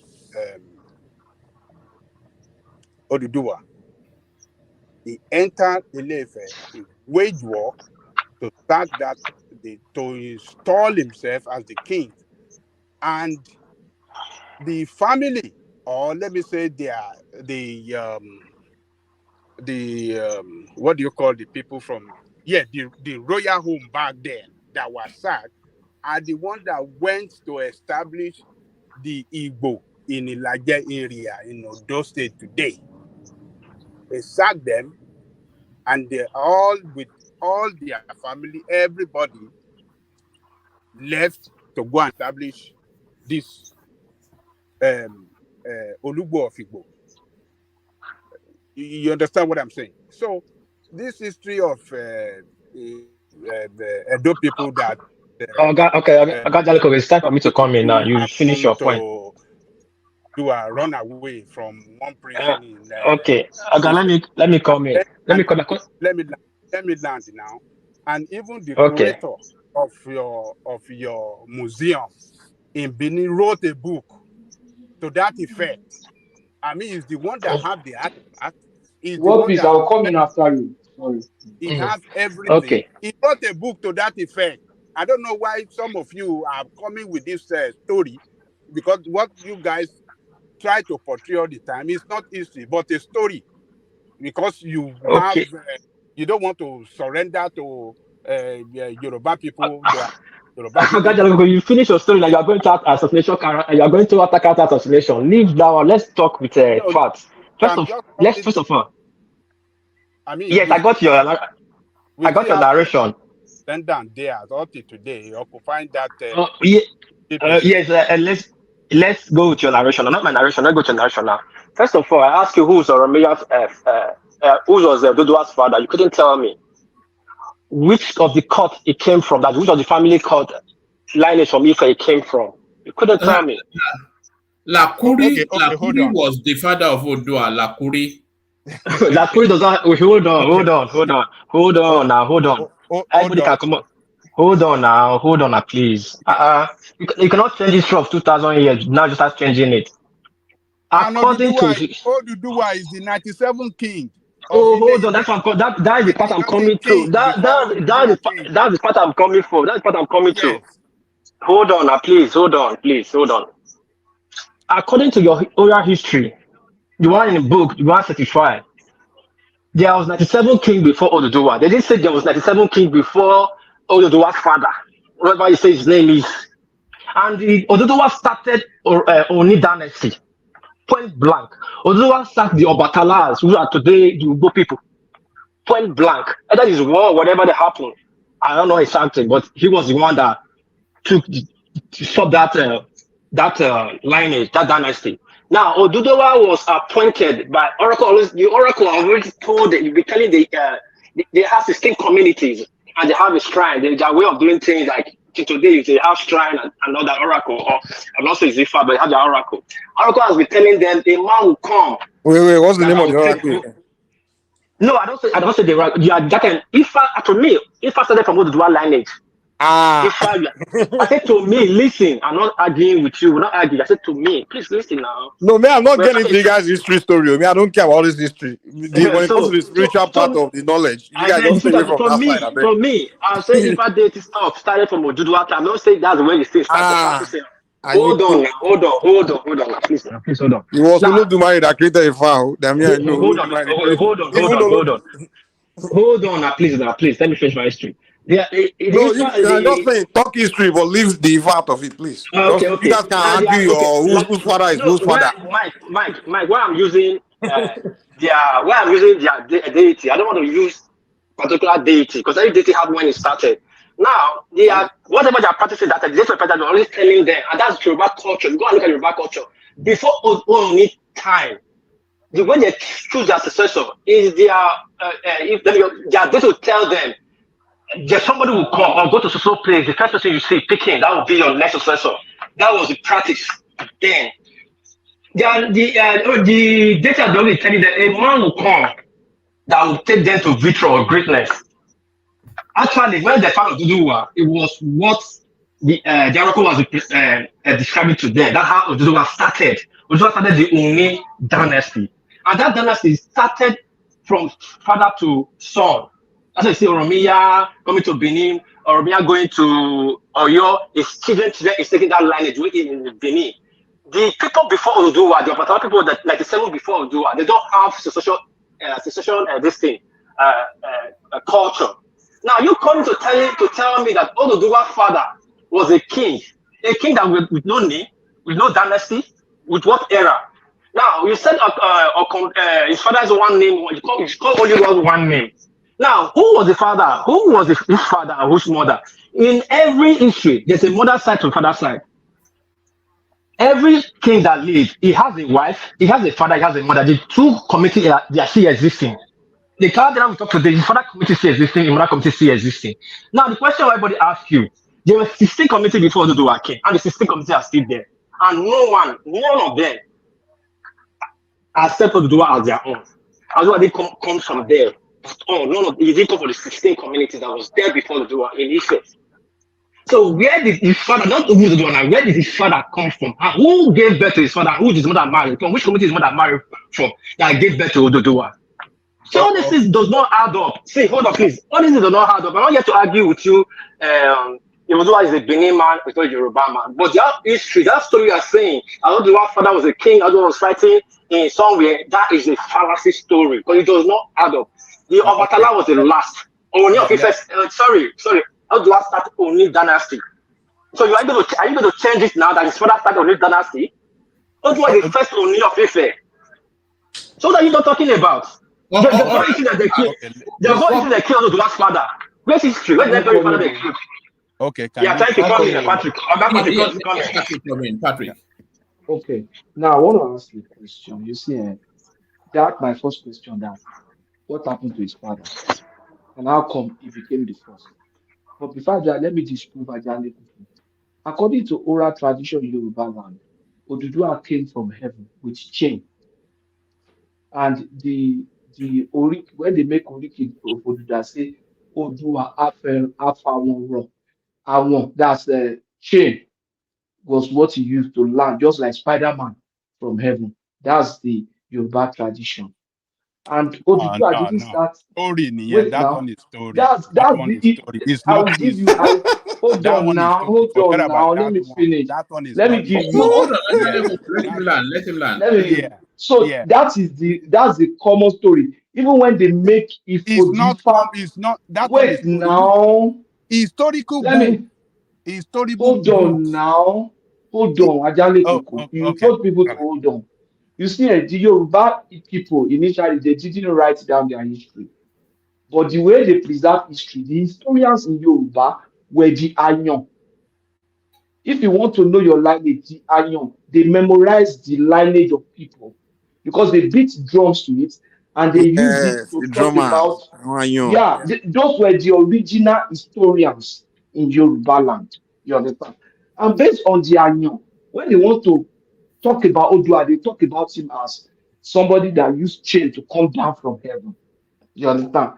And then the Ifa also came around to talk about the history of Yoruba land. Let me tell you first thing. Orunmila was one that created Ifa. That's why they call him Orunmila Baba Ifa. And Orunmila is from Ekiti State. It's not even from Ife. If you find out, Orunmila, his town is from Ekiti. It's not from Ife. And Orunmila preceded people like Oduduwa. And where you will really find the history of Yoruba is with the Ayan and with the Ifa people, because it's in their OD. You see, the history of the Jews is in their Old Testament and the Talmud. That's their own OD. The history of the Yoruba people is in the OD of Ifa. The OD of Ifa will tell you about. I will close with this. No, you will the continue. OD, Let me correct one the thing OD. you just said now. Orunmila is not from Ekiti. Orunmila is from Ekiti. Hold on. Orunmila is from Owo. Okay, Ondo State, very close. Okay, from Owo. Okay, but it's not from Ife. The Ekiti people accepted. That's even closer to Benin. Yes. Orunmila is from Owo. So the Ekiti people accepted that, Orunmila spiritual, worshipping more than any other part of Yoruba land. Baba Janle Koko. Yeah. So let us continue. You are 100% correct. It is Ogun that is from Ekiti. Oromila is from Owo. All these are still close to Benin. These are closer to Benin than the East. Patrick, carry on so that we don't break that stride. Patrick, carry on. My argument is that the Odu Ifa is just like we want to know about the Jew, read the Old Testament. If you really want to know about the history of the Yoruba in a very preserved and sacred manner, because the Odu Ifa is the only sacred book or story that is not really being adulterated. You understand? Because they cut and they protect it. Exactly. So to get something that even you're a secret sending, self. all the Alawo will tell you the same thing about those Odu. If they want to recite chapter 1 of it, they will recite it the same way wherever they are. Exactly. Ilesha or Oyo. So the story will be the same, but historians Let of me Oyo say will one thing tell real the quick. story Sorry, from before you their continue to have your point.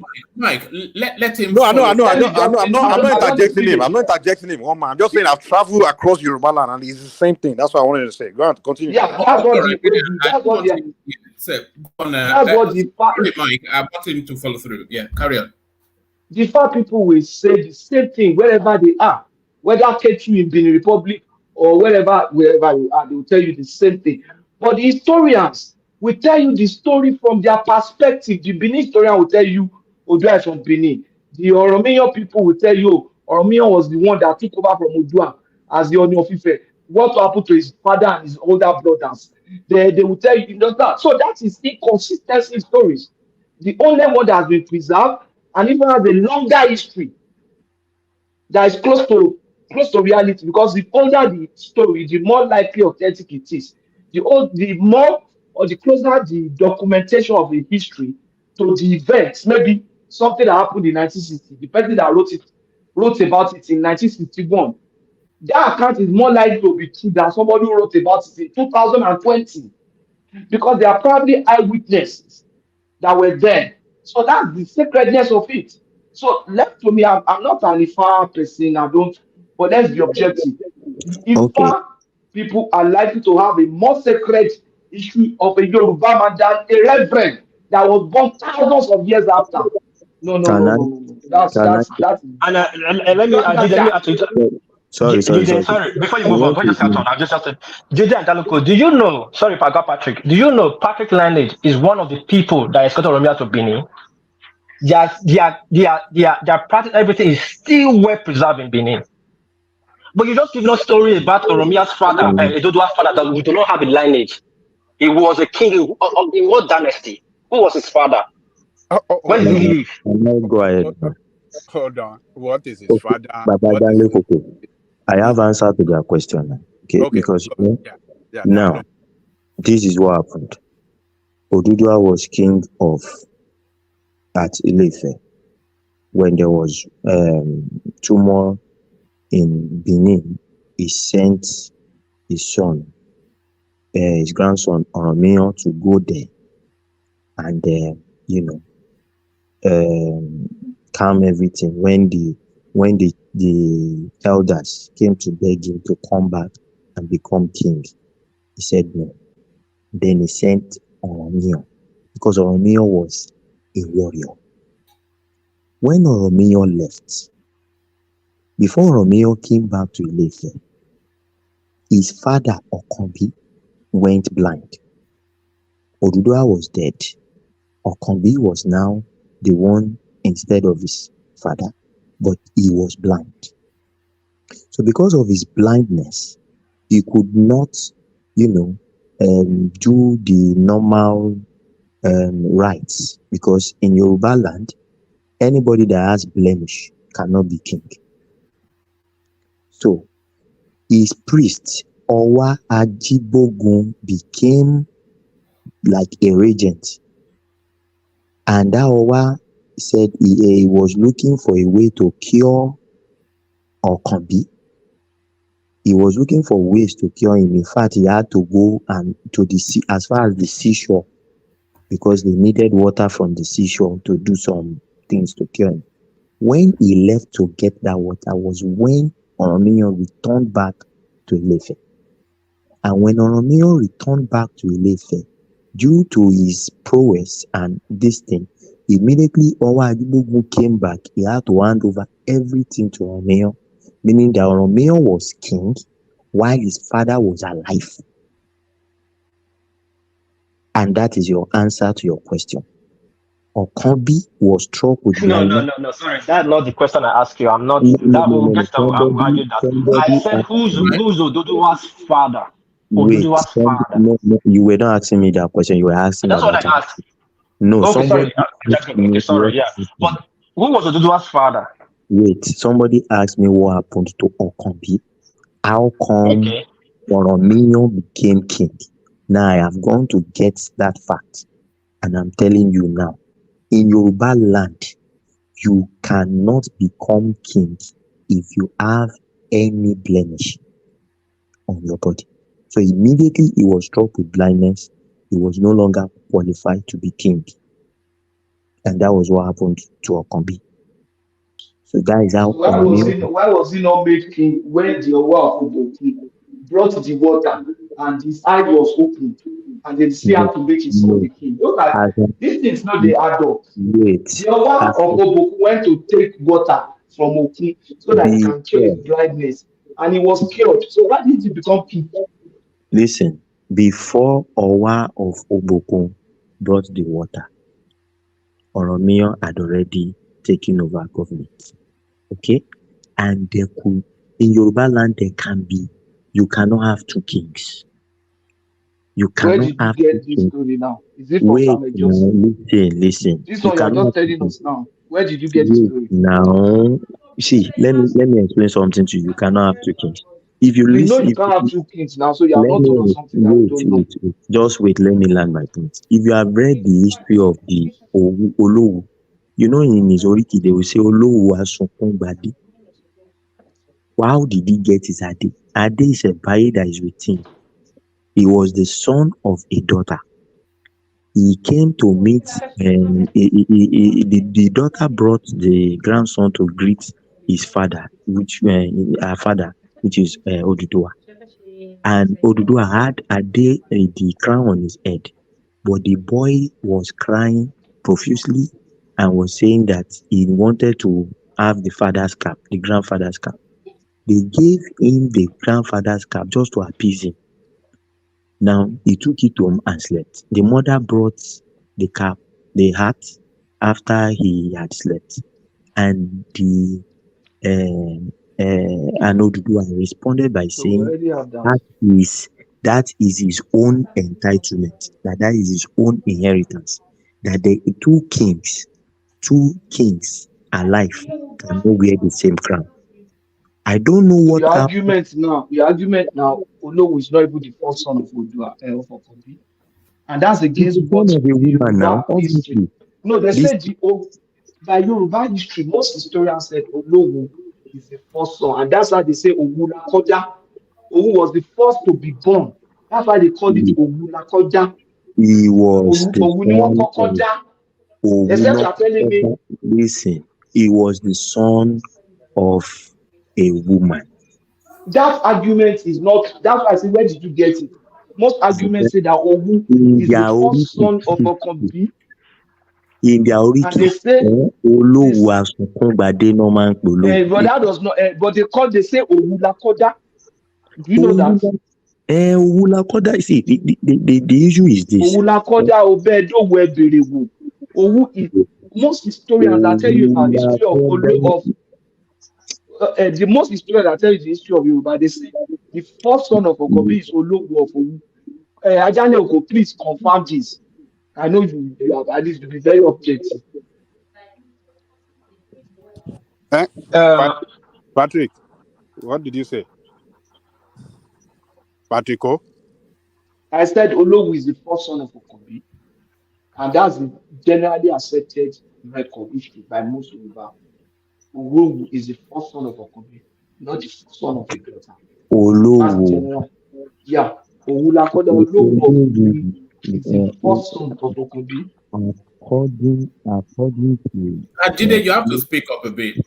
okay, Olowu was the first person to get his inheritance from Oduduwa, because Oduduwa was still alive when Olowu had already collected his own Ade. Where did you get this history from, man? Oh my God. Yeah, but it's Where already did you get giving this you the record? answer to what you asked now. One Hold man, on, history, wait. one man, history is not one man. History is not said like that. We that have interest in history, you don't just bring up something and just say it. History is like pyramid. It's there. Okay, When Patrick asks you, where did you where get did this from? You okay, have to where, make reference to where you got it from. Is it book? Let's go. Who wrote the book? Who is the person? let me ask you a question. If they want to enthrone a king in Benin today, do they come to Do they come to where? do they come to Ilefe? No. You are must sure? be joking. You are sure? Are You you guys don't joking? even know. You guys don't even know. It is the Ode that crowns the Oba of Benin Who now. told you so? Who told you so? One man, this is a very hold on. Hold on. Hold on now. We saw it at the Shola, even the last Olu of Wadi.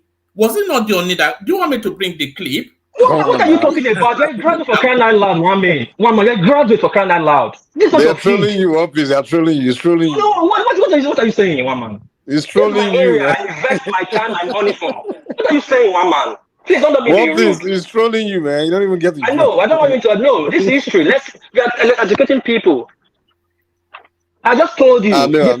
Hold on. The Patrick family is Ojo from 800 years ago. They are still in Benin.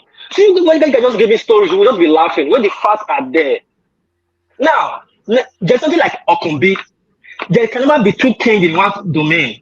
Jude, sorry. That Oni came.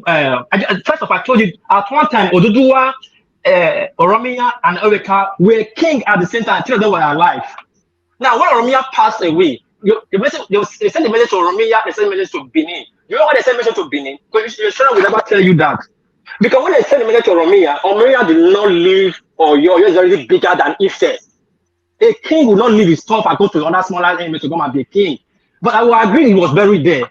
They sent message to Benin. Emeka cannot leave Benin.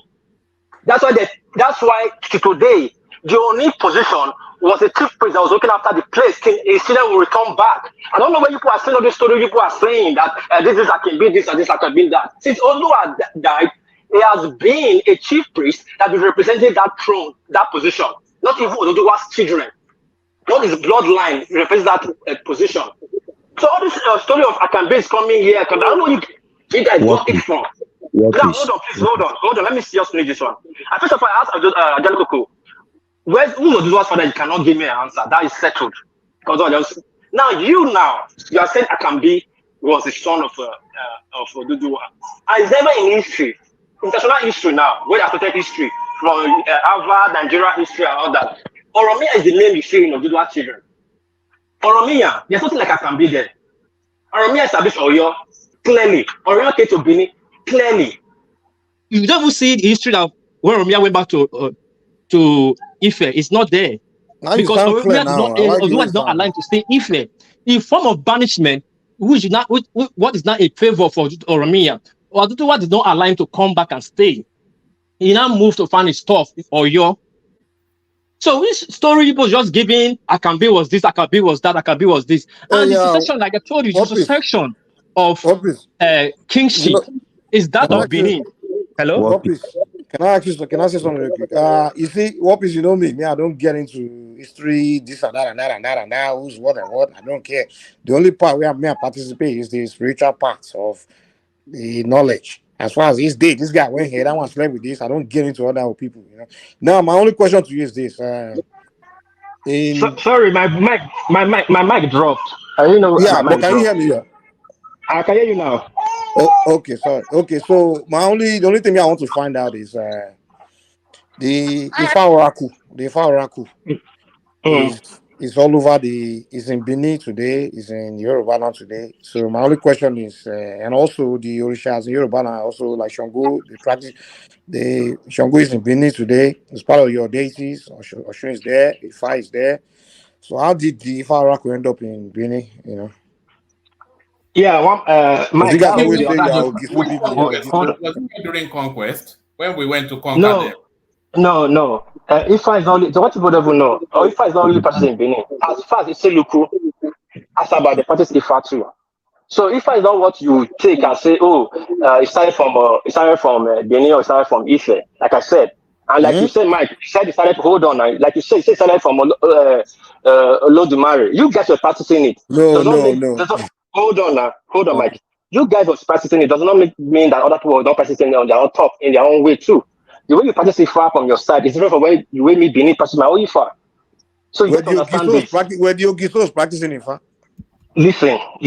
Yes. Caladera Really? was very good in. Yes, why do you think they punished Caladera? Because of he was very good in Ifa and all so that. So Ifa came from Benin to Yoruba land. That's what you're telling us. Listen, I'm not saying Ifa came from Benin to Yoruba land. Listen what I'm telling you. Ifa was practiced as a general deity, just like Muslims have Muslim, up to some part of Southeast. I gave you not Southeast, sorry, some part of Benin Delta.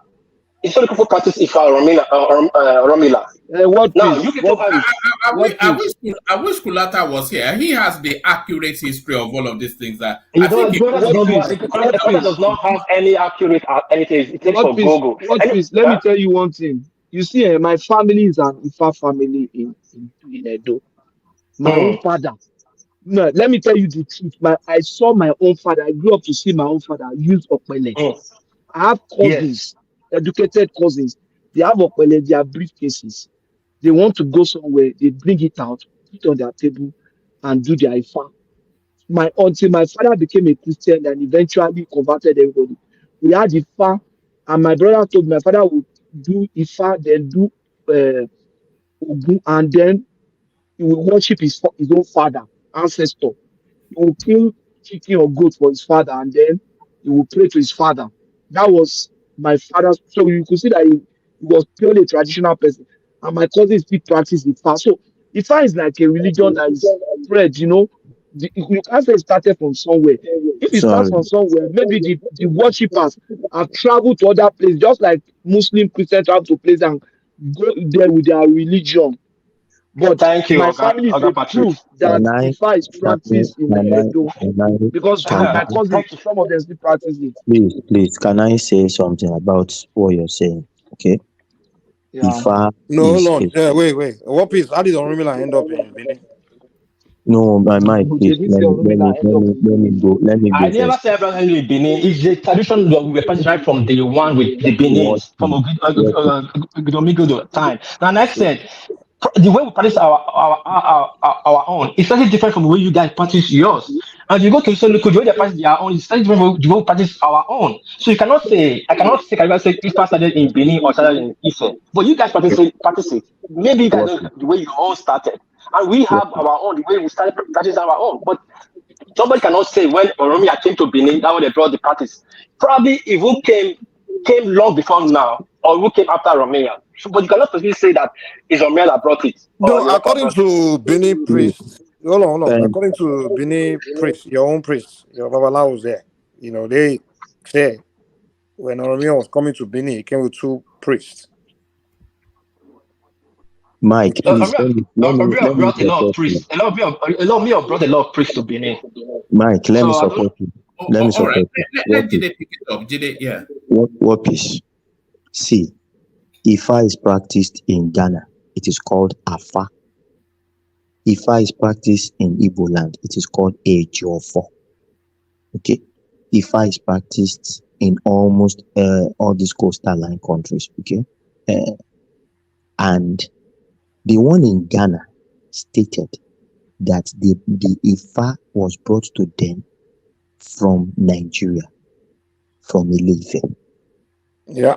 There's no denying that. Yeah, wait, people. Even the Benin Republic, everybody says it's from everything is from Ile-Ife. Only Edo people that will tell me it's from Ogiso. The Edo people, when Oromia was going to Edo. When you land, sorry, finish what you're saying, Jide, but when you land, I also want you to just in a little summary, just give your perspective on why the Edos, why they are refusing to subordinate themselves to the Yorubas. I don't know why they are refusing to subordinate themselves, but I carry on. Very good, Mama. So now, The Yorubas had they had contact with the Igbos at one point in time in their history. If you remember the story of Moremi very well, Moremi had direct contact with the Igbos. Okay, now the influence of the Yoruba culture. Not the Igbo. Those people that had contract with were the Igbo, those states, so don't confuse them. No, let me just quickly correct that. The Igbo, the people in those states where this man, Obat became king, that place is called Igbo. It's different from the Igbo people. You understand? He's not saying that. He's also saying they also have contact with the East. Immediately have contact with Igbo. You see, when we have these interjections, then we go off on a different tangent, and then by the time we get back to what he's saying, we've lost the flow of it. So how can we now correct the error? Can we interject like that? Continue now? Can I continue? But, So but when- do you take You can Patrick's continue if you don't truthfully, if you don't do on that error. One man. You see, when we say our history as if we live in isolation, Shango was a king in Oyo. He had Fulani slaves. Did he not have contact with the Fulanis? How will he have His Fulani mother slaves? was Takpa now. His mother, supposed mother was a Takpa woman. Now you are coming back to no. No, So what I'm saying is Who that became Mama Diora in Igbo land? Don't you know that story? Moremi issue is with the Igbo. In short, Moremi went to marry the Igbo Oba so that they can conquer the Igbo. We know that, but that's not the one he's talking about. So He's it's not not the talking about that Igbo one. of Southeast. There's no record of Igbo of Southeast. Wait Where's now. Bekele here? Patrick, Where's let him tell that tale. Then when it gets to the end of it, you can debunk it. Jide, carry on. Okay. One man. When Oromio was going to Ilefe, when he was going to Benin, he went with his priests. See, it is a culture of the Yorubas in those days. Any warrior has his own priest. In fact, top chiefs have their own priests. Kings have multiple priests. So they move with their priests because it is a way of knowing what to do. On a daily basis, they consult Ifa to know what to do that day, how to go about the day. So the Ifa influence got to Benin through Oromio. There's no denying it. The Dahomey people said that it was brought to them from Ile-Ife. A woman brought Ifa to them from Ile-Ife. And it was a time when they were having droughts and they were having serious problems. That woman through the Ifa resolved the problem for them. And that's why they have adopted Ifa. So Ifa, headquarter of Ifa is Ile-Ife. One more, please, let me interject, please. Sorry. No, please, don't. Let him just carry on. And there is no denying that. Okay? So now, what we said something that Eweka, Oromio, and Oduduwa were kings at the same time. My question is, how was that so? Oduduwa sent a son to that place to rule over them. That means that zone must have been subject to Ile-Ife at one point in time. And that is why, when I sent you something just now, that even in time past, it's just now that, when all this supremacy stuff is what is making them forget the culture. In time past, if they are going to install a king in Edo, they visit, their chiefs will first visit a particular shrine in Ile-Ife. And they believe that is the burial place of Oduduwa to seek for blessing for the new king. It is a custom. So now that what Peace is trying to tell us, another version of the story, is what I am asking. Eweka became a king in Benin after Oromio left. Oromio left, became a king in Oyo, and went to Ile-Ife. His father was blind. stayed there for a while, then went to Oyo, came back to Ilefe and died in Ilefe. Okay, and that is the story. So how if I go to Benin is a question. In fact, even the bronze carving, I don't know if you know that they have found bronze all these bronze heads in Ile-Ife that are even older than that of Benin. Way older. That's not the point we're talking about. This history. I thought you were a very good historian. You're trying to bring what into this is not the history we're talking about. Wait, I'm trying to tell you that at one point the Benin were subject to Ile-Ife. Okay, I've heard you. Please, one man, let me just ask this guy one simple question. You are very sure that Oromiya, we are not disputing that Oromiya came to Benin and you said you brought Ifa and he came with people. At least, can you just name 4 of the family line that came with him to Benin?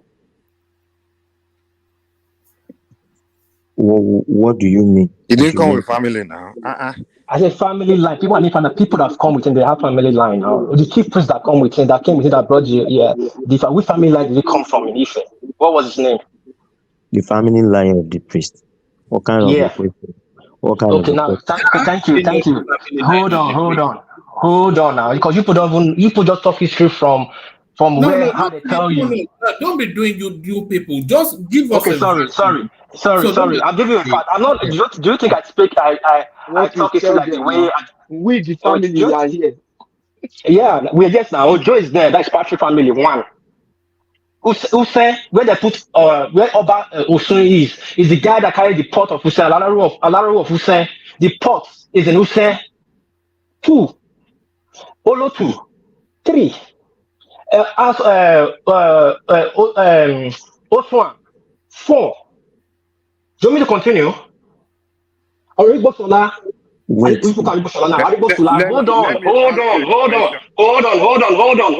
Hold on. You guys should hold on, please. Hold on now, please. I beg.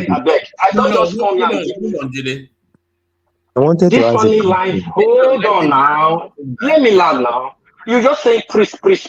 All the data I brought from Ife is staying in Benin. The people that carry the pot, who they are staying in Benin. Their family are still practicing today in Benin.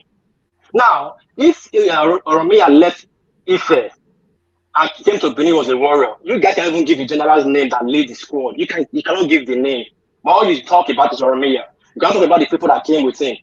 He came with oracle men. He came with fishermen. He came with doctors. You cannot say anything about apart from Oromiya. And that's just a write-up history.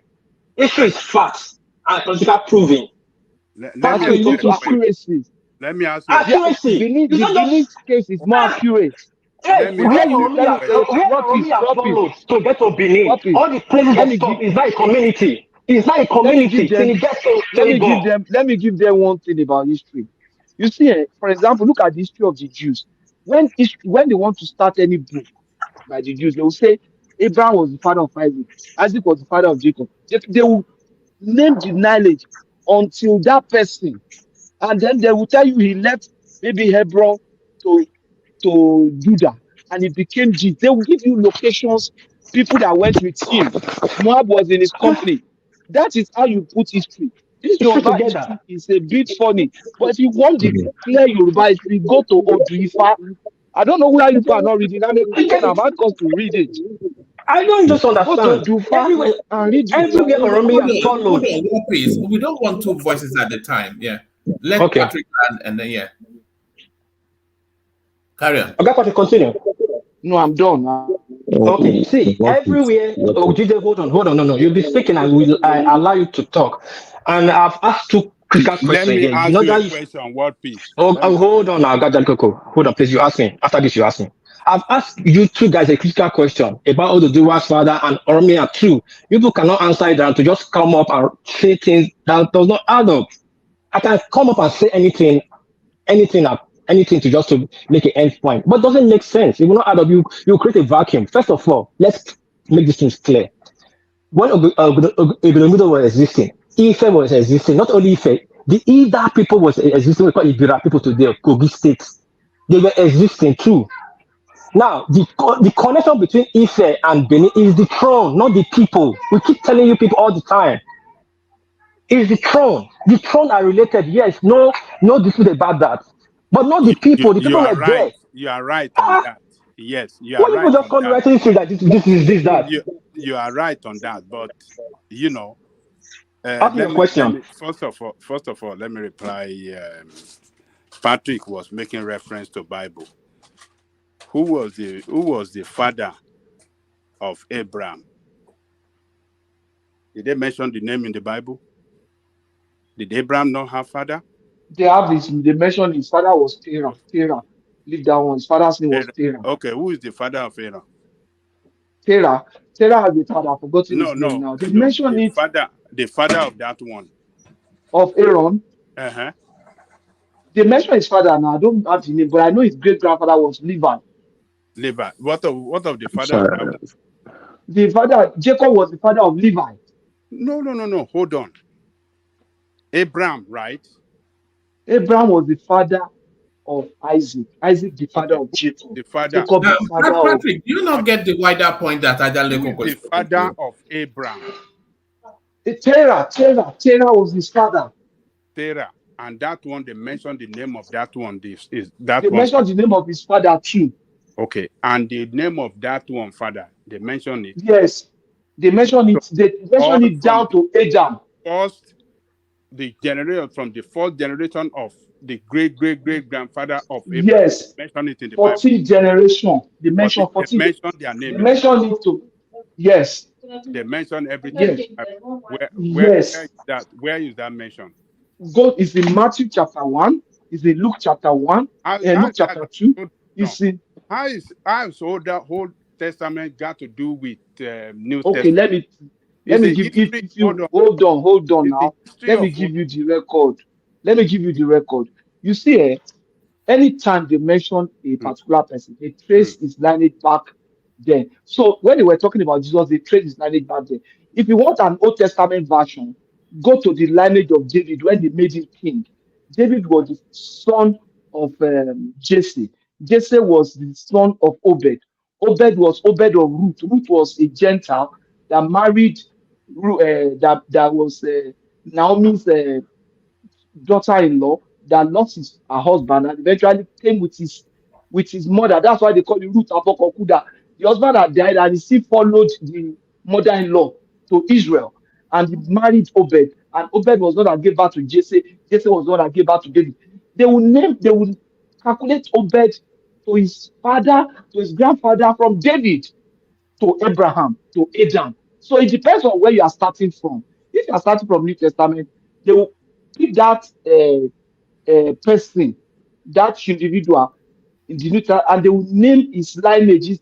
The Jews keep record of family. They have very strong family trees because the families are even buried in family sepulchre. So they are records. Okay. And they are not the only one. Even the Yorubas have it. Yes. Okay. Now, this guy has been asking of who is the father of Oduduwa. What's the name of the father of Oduduwa? We will research it and we'll let you know. So don't bring that as a big issue because the history of Yoruba land, when we are talking of the Yoruba land of Ife. I'm looking at that. You know why that is going? Sorry. No, let you know why him that back. is? Sorry. Woman, please. He said we should not bring it up as a big deal. You know why it's a big deal? The big deal, your father is a big deal because it's a big deal. When they say what's your name, you say my name is Patrick Ajanlekuku. That means your father is part of your identity. If you don't have a father, maybe you don't even exist. Maybe that character does not even exist. Hold on. You understand? Because if you don't identify his father, then that means it's a fictitious character.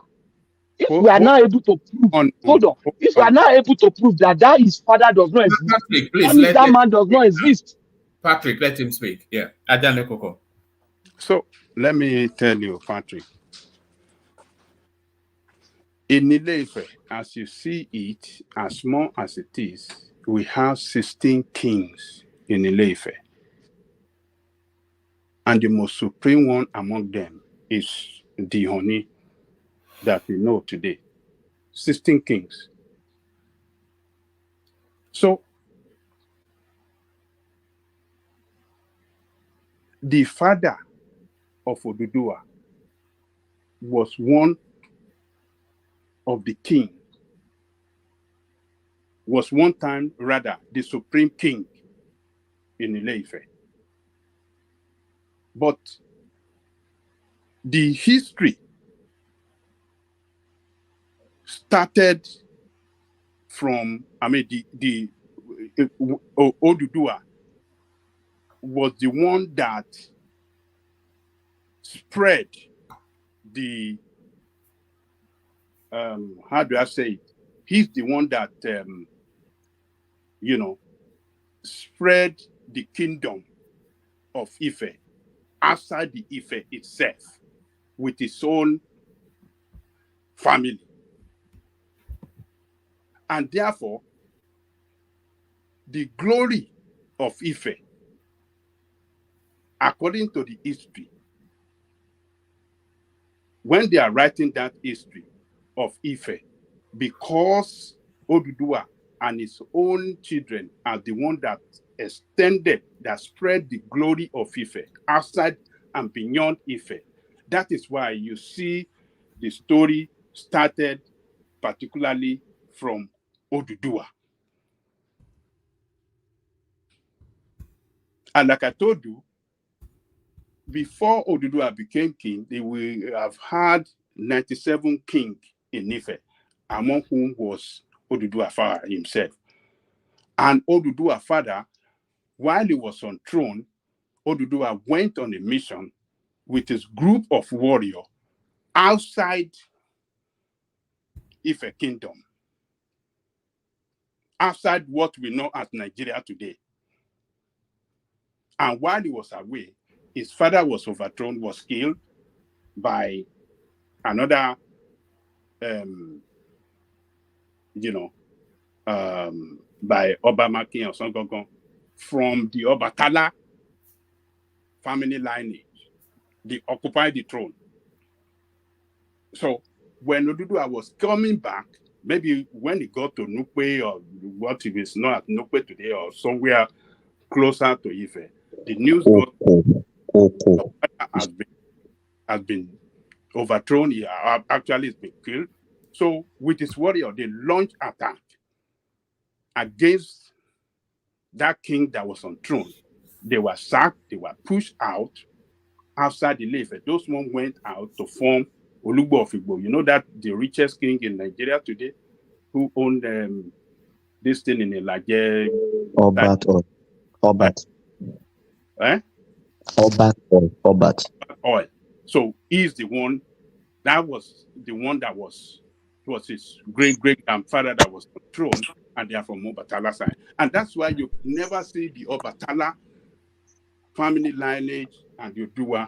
They were, well, they still managed the relationship, but they are like, not because of that history, they still have some kind of grudges against each other. You understand what I'm saying? So, but this assertion from you, from Benin, that, oh, Oduduwa is from, it's not from Benin. Okay, guys, let me come in. Sorry, please. If you stay too long, I'll forget my suggestion. Please let me come in. Please, sorry. I know you're not from Benin. Please, let me. wanted to talk. You didn't let me Okay, talk. talk. Let me Did they ask you talk? a question before you talk. Hold on. Are you telling us that they've been worshiping Ifa in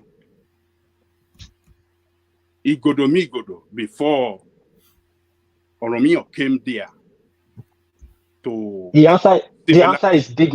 Yeah, the answer is big yes, because people don't go and ask questions. Yes, and you don't have to do you people all the time now. Just sorry, one man. Sorry. I'm not referring. Sorry. Yeah. The answer is big yes. Please let me let me explain of that. It's just 3. Done. Okay. So how did he get there? Is it invented Are you? Wait. Let me land. Are you saying that the Ifa spirituality came from Ife? I mean, from what do you call it? From Benin. From Benin. Migodo. So let me tell you something here. Let me tell you something. Wait, hold on. Let me say, I got Patrick. Let me say something here. I got Jalko. You're holding on to it. And when I hold on to who's the father, you said no, that's not the question. Now, hold on. Now you hold on, please. Let me answer you now. Let me answer. We'll be listening to you. Let me be patient. Why you don't be okay? Okay. Sorry, sir. I'm listening. Sorry. You will talk. Talk. Are you telling us that Ifa originated from Migodo and spreads to European kingdom? When all Ifa worshippers all over the world, outside Nigeria, all over the world, even United Nations, have it on record that is from Yoruba land. United Nations. Are you telling me that United Nations doesn't conduct doesn't conduct investigation well and get their fact well before they pronounce? Let me answer you. Let me answer him, please. Sorry. Well, we have to let us please talk now. We are not saying that. We have to give up his chance to speak too. Yes, sorry, it's not fair, man. No, hold on, everybody. Hold on. Everybody, hold on, please. Everybody, hold on. I'm going to bail out and hand over to Mike.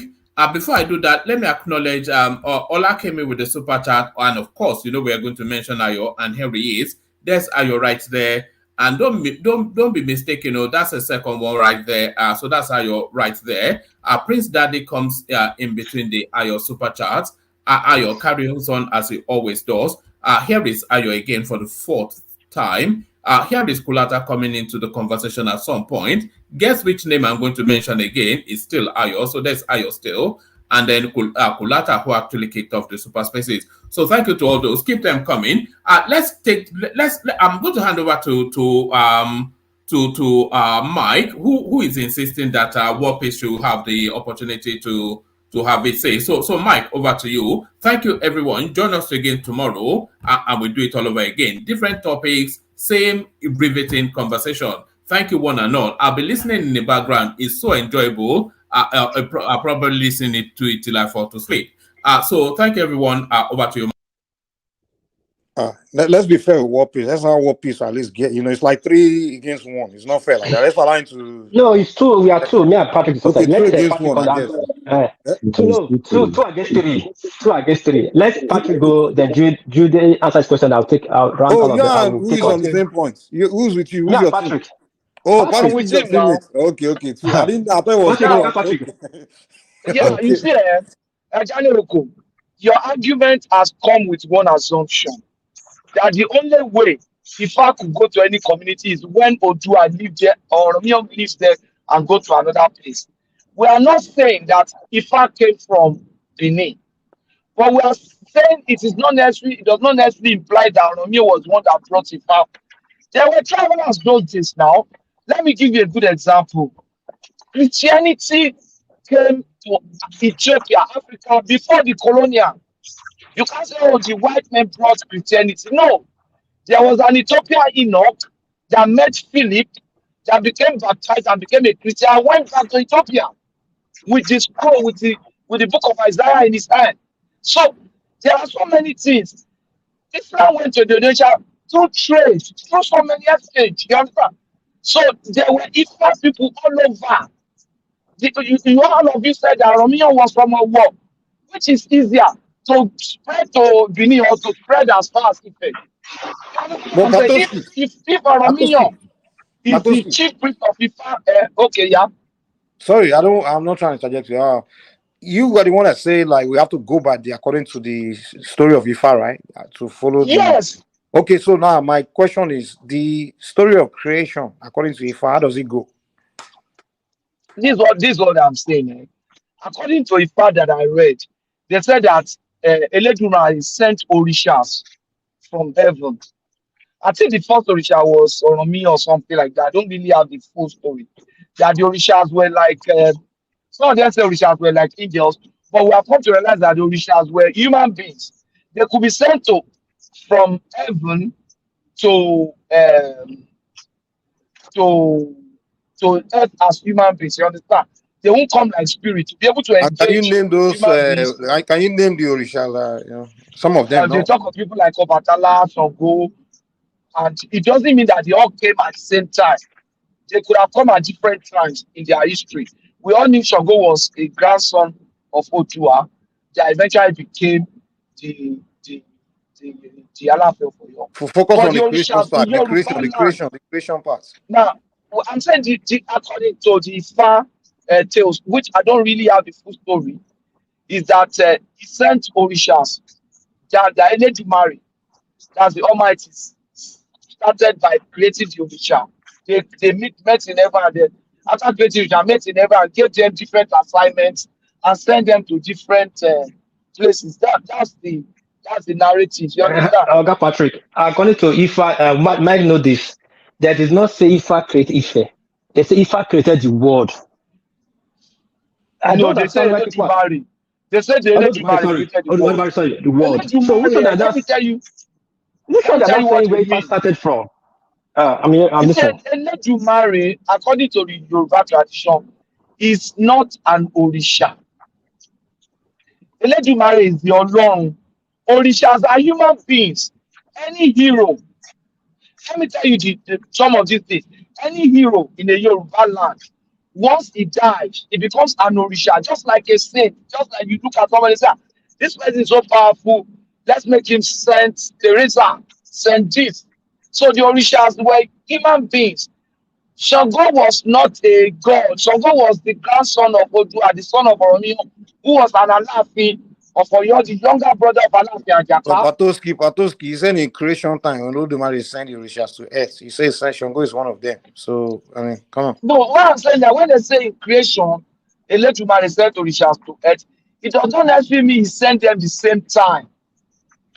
You What do you mean? understand? What do you mean? They had intervals. They had intervals. Okay, it's time No, for you to give go. It's us time what for he you to first go. said now. No, I just told you I cannot quote it with accuracy. I can only come up with the Okay, theme maybe of the story. Yeah, does because I'm someone not else that know far. the story of creation? Well, Mike, I beg, please, sorry, let Jide ask the question so I can round up the question now. Yes, I'm taking question from both. Okay, Jide ask you a question. Okay, Patoski, see, I have told you, if we start mixing history and mythology together, or spirituality, will be mixing the point. Okay. All these orishas in creation were viewed as spirits of nature, forces of nature. You understand? And this thing is not only common to Yoruba mythology. Okay. But what I wanted to ask is this: Yeah, I'm here. Are you saying those spirits don't exist? Is that what you're telling us? No, I've not said that. I've not said that. When you say something is myth, that means it's not real. No, I'm not saying myth in terms of That's what what. you said. Now you say it's mythology. What I'm trying to do is that Mike, let him ask his question. No. We have to get things straight. We can't just be doing all this. The proper word will have been spirituality, which I tried using later. You understand, Mike? So it's not mythology, it's real. Right? No, I'm not discrediting the history. It's my history. I cannot. Okay. What I'm trying to say now is this: Wapis, the capital of Ifa worldwide is Ilefe. We agree on that. The capital of Ifa worldwide is Ileife. Okay, you're just telling me. I'm telling you. Okay. Because now, this is the reason. We can trace the origin of Ifa to somebody. Who? Orunmila in Ileife. Okay? Orunmila was the origin of Ifa and it is in Ileife. Sorry, can I ask you a question on that, Orunmila? Sorry, just as simple as you take it along. Is the family, is blood lineage of Orunmila, yes, are they still in Ife? Are they still in Ife? Yeah, because Oromia is a human they are being now. still there. They are still there. They are still there. Yeah, Agbole one. They are still there. They are still there. What is? They are Okay, still let's give there. What Peace chance to debunk you guys. Okay, What Peace, go ahead. No. Yeah, see, sorry. Let it finish. Let it land. I will take out. Okay, land. Now, what I wanted to ask, I have a question to ask you. What I wanted to ask you is, where is the source, or who is the source of Ifa in Benin? Okay, you understand? I'm listening. I'm listening. I've told you now that in Ghana, in fact, the priest from Ghana said that. The priest from Ghana said that as far as Kemet, that they were practicing Ifa in Kemet, and that the source was still from Ilefe. These are a very old priest. Okay. Let's not go too far into that. So now the second question I wanted to ask you is this: if Oduduwa was from Benin, what is the name of the father of Oduduwa in Benin? You know that Silesian or Ogiso Wudu was his father. Wait. You know why I said I want to listen to the story from your own end. Okay. What is the father? The name of the father from your own? Jide. Let her look. Jide, can you hear me? I can hear you. You're asking me question. Let me answer your question. I'm very please. Hold on. Jide, look at where he's contradicting himself now. He said Ogiso was Oduduwa father. Oh, you do even hear my word? Hold on, please. Hold on before you move on. I said Ogiso Wodo. Ogiso made king title. The name of the king, the name of the king is Owodo. His father is Owodo. Okay. All right. Yeah. So okay. So that is what your history tells you that okay. No, not my history. That is the history. His father to son. Hold on now. That is the history. That is your history from Benin, right? Yes. That's what I'm referring to. Yeah. So, but you have not been able to tell us his father according to Yoruba history. At least we know that this man exists because he has a father and we know his father. This is your own. We don't know whether he exists because he doesn't have a father. And I don't know why somebody would be existing without having a father. Okay, hold on now. So he ran away from there and he became king in Ile-Ife. And his grandson, you have to He didn't run away, he was banished. He was banished. It was banished. Okay. He was yeah, banished. it was a recalcitrant Benin prince. Okay. He was banished. And he became king in Ile-Ife, right? And then he has to send his grandson to go let's and tell you colonize how it happened. Hold on let's tell you how it happened. Patoski, now let him land one at a time. You have to, let's keep order. So he had to send his grandson to go and dismantle that his father throne and colonize them in Igodomigodo. Is that what you guys are telling us? No, that's what you are. Let's tell you. That's what you are saying. That's what we are saying. What we are saying is different from what you are saying. Let's tell you now. That is what you are Let's telling us. answer your question. No, that's not what we are telling you. Hold on, because Jide asked a question from. But I'm not answered the question yet. Now you just come in. I gave you the opportunity. Let me answer. Let me take all your questions. Hold on now. He asked you who was the father. I just answered you now. I think he answered. He answered that he's born. I've not finished. Okay, Patoski. Well, hold on. Let's tell you what happened. Let's answer Jali. So that doesn't everybody's continue talking to over stray. each other. I don't even know who's. Okay, so that Jali doesn't continue to stray. Let's correct him. Okay, hold on. I want to keep order here, guys. Wait. Okay. So basically, Jide asked question, right? He asked Wopis who's the father, and Wopis gave an answer. He says Ogiso Wudo, right? That's the father. Yeah. And then Ajani Kokona asked. I think he threw his own question. I forgot what that question was. So my question is that Oduduwa now sent his grandson to go and dismantle that his father throne. That's a good question, though. So now, You are just hold making on, One Piece, before you guys answer correct that, wait. statement.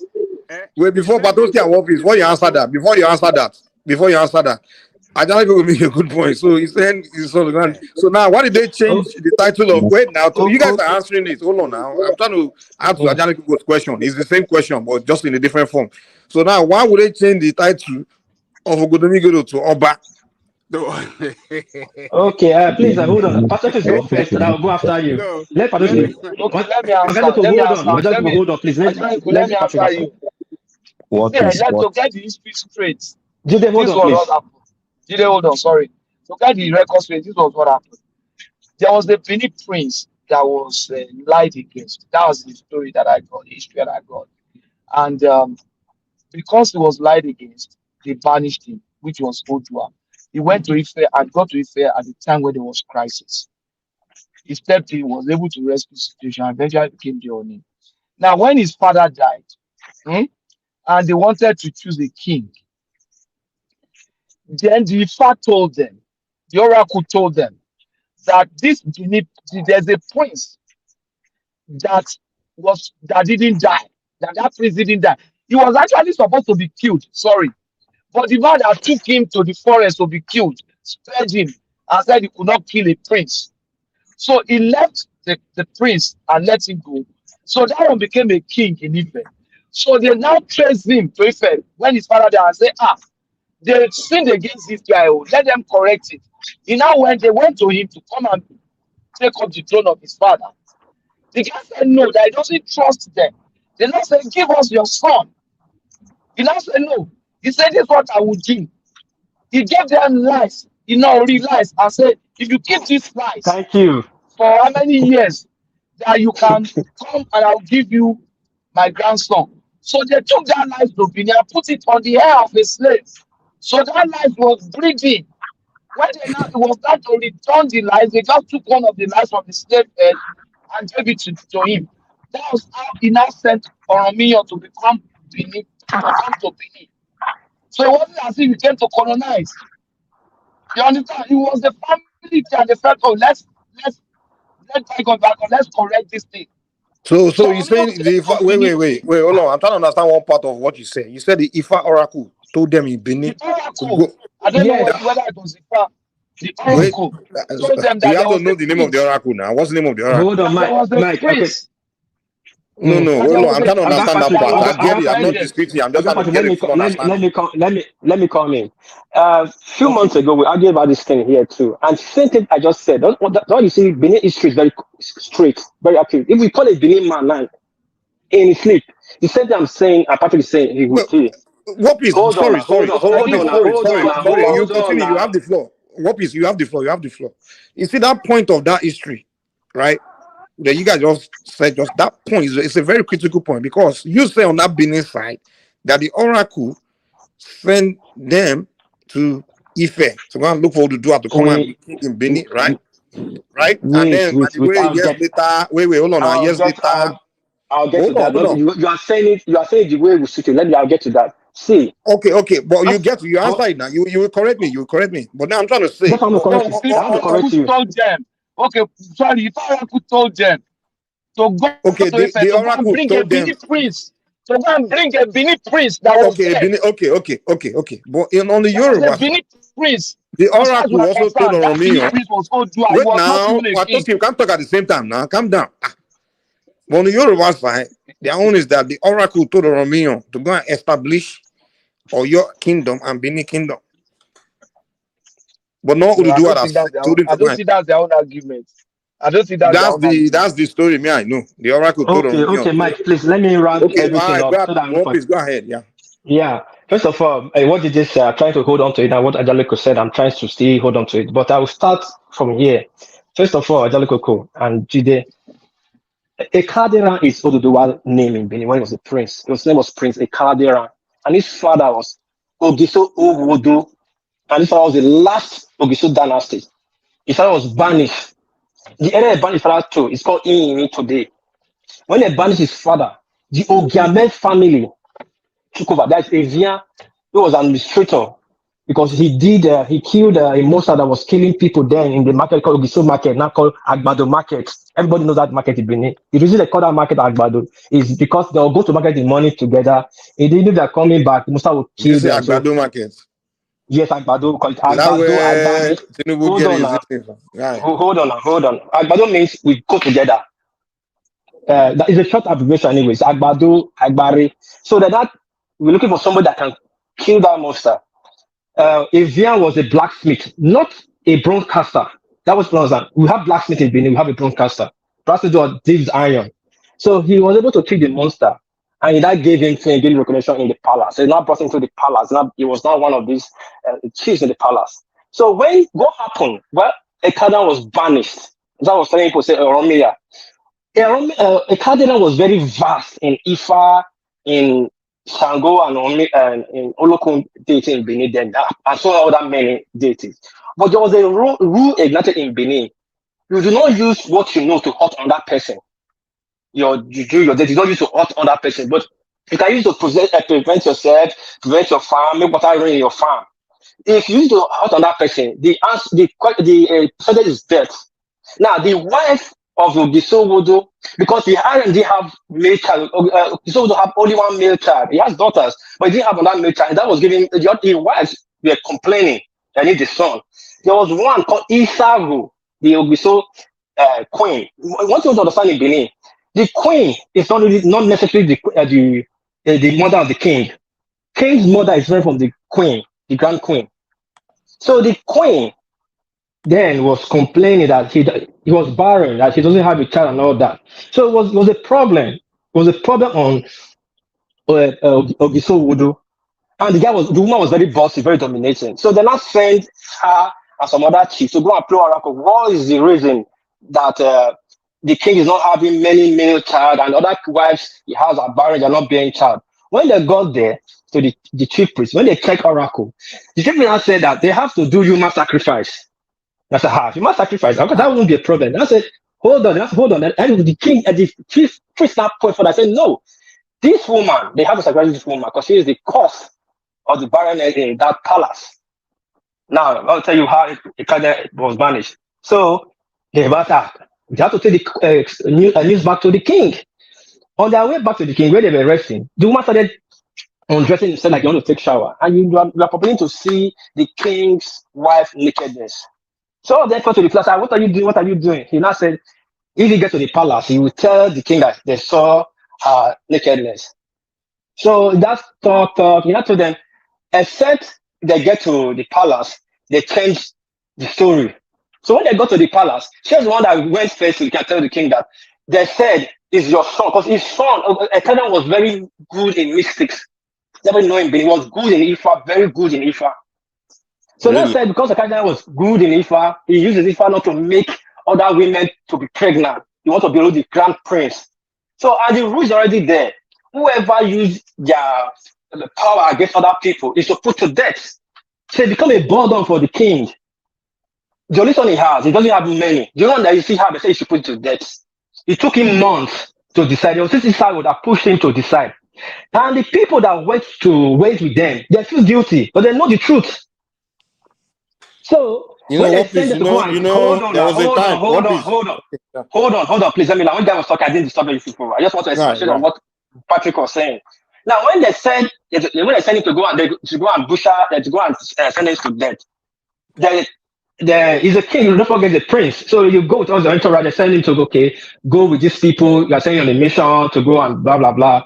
Then they took him when they go to the forest. I'm not cutting it short so that it could be easy. This one told you that you were sent to here to take your life, but we cannot do it because we know you are innocent. We know you are innocent. We cannot do this. Our conscience will judge us. Okay, but this is what's going to happen. They swore the son of Ode. You leave Benin now to come back to Benin. Because your life depends on us, and our life depends on you. Because if they find you anywhere, they will put them to death because they're going to go back to tell the king that they have done the job. But you leave never to come to Benin. That's how he was straight into the Igbo forest, banished into the Igbo forest. He ran. Now they now keep chicken, cock, block. They keep cock, chicken, that thing to run. They now took that back to the king that they have done the job. Now, if before he got to Ife, he didn't just run around to Ife. He first of all ran to a place. He found a place they call Ugoton today. The other place, after he left there, after he was migrating and migrating. No, if he ran, they stop. Then he will feel that maybe they are still coming. After a while, he will still make haste again. He found like 3 communities. To cut this long story short, enough landed in either to the Kogi state. The Kogi people will tell you a Canada is their own. It's a Benin place. He stayed with us before he went to Ife, and which is true. He was in Ife. He was in Kogi. He stayed in Kogi for a while. Now this will take time before he landed. Towards the area he was staying in Kogi was called Uwe. There's Uwe in Kogi. There's Uwe in Ife. There's Uwe in Benin. Now how they now found him, and when he was going to Ife, he passed through the Ulugos. They also take that in Ondo. Everybody he followed had Ife and took that far to it before he landed in Ife, and because of the oracle in Ife, he was accepted. And it took him 15 years to even learn the language. Now, when Ogisogodo was banished, he now took over as the administrator, and he did work. People liked him. So after his demise, he was passing on. He wanted to in a sick bed. He wanted his son, Eribu, to take over the throne. And I told him, no, you cannot do that. You're not even in line of. You're not in the king line. So to talk of your son. That one brought the problem. So the son wanted the throne. Don't forget, he was administrator, so he had more people to his side. So that became a problem. So the Uzamas, the 4 Uzamas, the Olia and Co, they said, okay, some of us know the story that they didn't kill Kaladera. They want to check the oracle. Is he still alive or not? I'm not told that yes, he's still alive. That's why they started the journey, started tracing him. They're tracing to all those villages that found him. But I call this short, that's the story from that day. They landed in Ida as Idala. Is in that person is in Ife. That was the tracing to Ife. When they got to Ife, it's already old. And like Patrick said, he was already old. And they told him the story and everything and what happened. Now said he's too old to come. But from where he doesn't buy the story like that. He wasn't too sure.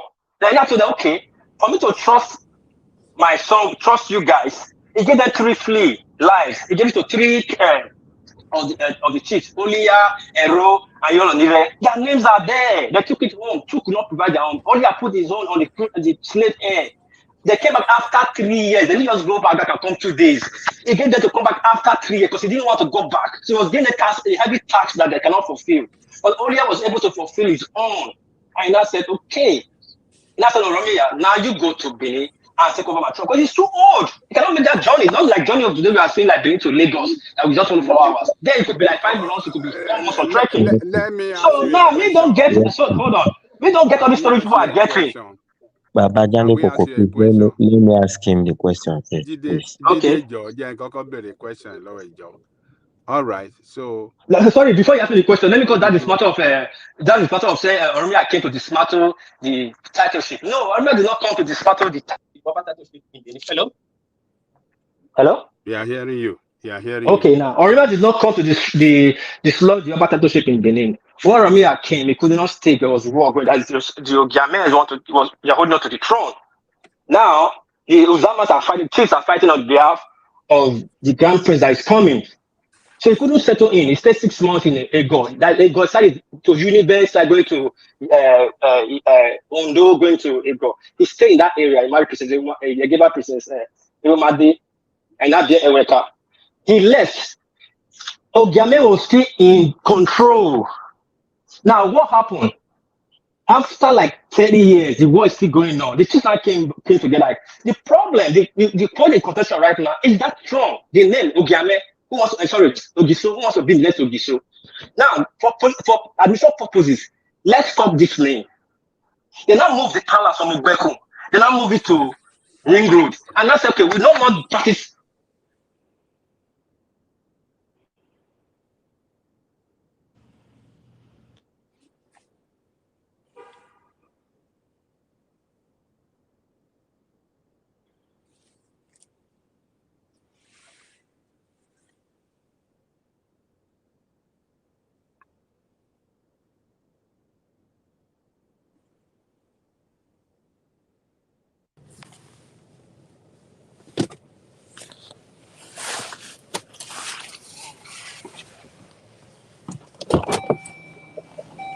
Hello.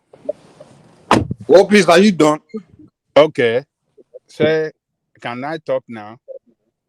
Go ahead, Angelico. Go ahead. Okay. Now you said Oduduwa left the banishing and he landed in Ile-Ife.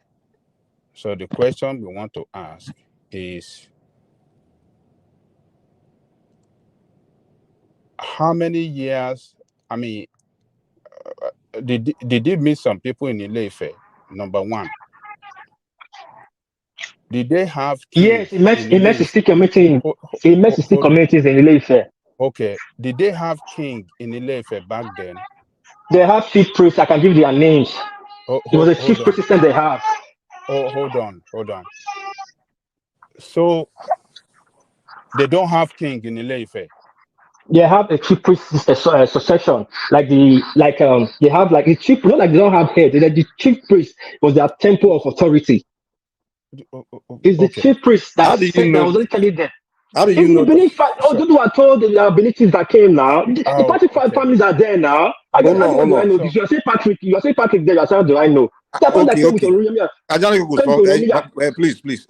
So, please, this is a very important question. So Yes. what you are telling us is that Oduduwa left. He's from Benin, right? He had all this story from Benin. When he got to Ife, he didn't tell the Ife people where he came from and the story of Benin. Okay, because he was a fugitive. But then he told the Benin people the story of Ife. Listen, Mike, let me tell you something. Mike, before you start laughing, sorry, let me tell you something.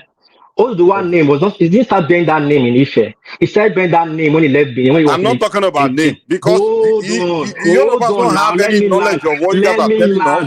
Let me land, please. Sorry. When he left, he changed his name identity because he was a fugitive. When he was in Igala, he was bearing Oduduwa, which is people call it Oduduwa. When he came to Ife, he never opened his identity. He only said his father. Why do you know this? How do you know? He told us now. Mike, he told you. Now. So Oduduwa was deceiving the Ife people. He was only loyal to the Benin people. Mike, listen. Mike, listen. Before Ajako go on. At one time, listen. Before Ajako go on. At one time, Oduduwa was alive. Oromia was alive. Eweka was alive. You didn't think there was no communication? Before Eweka was not just talking, they were sending people to Oyo to meet Eweka and Oromia. What are you talking about? History is cold and raw, not logic. Okay, let us ask you a question. So, continue. So he landed, he disguised to enter there. It's not disguised to enter there. They're not disguised to enter there. Okay, Oracle already predicted that stranger will come.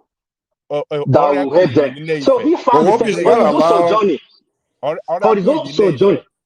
Yes, I'll be telling Ile-Ife people. Told be telling Ile-Ife people, a stranger will come to be their king, right? Okay. Yes. So, all right. Now, I told you that in Ile-Ife, there are 16 kings. No kings, community. I have all this history. I don't want to be debunking you. Hold on. They have 16 kings in Ile-Ife. And the supreme one among them is that Oni. And anyone that occupied that Oni throne, when he dies, is among the 15, the others that they will choose to. No, that is not true. That is not true. That is not true. So, okay. Yes, I'm telling you, it's not true. What is allowing to give his own side now? What if you went for like 5 minutes straight? Nobody stopped you. Sorry, okay, sorry. Yeah, continue. Sorry. That is the history, and it's still existing till today. So they will choose one of them to assume that most supreme position. All right. Now, in Yoruba culture, a foreigner can never be king in Yoruba culture. That's why it's not a king. That's why it's Oni. Hold on. Oh my God. Sorry. So, in Yoruba culture, a foreigner cannot be king And a foreigner cannot be Babalawo for any community. And anybody that will be the Oluwo, that is the chief priest in any community, must be from that community, must be son of that community, must be someone that, you know, they can trust, somebody that lived, that was born, grew up there, his family history, they know it to the core, and they raise him, and he understand the culture, and he can practice the culture very well. That is the person that always be king in Yoruba, not a foreigner. You were asking me a question, So now you're this telling is a me straight. situation that a foreigner came and they accepted him, and then they put him, lifted him to the position of the king. Okay, let me respond. Okay, Let me respond to. Let me respond to your I'm just giving you this hint for Yeah, you say, to know wait that now. the Let me contradiction respond to of you. what you are saying You to you the just culture of shot yourself. Yoruba people. You just shot yourself on the leg, and you just make my point for me. When I remember, I told you they have a kind of a chief priest system. They have distinct communities. If they have leaders, fine, but they have a shrine where they draw the authority from, and they have presented to them that a person will come. Now, because Duduwa, what he started the Oni titleship. Oni title means is not a king; it means the keeper of the deity. So the history is there. That as you're according to you, Who because told it's you? You are not. telling Yoruba people told you history. that? Are you kidding me? Where are you learning Who told Yoruba you history? that is the keeper Mike, of the hold on, deity, Mike, but not a king? Hold on. What does Oni mean? Hold on. Do you know the traditional No. responsibility? This, Hold I on will make a now. simple question. You will take me longer to Hold talk on. many What you things. don't know, you are saying it now. The traditional responsibility of a king in Yoruba land is the custodian of the culture, the tradition. And when we are talking of culture and tradition, include the deity. Back in the days, they are the one in the lead to do the sacrifice and do all these things. You understand? So I understand. So we will not go far. So we will not go far. Hold on. Back in the days, the Alaafin of Oyo used to lead his group of warriors to war front. He never went to any war. He never went to any war. Oh my Sorry, God. Alaafin went to war. Sorry, Alaafin went to war. Oni never went to any war. Sorry, Oni never went to any war. I'm not talking of Oni. I'm talking of And I was coming to Alaafin. I will take But Alaafin. one piece. But you can't be telling. Let's at least not tell other side your own story. You give your story, and you can't say this is how they do it here. No, just like he's not going to tell you. He's not going to tell you that Ogiso never went to war. Ogiso never did this. He's not from there. He can't tell you what Ogiso was doing or not. Mike, I respect what you say. I'm not talking Yoruba. I can't be doing that. I can't say Alaafin never did it. Alaafin never did that. Hold on now, Mike. Are you from Oyo to tell what Alaafin was doing? No, I'm not trying to argue. Wait, Mike, I'm not trying to argue that. But I will only speak on the part the Benin have connection with. The side the Benin have connection with. I always say the part we know. You only tell us Benin story. You can't tell us what was going on our side. Mike. I can always, when it comes to Oromiya and Oduduwa, Benin will tell you the part they know. Only that true. Any other thing is not Benin business. Simple. That's what I'm trying to portray. I'm not going to tell you how he ruled there. What we knew when we came to meet him, what he told us, what we saw, we have it on document. We have it documented. When we're sending people to meet Oromiya, you can't say what you have. What was going on in Ife? You can't say your document or what was going on in Ife. You don't say. Wait. Hold on. Listen now, Mike. Now. Well, listen to you now. So you don't like your people. I say what we saw and what he told us. I didn't say what was going on in Ife. What we went to meet Oduduwa. What do you mean? Told you. Oduduwa never went back to Benin. He never went to Benin now. People went to meet him there now. How did he send his son? People went to meet him there now. How did he fly? He said Oduduwa went to Benin. I didn't say he went to Benin. I said when we went there, when we met. The only thing we understand from you is you are telling us somebody named Alaka did not left Benin. Mike, you're just Mike. You're telling us that Alaka did not left Benin. Listen. But Mike, then, you know, hold on. Wait now. Wait. Let's try to make sense here. Hold on. Let's just try to make sense. Calm down. Wait. Listen. What your story? I'm not going to dispute you guys' story in your land. I'm not going to do that. It's not my duty. I will respect it. Right? The only thing I can give you is my side, our own side. You say someone there like Adiron left Bini, and that like Adiron is who's going to do a Yoruba land, right? And then you are telling us his experience that would do in Yoruba land, what his experience was, and we're asking you, how did you know this experience in Yoruba land? You're telling us that he told you, but then, okay, how can he tell you when he never came back to your place? What his experience was? Can I respond now? Go ahead. Yeah. Yeah, I just told you when our chief went back to when they finally found him in Ife. The story, his narration, what the ordeal passed through and how he became where he was now. Don't forget, he was an old man when they met him.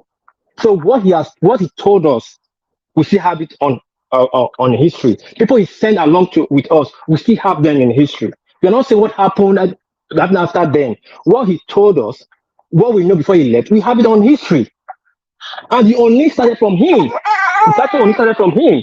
That's the place that does not connect. When people are talking about 97 kings, but it's clearly in the history book of Yoruba that the only title started from Oduduwa. They're making they create that title from specially because of maybe whatever happened and whatever was doing that was great.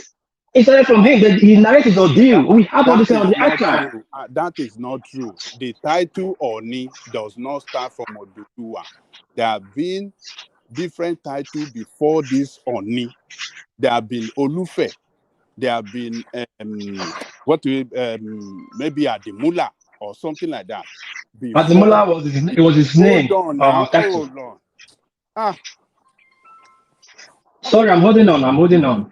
You want to know the history of Ile-Ife better than Yoruba, and everything. No, I'm not disputing this. You, and I'm telling you this. You want us to believe your own history, but you don't want to believe what we are telling you.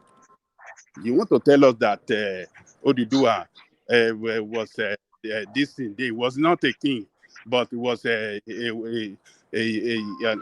priest.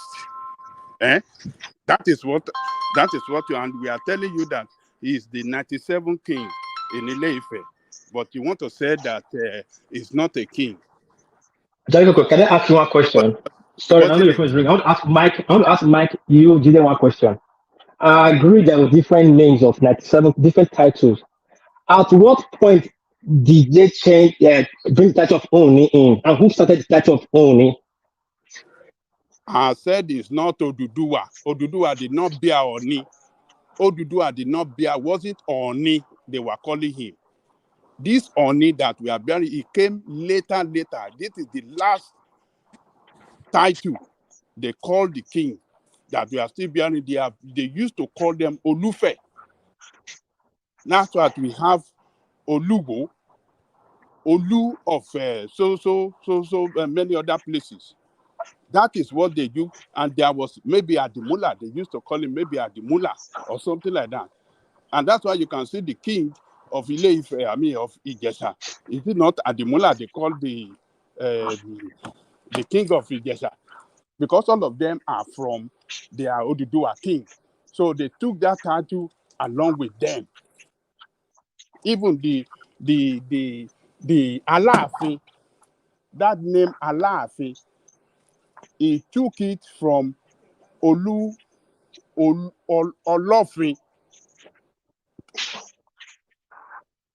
Olufe, Olofin, then he changed it to Alaafin when they created Oyo. So there are different titles that Okay, I'm not arguing your titles. I'm not arguing your title with you. When the Oni title started, but it did not start from the. Hold on, because you are trying to give us impression as if it's from the time of Oduduwa that they started this Oni, and I'm telling you that is not true. No, this is your own version. From every historians, which you buy historians, we all agree. You will agree. They said that 95 Obas before Oduduwa. and the only started. We did this in school now in government now. The only try to start from with Oduduwa. You are the only one bringing Olufe now. This that. Oduduwa was not actually only on FIFA. Now he said he started life later. Now that brings the question: at now what point Oromia become your last? Sorry, only of FIFA. I mean, sorry, I'm not talking about laughing. Oduduwa was never only of FIFA. It was later they took up that title. Now at what point now? Oromia became Oni official if that title was not existing, and you are claiming it was the fifth Oni official of Oromiyan was not Oni of Ife. The title then was not Oni. It was a different name. They called that title. And I've given you some of the past name. I can't remember many of them. They have changed it several times. From time to time, they change it. It used to be Olufe at a point. It used to be Mula at a point. So what I'm telling you, yes, sir. Sorry, can I come in and just make a little contribution? Thank you. What piece? I'm listening. Who is this? The problem is. Sorry, who am I speaking with? Game changer. Oh, it's okay. Ife, like the person they are calling Oni, used to be the leader of the community before Oduduwa became the king. And there's one particular movie they made out of that. And what happened was Oduduwa was the king in Ife, but he was going for one mission and used the leader as the leader they used to call him Oni. He wasn't king at first. Arole, that's why they call it Arole Oduduwa. So he was the one when Oduduwa left, because they don't leave the stool empty. Somebody has to act on behalf of the king. That's why they put that what's it called? The Oni, they put him to represent Oduduwa. That's why they say Arole. It was Orole, means somebody that take your space where you are not there. So, sorry. Okay, I'm listening. So Oni was the one that took because Oni was not happy that they made Oduduwa, according to the story that I heard. Oni was not happy that they made Oduduwa to be the king because he was the leader.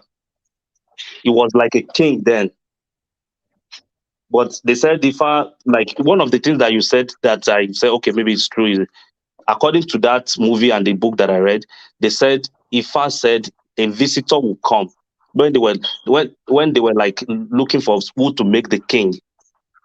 Or the person that bears Oni was supposed to be the one because he was the leader. He was the one that's supposed to be the king. But those people that were the Ifa people then said no. The Ifa said there has to be a stranger that will become the king. So Oni what's the source of this your information, man? What's the source of it? There's a film. Go watch. You can go and watch this. You can go this film that this man Tunde Kilani did about it. Sorry. No, no movie. Story, no movie. No. They actually translated the book because it was a book, and they acted it as a movie too. Because all these Harry Potter too, they have books, right? Who wrote that book? The historian, the Yoruba historian, and Baba Faleti. What's this man that died? Baba Faleti, that man from Ibadan. He was actually one of the people that acted that film and wrote the book. So what they were saying is this Oromiyan was the last son of Okobi. So Oromiyan was living in Oyo, that becomes Oyo Empire then. So, but when he came back, all these Olowu, Alake, all of them, they were the son of Okobi. They said 7 of them. Now, Oromiyan, when Oromiyan, before Oromiyan came, because he went on, I forget, there's a name they call it. When Oromiyan came back to Ife, the father had already died and they've shared the properties according to this thing. Now, the only thing, they've taken all the money, all the slaves, The only thing they did not take, they forgot to take, according to that story, was the land. Now, when it came, they said they've taken everything. Now, Oromio now said, okay, what about the land? That means I will take the land. And he started billing them like, for him, he's the owner of the land. So anything that works on the land, he has to have a commission on it. That's why they said, Enito Nile. They used to say that in Bay. Enito Nile. Onlo Leru. Now, Oromio now became like he was the youngest, but he became like the wealthiest and he was like he was the most influential out of them because of that land. That one, you see, everything you are telling us here, you say it's just a story. It's that it has no It's a historical. fiction. A lot of the Yoruba movies are just fictions. Yeah, You know? story. Yeah, all this one But is story. you see There the was problem with one Yoruba Yoruba. movie like that. They still do it. You mean like no this? historical It's just friction. to that effect. Okay. The thing is, story all these things that everybody is saying, nobody But has a physical evidence to prove it. no, they are evident. They are evident. If you read, Okay, like which one? there are historical book that you can read that will tell you the fact of what happened. That even we have what do you call these people? Is it artifact or what do they call those people that is it? The archaeologist or which one? Yeah, archaeologists. Yes. Let's hear from these people that are just here. Like, Sorry, this is the one question before you go. Sorry, how did because when they if you ask question now, then you have to this answer it now. The only question for now. Let me see if these other people can talk to. Hey, Prince Daddy, are you there? Mike, Okay. I wanted to say something. Adex, is it Alex or Adex? I don't know. Yeah, what's up, Mike? Mike, Jide ti fẹ́ sọ̀rọ̀ ti pẹ́ èmi mo interject ẹ o jẹ́ kí Jide sọ̀rọ̀. Jide ti fẹ́ sọ̀rọ̀. No sorrow saying. Who was that just talking just now? That's not Jide o. Ohun wọn fẹ́ jọra wọn. That's not Jide. Oh, who was that talking? Game changer. Oh, wow. You sound like Jide. Okay, so let's Jide, are you there? I am. Do you want to say something, or do you want this new voice to say something real quick? I don't know what you want. I mean, I don't know. Mike, let me just put a position out okay, right. Yeah. War peace. Hold on. Let's see what these new voices want to say first. Because we have been like going on. No problem. We're stuck in the same circle. Legacy. Can you go ahead and say whatever? I don't know. I think it's new too. I've never seen it before. Alex, Legacy, whatever. I don't know. Are you there? We can't hear you. Thank you on mute. I don't think it's mute. And he just said something earlier. I don't know what happened. Okay. Check other people now. We are 10 now. We're only 3 talking. Yeah. That's what I'm trying to do because some people are being here like, and then even Prince Daddy didn't respond. Jide ò sọ̀rọ̀ money. Who's there? Even this guy Osuleti, Osuleti is here. He hasn't said anything. I don't know. Mike, it's not fair. Let you targeted Jide. I know now, but some people haven't said anything at all, and they've been here the whole time. Then you will go. I'm trying to see which of them are still here. Some of them may be gone, Seth. Like that's what I'm trying to find out who's still here. If they are here, yeah. Okay. Osuleti. His name is Olatubo Osuleti. He's not here. He's calling, but he never said anything. And then someone else has been here. This Legacy guy just said something, but he's no longer talking. So I guess Prince Daddy is not even here. I think he's gone. Okay, so Jide, now you can go then. All right. War peace. Okay, okay, very good. If we line up the history of Ife versus the history of Benin Kingdom, one existed long before the other. Okay. Now, if you go through the list of kings in Benin, even if you disregard Oromila as one of the kings, but it's one of these Edo. There's this EdoWord.net website puts Oromio as the first king. and put Wike as second. Okay.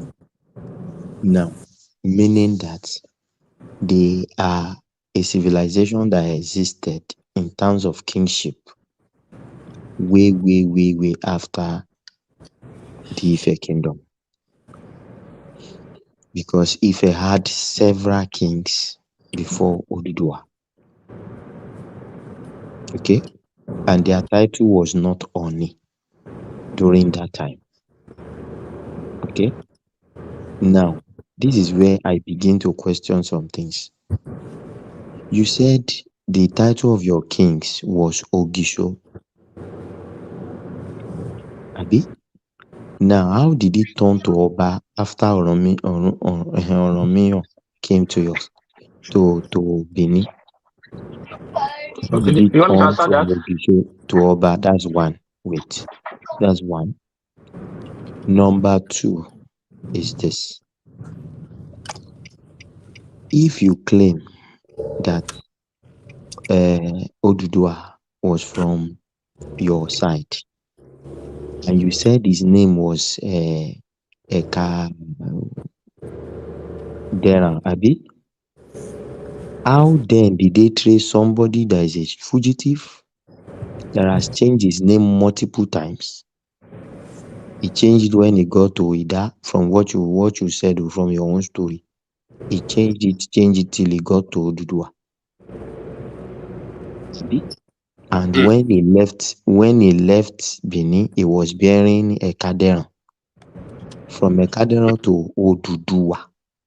In fact, I don't even FBI cannot imagine that transformation if they don't have something to track him. Okay, so you can see that there Are you are asking me a flaws. question or you're answering the question? You're answering me and you're asking. I'm asking you Okay, now. and then Those are the flaws I'm let picking from the story you have no told. you I've had all these no stories. you I've had it before. no you are answering a question. You are asking a question. You're answering it too. Like I'm not it doesn't answering cohere. it. And you I'm not. said BI. No, Okay, you are saying what that now. is trying to draw the contradiction from the way Hold the on, let me narrative. answer. Yeah. Let me answer that, Coco. First of all, this is not the first time the dynasty name was changed. And people like to take the dynasty, like it's true, everybody knows it, but you like to just pick a part that suits your narrative. Before the one that is recorded, dynasty that is recorded till today, go check it. The Igodonigodo and the Oba dynasty, as today is 2060 years old. You never added the Pa Idu. We were once Idu dynasty. We were once Ubini dynasty. And the people that changed it, why they changed it, the histories are there, the dates are there, the facts are there, the carbon dating are there. So please let's get this straight so that we'll not be arguing over logic. It's not logic. Oduwa dynasty was changed due to the Taroga was in Benin, the Prakasa was in Benin, and I said it before. The Ogiames were claiming authority over the throne. And the government was formidable. Don't forget, his father, Ivia, was the one that just passed on. He saw everybody wanted to take the throne. But then, we have a way of crying our king. We have Uzamas, which are then there were four. Yolia, Nero, and many two names. It just will not confirm you as the next successor. You cannot be a king. Then the man now he has two brothers. He now make his younger brother Uzama. He now make the other one Olia to cry in Ogiso. There was war back and front. That's where my own family came in. My family was brought in to counter the Ogiamen. We are talking about Senero. Now you listen. So when the king, the elders are saying that the war is not going to end till if Ogiamen does not get the throne, it's not going to end. So to put an end, hold on. All of you, why you put Nani? Those are not. Sorry, I'm talking to my daughter. So for them to put an end to the war instead of keeping bloodshed, see, is the throne that dynasty, the one in contention. They simply change the dynasty. It's a name. It was just a name of dynasty. You're like you have the 9th assembly, we have 10th assembly. That change the dynasty. And this now we are no longer in Igodomigodo era anymore. We are in the Omonoba era this time around. Omonoba simply don't mean the child that lives for us. It's an accolade. So the word Omo is the origin from Yoruba? The word Oba and Omo. Wait, hold on. Listen. Is it Ogiso language or is it Yoruba language? Listen, it's not Yoruba language. We in Benin, we speak Omo is speaking. Speak that how to describe a child. Ba is light, red, ba. I don't understand what you're just saying. Wait. Hold on. The language Ogiso were speaking, was it similar to the one the Yorubas were speaking? It's Benin language. They never spoke Yoruba language. I can almost be if you. No, in Yoruba language also means child now. Or bad then. It doesn't matter. Listen. Let's leave the It doesn't matter. Listen, it doesn't matter. Listen, language is fine. I agree with you. Wait now. Let's not make unnecessary arguments. The Omo part, let's leave it. Let's leave how we have similar words. The Obanko, the Oba is there an Ogiso origin. It is not Oba. That's what you don't get. It is not Oba. The Oba word, what's the origin? Is it Ogiso origin or Yoruba origin? Listen. The word Oba doesn't even it doesn't have meaning in Yoruba language. No, now, it does. It's not. Hold on. I know where you are going. Just hold on, please. Where am I going? Okay, thank you. Listen. You are putting the word together to make a syllabus. No. The word Omonoba is a continuity, is an appanage. Okay, forget the Omonoba. Just focus on Oba. Listen. No Oba. There's not like Oba in Benin. It's Omonoba. Okay, thank you. Okay, wait now. Calm down now. Calm down. It used to be Ogiso. He became the Oba, right? No, you're getting it wrong. You want me to go with you to the wrong? Are we lying? No, I'm correcting you. What did he become then? You are wrong. Listen, Mike and Lane. What is the king called? No, listen. No, the king is not called Oba. It's called Omonoba. Why did they call him No, they don't call him Oba. This is what you don't get. They don't call Oba Bini Oba. No, listen. You guys, can you guys listen? Just listen. Everybody listen carefully. Open your ears really big. Okay, go ahead. Listen, the word Oba you are saying today is an abbreviation which the foreigners or Europeans is calling now to describe, just like Ubini, they can call it Benin because you cannot pronounce Benin. The word Oba is not Oba, it's Omonobanedo. It's a sentence. It's a child that lies from Benin. Okay, break it down. The child, I just told you now, the meaning is a child that lies for Benin, the Benin people. The what? Simple. The child that lies for the Benin people, or the child that brought the life of Benin people. Simple. Wait, what does Oba mean? What does Oba mean? It's not Oba. Listen, you don't get it. Oba means light. It's not six type of light. Yes, Oba. Ask any Benin person. They say Oba. Is this light? Or you tell you Oba. Simple. Then red is Oba. Red is Ba. So your own Oba means it's different from the Yoruba Oba. Is that what you're telling us? Yes, I'm telling you. People are called using scenario as scenario. And our own word Oba is not just a word. The simple word to describe something. No, it's an so your Oba is different from our own Oba. Yes. You have never done research on that. So listen, Oromiyan started the Oba dynasty. So no, Oromiyan did not start the Oba dynasty. Oh God! Who's the first Oba of Benin? Listen. He was not the first Oba of Benin. Who's the first? He was supposed to start. Listen, he was supposed to start the Oba dynasty, but he was not crowned. He couldn't stay. Okay. His son. Started it. Okay. People should listen to it carefully. You see, it's simple. No. Let me I know. Okay, wait. So they come from Ife to start the Oba dynasty in Benin. They did not start the Oba dynasty. The Uzama start the Oba dynasty. You know what I'm saying? Because Ogiame is fighting. The throne, the palace was in question. So they not to draw bloodshed again. They not call themselves together and go, okay, right now we have stopped the Ogiso dynasty. Hold on now. I'm trying to say to you. I'm telling you what we are sticking to it now. Listen, what you are doing, you like to create argument just to escape what I'm trying to get to. Calm down now. Let's not create unnecessary argument. Let's stick to the point we're trying to create. Understand here. The Oba dynasty, meaning it used to be Ogiso. Now, the Oba dynasty was something that was started by Oromiyan and his family, Oromiyan and his son, between them. No, right? No, there's nothing like it's Omonoba dynasty. Okay, whatever you want to call it, Omonoba, whatever. No, whatever. It's not whatever. It's Omonoba dynasty. But they still call it Oba. Well, okay. So you telling me he came from Ife, from Yoruba land. Now to use the word Oba has a different meaning from the He did Oba not he knew use from the Yoruba word. He land. did not use the word. That's you see what you are saying. Now you are saying I'm taking to Who coined the hold word? on, hold on, hold on. I Now. beg. You are saying, listen. Now you say I'm taking to a corner to make a point. Now you're taking to a corner to make a point because you have similarity and dissimilarity on word, and you're saying to claim that just like But where are you? Hold on now, hold on. Like just like Obini and Ile Ibinu, as you guys claim. Ibinu it means let's hold stick to on the now, Oba thing we hold are on talking now. about. You are saying Oba means something different in Benin from Hold Yoruba on land. now, Come on, man. Mike, hold on now. This is You the want me first to time I'm speak? hearing that.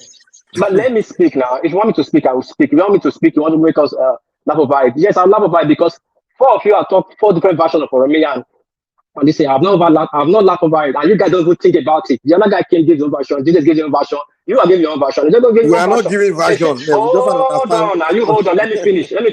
I say when the truth becomes varied, it's become a lie. Don't Now, stick to the point we are asking. Tell us about Oba, man. No, Mike, Mike is not. War This peace, war listen peace, now. Let me war. make my statement now. No, war peace. This is what you guys do. When Calm you down guys were first. talking, I Calm remember down. the hold on music. now, hold on.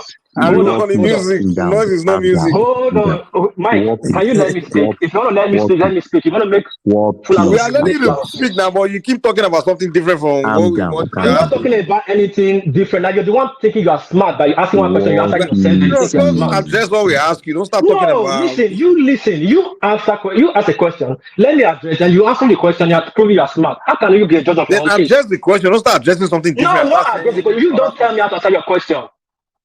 You don't tell me You how to answer addressing your something question. different. Address what we ask you. No, That's what we I'm are not saying. addressing anything different. I'm not addressing anything different. That's the funny part of it. If I speak Okay, Benin to you now, will you address understand? Oba. Address No. Oba to us. If I Tell us speak, what. or if I you listen, if I speak Benin to you now, will you understand? No, and that's what's happening right now. And I try to break it down to the way you understand it. You still keep arguing. You just felt Romeo came to Benin and said, pa, pa, pa, pa, pa. Now this is the upper dynasty. We start. No, and even you as a insurance, you won't take that. Okay, maybe I I'm use it just a taking. different way. Maybe let me use it another way. Let me use it another way. Okay. What I meant to say is the word they used to call the kings there was either Ogiso or Giame or whatever, right? Before the Romeo time. So what I'm saying is, why did it change from Ogiso to Oba? That's what we're asking you. Okay, can I answer now? Go ahead. Yeah, I've told you. Ogiso Wodo was the last. Was banished. There was a interregnum. There was a vacuum for almost almost 80 years or 60 years. Now, there the soul dynasty has stopped. Doesn't mean it's not there, but now have an administrator. When Oromia came, he couldn't stay because the administrator was the one in charge. That's why his son, the name of Ogiame didn't just come out because he just accepted Ogiame. The name of Ogiame came out of the pronunciation he made. When Oromia came, he said, they don't see in Benin, we see Ogi, not Oromia. Now, that's why the name came out, Ogiame. That you see guy like Ogiame, they can ask him, it's his family lineage. That's how the name born. Now, when Oromia came, there was still no Oba dynasty, there was still no Igudomi Godo. When he left, we were still in Igudomi Godo. When Eweka became the king, Eweka just became the king when he was just 1 year. Eweka didn't talk for a while, until like when he was 15 years. We were sending message to Oromia in Oyo. He gave them Akwe. I don't know if I'm saying it rightly. Hello? Hold on, please. Yeah, I hear you. Yeah, my Bluetooth just fell off.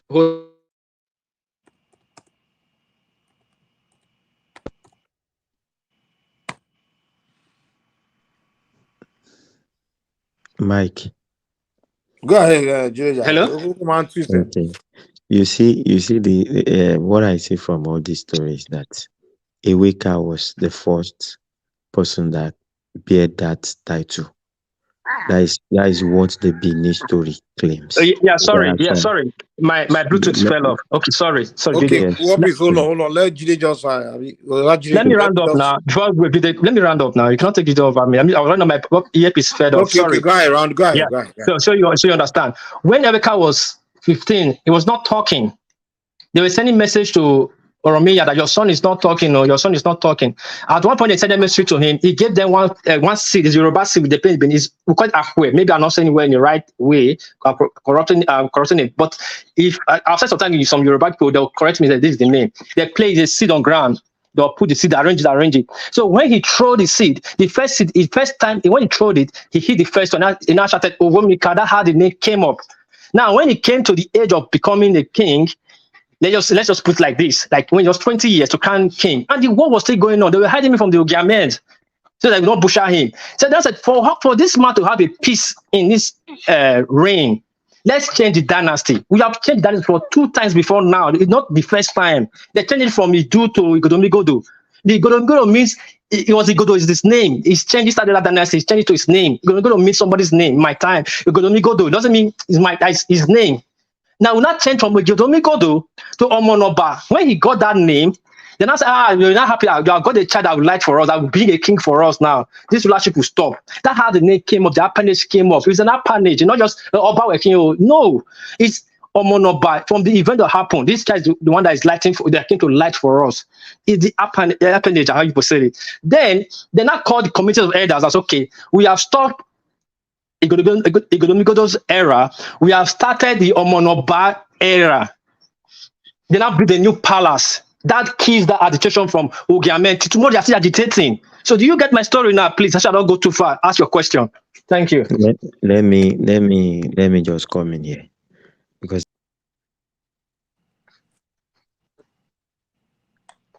Hello, did you drop today? Oh, you drop? I think so. Oba in Yoruba land means somebody that has dominion. Oba lori bobonko. Listen, I'm not disputing you. I'm not disputing you. I've talked to great Yoruba historians. Even one guy that came here said, Oba does not have a meaning in Yoruba language. No. Hold on. Let me tell you. Oh, wait. Judge, wait.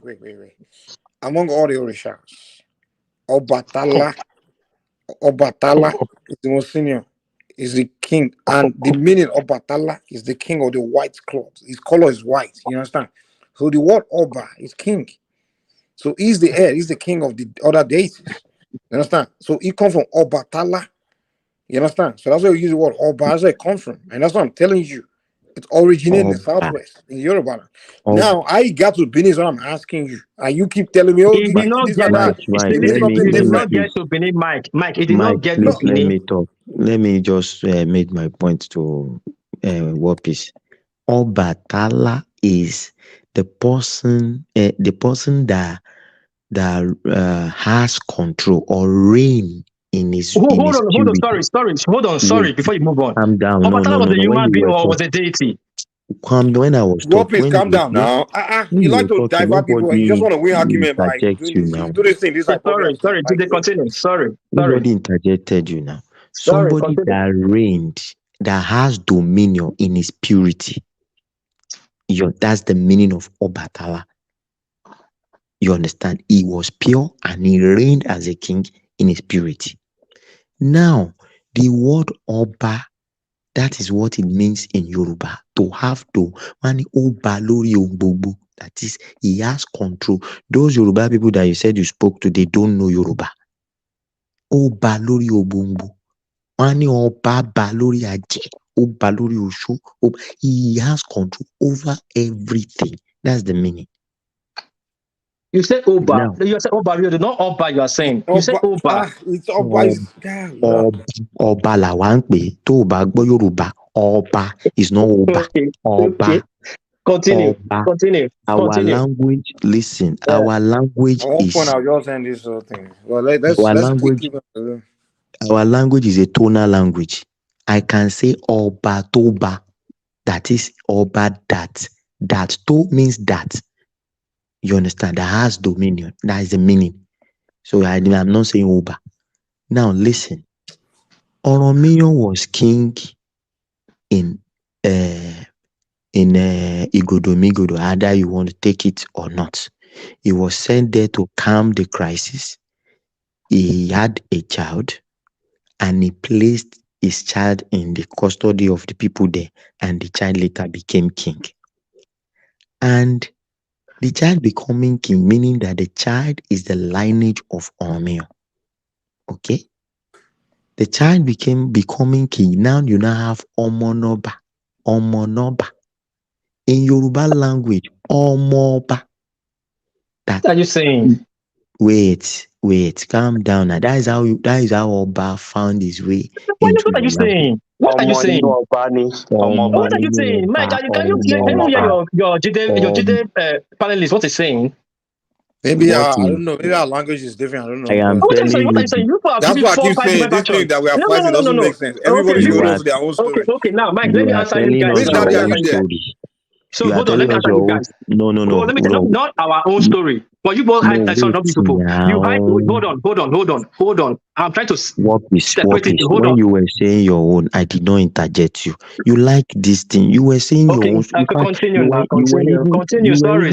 I apologize. Sincerely apologize. Continue. You were even teaching Baba Janle Koko Yoruba history. Nobody interjected. Continue. Sorry, I apologize. Sorry. The meaning of Omo Noba or Omo Noba in our own language, I'm telling you what it means. If you say it into a Yoruba man, it makes meaning to us.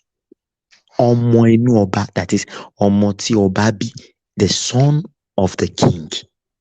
And it makes every sense from the story because you came to ask for your king, Abi Oduduwa, to come and reign.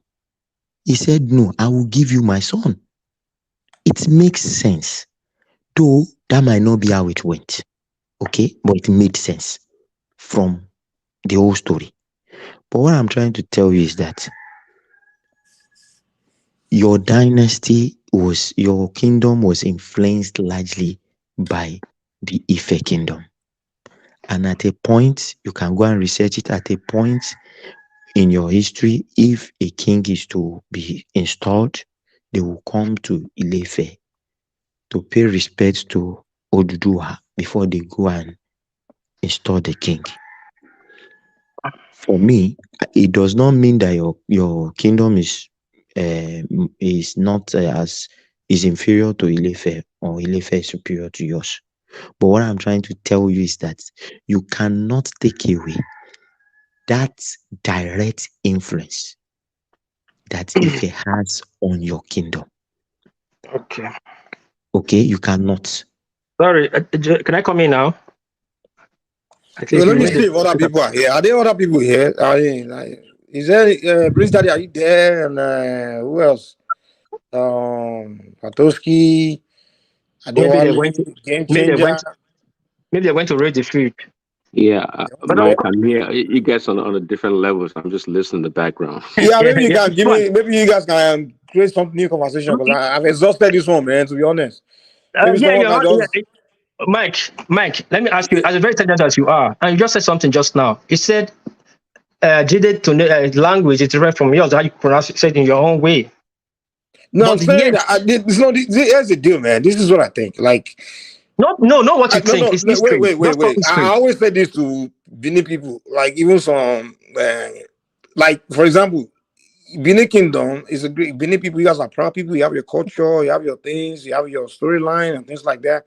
Yoruba people, we have the storyline, we have our culture. We are proud, and we don't have any clash, except when we start to trying to tell these stories and things. And me, I believe it's good you tell your story among yourself and just leave it there. And Yoruba tell among yourself, leave it there because it can never get to a point where one people, it's like you guys are come to a point where your ties with Yoruba has been cut. You understand? And there's no way you want to put each other together where one would not want to say you come from me or they want to say I come. It's just, to me, I just always say let's not get into this thing. Just tell your story among yourself. And when I see many people telling their stories, the Yoruba among themselves, I don't even sit and start arguing with them like, no, it's a lie. I just let them have it. You understand? And the Yorubas, when they are dealing among themselves, hey, let's have it the way our story is. Let's keep it. But I'm not going to go to Benin and say, listen, we created your kingdom and things. I won't come to you. And then when Benin people start, and I get sick of it when I see lately, Benin usually keep it among yourself, show that respect.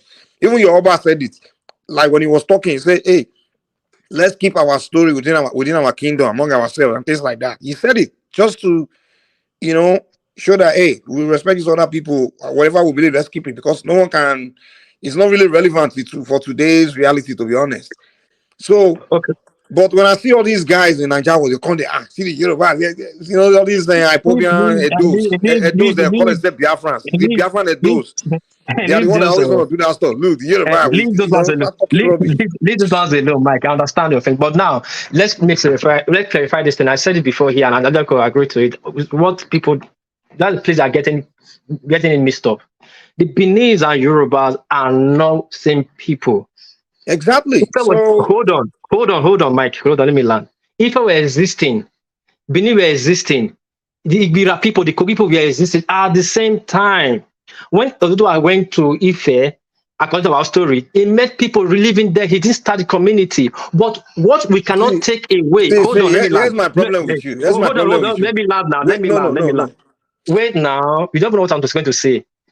This is what you cannot take away. No, I can't let you land. That's what I've been keep telling you. Like, when you start telling Yoruba people that, okay, this is what happened when this thing, you're lying. You know, you can't do that. I can't start telling you like, hey, Benin, this is what happened. You know, that's where the problem starts, you know. But go ahead, Sha, go ahead. You will let me land. Now, what you said from the beginning. The people, these people are not one people, but the throne, they are one bloodline. That's what people are getting confused. They are using the throne to justify the people. That's where fight is coming in. So, Mike, listen carefully. Where you see fight is when people come, people like say, people are going to say, it's been Yoruba that influenced Benin or Yoruba that created the dynasty. No, it will draw a bloodline. The throne, the Benin throne, not only Oni of Ife, the Benin throne, the Oni of Ife, the Olafia of Oyo, I think the Egba of Egba land. There are 5 brothers. The 5 of them are connected, blood connected. We are only dying on their word. Those people don't fight. They know themselves. Sometimes you see them. Oba will visit the Agba of this thing. Then the Agba will visit the Oba. The Olafia will visit the Oba. They are brothers, the blood that is remaining. They are direct bloodline of Oduduwa. But the people are different people. You, Mike, you are not Oduduwa. You are Batala. But we are arguing of Oduduwa. You become mixed up. We are arguing on the throne line, not the people. I'm not arguing on people. And you know what I think, Wapis? First of all, Oduduwa, I don't know why Yoruba people and Benin take Oduduwa, especially Yoruba people, why they take Oduduwa so seriously? Because the Yoruba tradition, the deities are what we really take seriously. They are the important thing. You understand? The deities, the spirituality. So Oduduwa is just one of about 400 of them, 401 of the deities. You understand? So why they make Oduduwa this special one, this Oduduwa, just because he was a king in Ife and he was a great king. I practice our tradition. Oduduwa is not even one of my deities. Like, I literally don't have any connection with him. Like, as far as I'm connected with Romila, I'm connected with Oshun, I'm connected with Obatala. You understand? I'm connected with Shango. Those are the deities I'm connected with. But no, I don't even have any kind of relation with Oduduwa. But in Yoruba land, Oduduwa, they just shout him like he's one. I'm like, what the heck? You know? And they make it look, you know, so I'm like, dude, what is this? It's nothing special about Oduduwa, man. Like, I mean, he's special, but it's not like the just special more than the rest. Even the other ones are more relevant. I don't realize he was relevant, to be honest, to me. So the only thing that just made him so big was that he was a great king when he was in Ife. He was a king in Ife. That's all.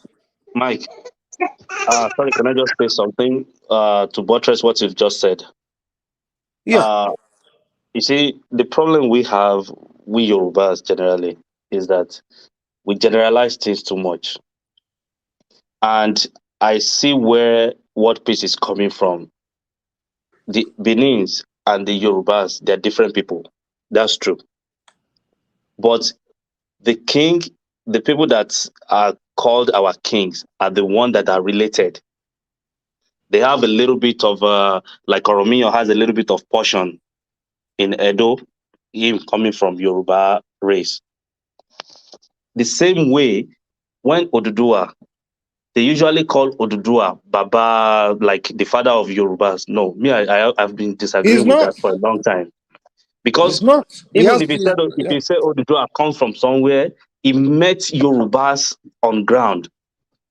Why were they not calling us the son of those ones that were there before Oduduwa came, according to the story they were telling us? So Oduduwa is not the father of Yorubas. There are so many people that Oduduwa only have a little bit, like a portion. Maybe the people that becomes kings, I don't know till now. No, the thing is, reason why we venerate these entities is that they had some supernatural powers. You understand? They were very powerful, and things they were doing, even the stories on me are like, you can just, the magical things they were doing, they were so powerful. You understand? So Right. that's the thing about them. You understand? So it's not like back then they were calling themselves Yoruba or this thing. They were the era of that time is not what it is today. The structure of the society back then is different from what it is now. People of today, we're just trying to claim them as it's like as if like the Yoruba man of today. Kind of that's where we're trying to put it. There was no, probably the language we were all speaking back then was probably same or different or something. I don't know. So people are trying to bring that past and put it into this, kind of like fitting in today's presence. Like Yoruba say, it was my man. He's a Yoruba man. It's my or my tribe. I think it's our culture because we're just trying to use it as a come pride thing to trying to feel mighty and stuff. And I'm like, yo, that era is a different era. The way things were is different. It was different. How do we even know if the entire place today we call Nigeria, maybe the whole Nigeria, north, south, even to and to maybe we were all speaking one language back then? Say, who knows? We don't know. We didn't exist back then, so we don't really know how it was. We don't know how it was. We just got stories that was passed down to us, and maybe we were all just speaking one language back then. We were all just interrelated. I mean, it was Africa anyway. After all, I mean, languages started forming after a while. Even in Yoruba land today, I mean, dialects has changed. Languages. I don't know why people bring it to presidents and just trying to make it to fit in. Mike, like this last speaker was saying, thank you. Because if we want to dive into the politics of it, it will start rubbing people's feelings. Exactly. That's why I don't. I always like. Mike, like you guys make the point. Why is bringing controversy?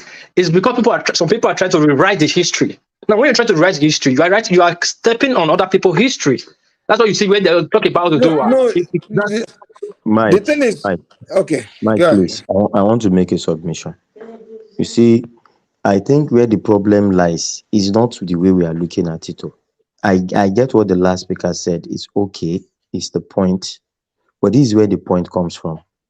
When Baba Danle Koko was talking and when I started this discussion, I said there were kings in Ile-Ife even before Oduduwa. So we Yorubas know that we were existing even before the advent of Oduduwa. And for me, I really don't. Hold on. Let me correct one thing. From the story from the Ifaraku, these entities existed in the very beginning before even we. That's what I was asking you guys earlier. Can you guys go to, wait, hold on. In Yoruba, we have the creation story. The creation story, how it all started, like the beginning, when Olodumare sent the Orishas down to earth. Mike. Wait. I'm just giving you a story from. It's the same Yoruba story I'm giving you. It's not like I'm adding something. According to the stories, the Yoruba stories, the deities were first here in the beginning before we human beings were even created. They existed first. Should go all of them, even to do Abatala. That's what I was telling you. That was the Yoruba creation story. So the Yoruba creation story, they were first here, and then what happened was they constantly go to the heavens and come back to earth. Sometimes they will be born, sometimes they will come in different means. So it was a different way things was back then. Was completely different. There were a lot of supernatural things that were happening back then.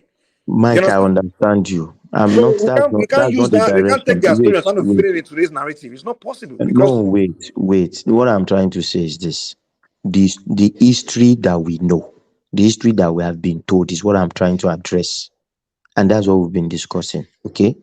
Now, where the problem starts is this: Yorubas believe we have been existing before Oduduwa, because when Oduduwa no. And I just corrected the Yorubas believe Oduduwa existed before even the Yorubas. The Orishas all existed before the Yorubas. No, I'm not doubting that. Wait, and then you're talking the story of them being born.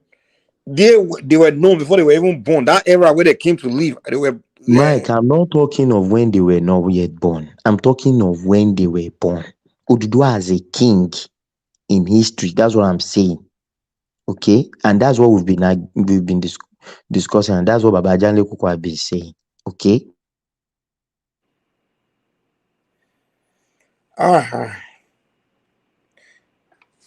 Did they dropped? That's what I'm wondering. I don't know. Hey, what, Prince Daddy? Do you want to talk about What I'm something saying is now. different? No, Mike, wait. Let me just land my point. You understand what I'm trying to say now.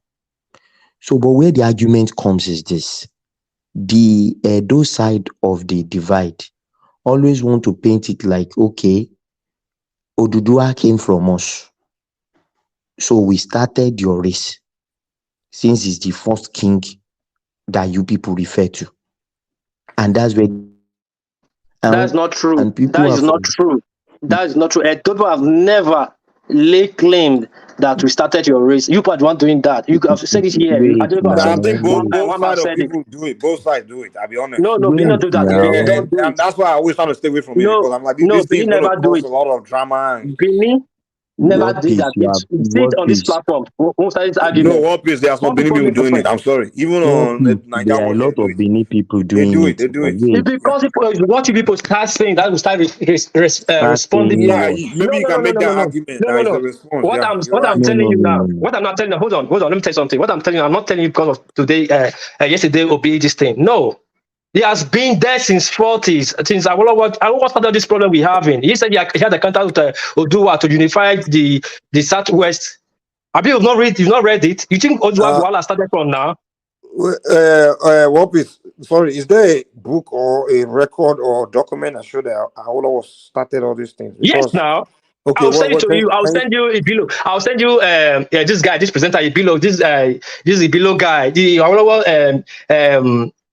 no some of our don't send me she say don't say this guy no said it. Say it's in his books. Awolowo's book. Awolowo, how did he ask anybody now? Book. Okay, until I see yes, listen. Awolowo, he gathered everybody. He had this side political journey. He said he had an encounter with Oduduwa to unify the Yoruba race. That was the ideology he started with. That's why he first of all bring everybody under the banner of Yoruba. Do you have something to present? I have a source. It's everywhere. I'll send you interview. I'll send you international interview made by his I think it's like one of those like people like his secretary then. They're still alive. I will send it to you. Don't worry. I'll send it to you. Wait. Mike. Give me a second. I don't like what you do. You just like to just to make it your. Mike, after this conversation, I have your number. I will call the video and send it to you and watch it. He's a renowned professor. He has books. Give me a second. Give me a second. You don't even know. Just wait. Here's the thing. You just listen. I'm not here to say you're lying or anything. All I'm trying to do is just ask you simple questions like, is there a document, a recording, any kind of proof that comes directly from Awolowo that he is trying to do these things? Or is just somebody saying that he was trying to do it? Because that's what happened in Nigeria, which is really more common with the Southeastern now, where they will say, oh, this guy trying to do this, that guy trying to do this, and then some people take that he say from that guy because he's a some professor or something, and they make the accusation. Mike, please read Awolowo's book. Just like hold on, let me learn. Like just Natasha wrote in my old thesis. He wrote that his family's bloodline is from Benin. Awolowo, he was writing his political journey. Is in his book that he had an encounter with Oduduwa to unite the Yorubas. In Awolowo's Yoruba Southwest. That's why he started the political journey. That he make a vow to unite the Yoruba. That he actually became a premier. It's on his book. It's on almost everybody. It's the open fact now. Okay, relax now. You don't need to be emotional. Relax. No, I'm not emotional. It's suppressing me. You asking shouting out. Calm down. I heard you. Awolowo wrote many books. Which one of the books? I don't know which one, but you go. I will send you this. Professor's interview. So you make reference to the book. So you go and read the book. I will put give me a second. Give me a second. Give me a second. What please? Calm down. In Ibadan. What please? I will send it to you. Calm down. What you first said, because what you are saying now is that he wrote book saying he wants to unite the Yorubas. Now, what you first said was that he was trying to change Benin history and all those things, creating all these things between Benin and Yoruba. But now I'm like, okay, do you have Like, sources that can go and why look? you only doing this? It's like you hear But things that's from what the way you you want to said hear it. now, and then I never said Benin history. I said I will started this problem by writing okay, which history. problem? Which problem? To make Oduwa super over how you put, like you put, you're saying that everybody try to you understand why Yoruba people are so clean to Oduwa history, and I told you I always started it. And I give you the reason why I started this. What did you start? And what you are telling You that want to make that is listen. I don't know why you're asking me a question to what I've said many times. Listen, let me no, say in a you are very not calm saying voice. anything. You are changing things. Okay, You are let me say saying. in a calm voice so you can know I'm saying something. You guys are saying you particularly saying you don't know why inside Yoruba race people are trying to make Oduwa so famous. The other great king that lived before him. Why people don't talk about that? Why Oduwa the one so much? That's what you guys are talking about. You and GD. Bro. You are moving stuff. You are saying this thing between Yoruba and Edos. I didn't say was started it, between and I'm Yoruba asking and you. Edo, Mike. This is my word, not your word. I was Okay, only what did Awolowo start? interjecting. What did Awolowo start? See, Please I tell was me. only interjecting, telling you what this No, cover you're between. just moving goalposts, man. That's what you do. You're moving goalposts. I've been hearing this thing from you guys. A lot of you been like, it's just some rubbish you guys make up. No, Mike, hold on, Mike, hold on, Mike, you can't even tell me what oh, is start. Mike, hold on. You are the moderator. Let's be civil. Let me talk in a very calm voice. You can play that thing. Just play back in. You can skip it and play back in 5 minutes. If let's say who's moving goalpost. I don't know what you are trying to. The point you're pointing at. What I said, you are saying I'm making goalpost. I was only interjecting in you guys' discussion, not an argument. That you guys, you on your own mouth. That you guys said that you don't know why to that point. How did listen, Awolowo and I start told division you, between? I now told you that the reason this problem is coming up because of Awolowo. He's in his book that he had Kata Oduwa said he's the one that's going to unify the Yoruba people. That's why they started writing book making Oduwa or doing things make Oduwa more greater being or deity in Yoruba land. I was not telling Are you saying you. Awolowo was making Oduwa? Wait, Awolowo was making Oduwa more. Asking now, you know what he said now? Is it not that said it? He's on his book. What did he say? What did he say? Can you quote what he said? Quote him. He said he had a contact with Oduduwa, and Oduduwa told him he will be the one that will unify the Yoruba race. Then he was writing his books. From that, that's why he took it upon himself. Then the first thing he created, he created Omar Agbe Oduwa. He created that. And then people can testify to that. So then when I created a newspaper, listen. He created it. Omar Agbe Oduwa. Then before that created a political party. Which book that is? So I can go and look it up.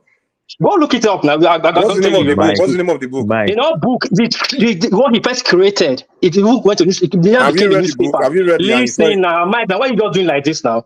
The first thing he created Omo Ogbe Oduwa. It now became a newspaper. No, let's focus on the book. No. Let's focus on the book. Egbe Omo Oduwa, not Omo Oduwa. Thank you. Why Mike are you doing like this now? Mike, sometimes you talk. I don't want to. Jesus Christ. Mike, stop moving goalposts. You're the one moving goalposts. You're being like Ruben. Simple question. No, you're not asking a simple question. You're being like Ruben. You are getting emotional for no reason. You are getting emotional for no reason. You're just moving goalposts. You are getting too emotional. You're getting too emotional. Just calm down, man. No, you do not. Dude, calm down, dude. God damn. All I'm trying to ask you is just a simple question.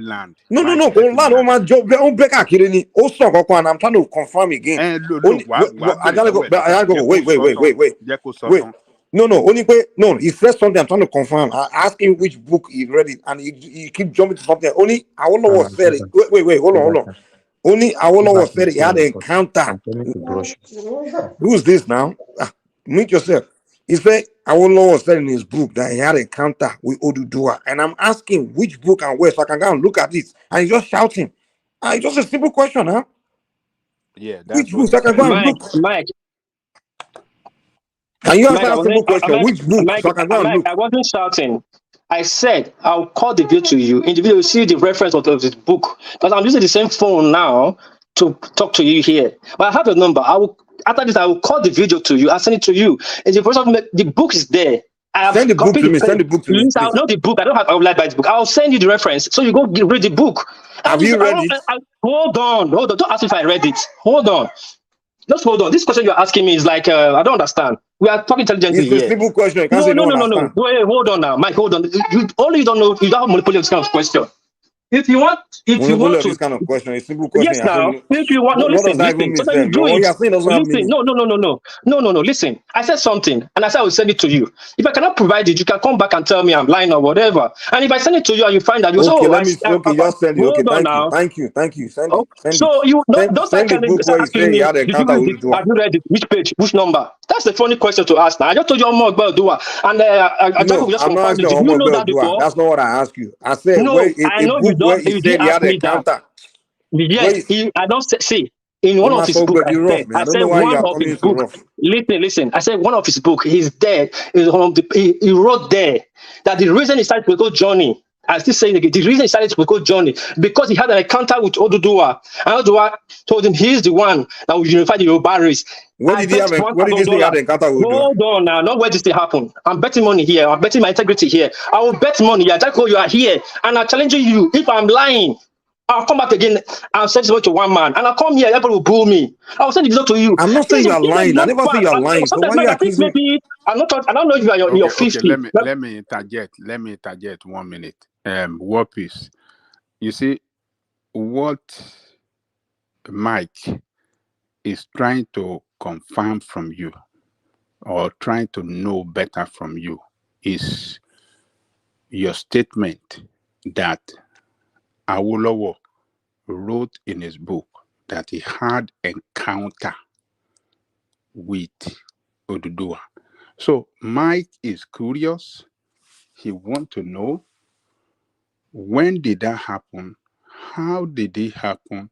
Is it physically, or how did it happen? What did Awolowo wrote in that book concerning his encounter with Oduduwa? That is what Mike is curious to know. Exactly, it's so simple, and he's turning it to rough. Yeah, so you can explain, and let us understand what you really mean. Okay, okay, thank you. But I was explaining to him, and he keep asking that question, pulling me back. No, this. I was trying to tell him no.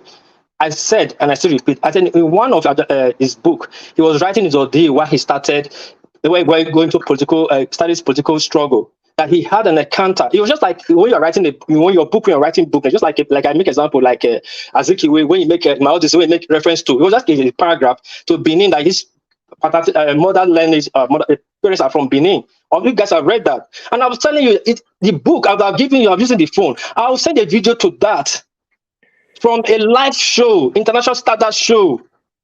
And the reference of the book is there. Hold on now. Let me land now. That's the problem. Don't let me land. The book reference is there. I have your number. Is the word encounter that Mike? He said really why he started. Sorry, according to him, it's not like I'm not going to lie. He said this the reason why he started political journey to unify the Southwest Yoruba people. To unify. He said he had an encounter with Oduduwa. That is his dream or whatever. I don't know, but that's what encounter he said, and that gave him this thing to start his political journey. He was just making reference to why he started his political journey. He didn't say I was farming and better to do what. He was also making reference to his political journey, how he started, what motivated him to start his journey to unify the Yoruba race.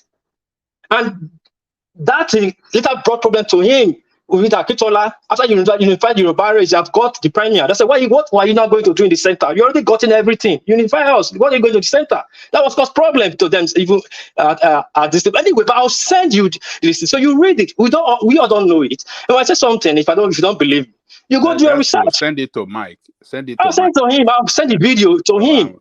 No, the quote. The quote, I just told you the quote. Then you watch the video. Sometimes you can confirm me when you read it. If I'm Which saying something video are you different. talking about now? Did he say on the recording?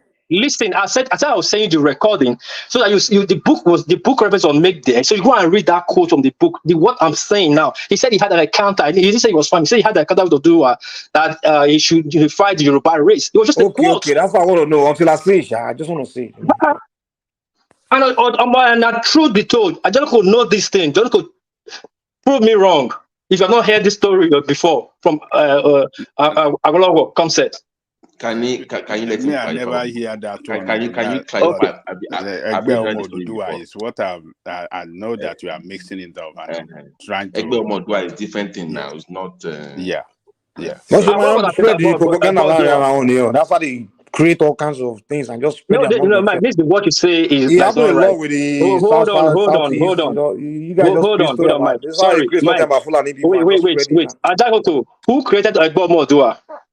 No, we're not arguing that. No one is arguing that against you. No, Mike, you cannot be shifting the goalposts. Let me answer my Which question goalpost now. am I shifting? Did I ever say they didn't create Egbomodua? You say what we are doing here now. We're talking about Egbodo. Say that's how people do here, do this. I'm just asking who created Egbomodua? No. You said no. What I'm saying is this thing you said about he said he had an encounter. But That one it sounds very ridiculous. Did you hear the Yoruba? Why even Did you arguing hear the about Yoruba he what said? is this? Why are Wait, you man, arguing about? you all turn everything to rough, like creating. I don't I'm not understand. turning anything rough, Mike. When you do what you are doing, when they talk back to you, say people are doing things wrong. When somebody bear your way you are talking, you feel you are smart. But no, if I tell you to you now, you feel I'm rough. I'm just telling you. Let's be civil. You say a statement and someone want to confirm it and you start running from it, trying to but don't shift take it my on to statement something by else. dragging the Come on now. goalpost. No, you can confirm. There's no problem about that. But not Mike, I'm trying to ask you, I can confirm it now. You're the one that is telling me now. So you yourself haven't seen it. To you. Now, If you have seen it, then I'm asking Jalikoko, who created Egbomodua? Who created it? Who formed it? Jalikoko, please answer me. You are right. It's Awolowo with before Egbo was created before the newspaper, before the Action Party. Hold on, let the man finish responding. You asked a question, you were just not him. Let him finish responding now. Sorry, I got to continue. So sorry. No, I said yes. You are right. Awolowo with Akitola with what's the Baba name for Ondo State, the former governor, that Papa Jashin. Jashin. Yes, Papa Jashin and some other Adesoya, all of them formed that Egbomodua. They started it in London and they brought it down here and started and it later changed to Action Group. Thank you. Yeah. So, but we want to see that book we are referencing to. We want to know how Awolowo had the encounter with Oduduwa. Maybe in his dream, maybe they met at a marketplace or somewhere. Or in the forest. He will be a better person to explain that. But that war he used to unify, start his political this thing. That he had a encounter with Oduduwa. What I'm trying to say is not bad. Imita Oduduwa is nothing to me. But I'm just trying to tell you where the superiority came up from inside the West when they're trying to raising Oduduwa above the remaining 97 king, because it was a political agenda. That's what I was trying to say. Not like I'm just trying to write superiority No, hold on. But that history has been in existence before they even start that politics in the West. Okay. Thank you. Oduduwa as the most, the foremost king and the foremost king in Yoruba land and the father of all the kings. That has been in existence. It's not Awolowo that has started that. What you are referring to? No, it's not political. It's been around for how can I say, for hundreds of years. And don't forget that there was a civil war between the Oyo and Egba before the British came. It lasted almost 100 years. I don't know how many years, but a long time. So there was already that division in the kingdoms, in the empires in Europe, in the kingdoms in Yoruba land. Yeah. Even the Oyo was at war with the Benin Republic. It was going on before the British came. So I can understand how he may want to be, handle that feud. Why he would say, he wants to unite them, back. So not because of other Nigerians or anything like that. I don't think so. I'm not talking about Nigerians. I didn't say you. I didn't say you said it. No, I'm talking not about me. The point you're not getting? I was not interjecting on the sake of Nigeria. I was talking about the why I feel the Yoruba they take Oduwa over the 97 king that reigned before, that they are tying everybody to Oduwa, the lineage, and at the end of the day, some people tell they're not from Oduwa. That was what I was just Let me tell you. interjecting. Let me tell That's you. all. You know what was, what is responsible for Odua name to overshadow other kings that came before him in Ilefe was, is that Odua extended that Ife kingdom and Ife glory beyond Ilefe, what we know as Ilefe. He extended it outside Ilefe, and created, his children created more kingdom outside, different kingdom outside Ileife that that was known, that confined Ife place today. So him and his children and grandchildren extended that glory of Ife outside Ife and beyond Ife. So that's why its own name overshadowed the others. So when they are talking about the history of Ife, or how many places in Yoruba land, the history of many communities in Yoruba land today, when they are writing their history, is connected with Ife and is connected with Oduduwa. If the Oyo, if they are writing their history, Oromiyan is connected to Oduduwa. If Ijebu and if Remo people want to write their own history, the Akaribu of Remo, some others from Remo, the Olukperu, this thing, all of them are connected to Oduduwa. If what do you call him?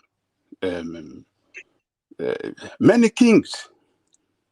So that is what make Oduduwa name great than others that were king before him in Ile-Ife. So it is not political. So what Awolowo did when he came and brought politics was that he was able to unite every section of Yoruba land, whether you are from Egba division, you are Ijebu division, or you are Ekiti and some others. He was able to,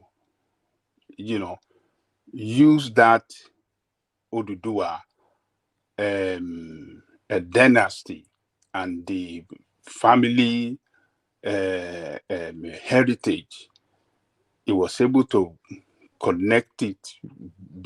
He was able to, he used that to unite many of our community across Yoruba land, for us to be able to attain greater height politically in Yoruba land, and what he did, worked. And the program that he was able to implement as a result of what their political party,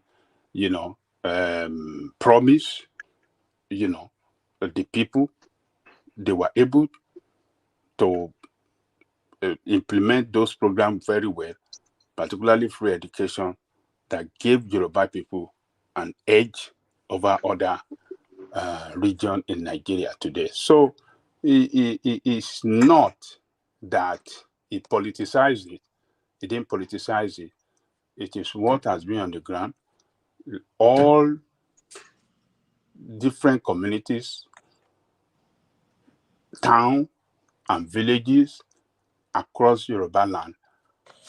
We are What looking for piece? their king or Hello, their let headship. what piece the question? What piece? Historically, Some they are some associated with Ife. So that's some why. And people always, some Midwest people, I guess, some Edo people, they say that Awolowo was marginalizing the Midwest during the Western region when he was the premier of the Western region. Do you share that belief or?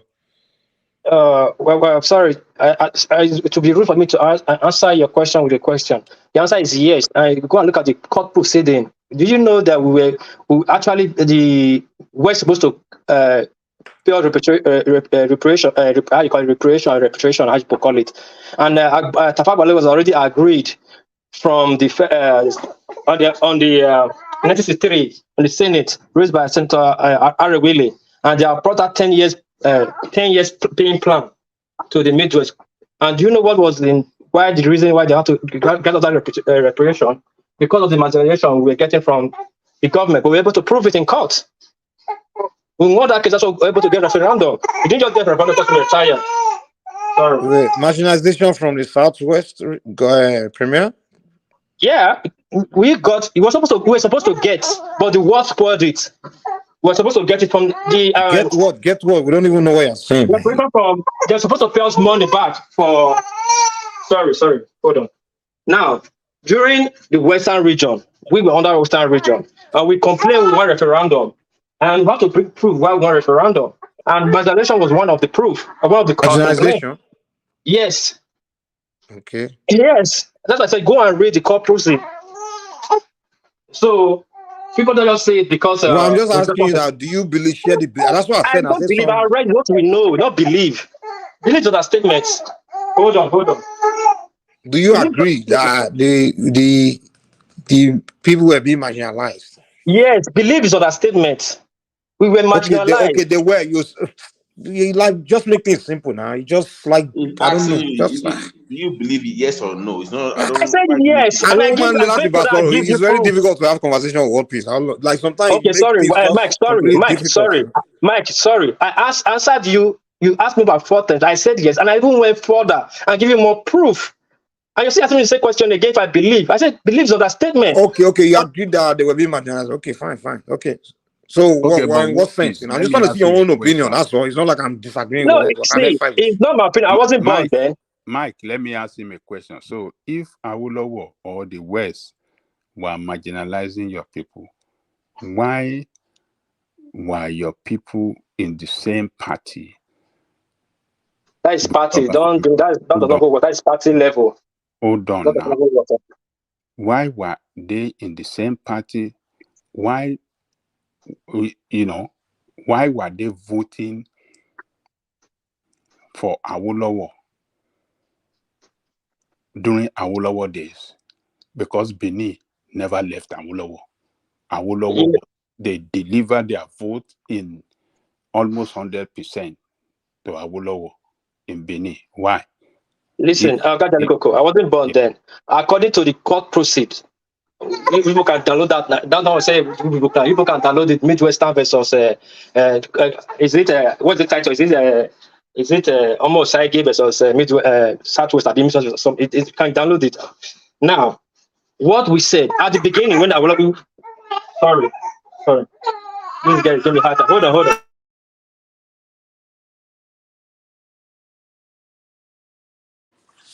Say your baby won't talk, I be won't eat. Which one you want to do?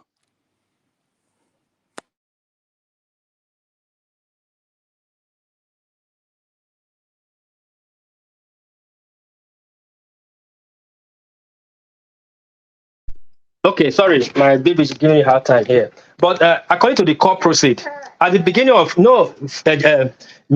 Western region, Northern region, and Eastern region was created by the British colonial master. We all agree to that. It was created under fear. It was from the colonial era to hand over to Nigeria as a republic. It was already created by the British. They zoned people together. You this, you this, fine. And Benin was under. Benin fell under Midwest, but people don't even know after Ibadan, because after that Benin that time when Midwest they have province. You can agree with me, Ajalukoko. They have Benin province, they have the Oyo province where they have other like Oshun, other people under them. Benin, we have the Ondo, Agbo, Agbo, and so on and so forth under our province. You understand? So we were under Midwest, and we have to break it down. Now, at that time, we were voting for Premier. We are in government now. We want to. Yeah, the Westerner was in government. They control the government. We were nobody now. We lost our throne. Just came back. We're coming back from our civil war. We fought with the British. We just building ourselves together. So we have to start the politics to march forward to get the country going. Then Awolowo came and all those parties. There was a lot of Benin people for and against Awolowo too in the party. But they were winning. He got vote, a lot of vote from Benin to make him premier in the Midwest. When he became premier, he started now developing the Midwest. The West. But most of the development was centered in more of the West Ibadan. And so for the that side. And we were saying it. It was obvious. That's why Benin said, okay, we want to opt out from the position because we're not in political position. We didn't have any of our own sons in a superior position. Adeni fought so hard, and then that started the Nigeria to start Nigeria to have independence. People don't even know. I believe you know. Most Awolowo henchmen in Action Group were actually the Midwesterns. The Aneni, the Inahoros, Paemudu. They are the actually brain behind Awolowo. And that's why I find it difficult. Hold on. Most people that surrounded him were. Hold on, let me land now. Our ideology was written by the Midwest. It's championing everything. It's a lawyer, Barrister Ike. He's in Benin now. I went to school. I saw Ike. I can't see the Ike died in 1998. Barrister Ike. That's when I was going to go look at what picture. When he was going to stand on a chair, the mother was holding his chair. That's Barrister Ike. Ike, the other brother was the ambassador of America, Nigeria to America. Kola is my very good friend. Now, what happened? When Pusho started rolling out, it was only the Western people were put in position. That didn't even hurt us. The Nahoro was next to Awolowo. When Awolowo wanted to go to the center, leaving the position of the premier, he gave it to Akintola, and what was wrong? Nahoro was next to in the hierarchy, and Awolowo was the next person. Awolowo gave it to Akintola. I said they gave it to Akintola. They said who gave it to him? The party, Action Group. Awolowo don't own the group alone, but according to the hierarchy, Nahoro is the next in command. But they brought out the Akintola in. Who did? The party. Now, you're asking me who did. It's the party, not the Action Party. So was he okay? But the question I'm asking is he Awolowo that marginalized you? I don't know the kind of question you are asking, Mike. Sometimes, if I respond to you, the question I ask you was, you say Awolowo was marginalized. Did Awolowo the party? Awolowo, yes. When you say Action Party, Action Group, is Awolowo the face? No, they never say Action Group. Wait. I said, wait, hold on. Let's not fight now. It's simple. I'm trying to repeat what I said. Can you tell me? I can't tell you this guy is so difficult, man. God, no, you are bringing questions. I haven't even said anything. You sound difficult. If I tell you yes, Mike is trying to good night. Get you. No, Ajalikoko, you know. Just like shouting. I'm trying to repeat what I said so that way you understand me from the beginning. I said a lot of people from Edo today say Awolowo was marginalizing them during his time, and that's what I'm trying to repeat. But now you are landing on the party. So that's what I'm trying to say. That is it the party or Awolowo? That's what I'm trying to clarify. Listen, let me clarify, and I clarify to you. Like you only take one part. I said he became a premier. Most investment, most development was in the West. That was one. I not digress more. I went further and said, even at the party level, when he was going to the middle, he was going to challenge for prime minister for Nigeria. Instead of the next person, they should give power to the next person, which is a Nahoro. They gave it to Akintola. Was Awolowo in support of that? Was Awolowo in support of that? Don't ask me that. I wasn't there. His party happened. So I said the party. I never said Awolowo. I said the party. When you talk about development, I said Awolowo specifically.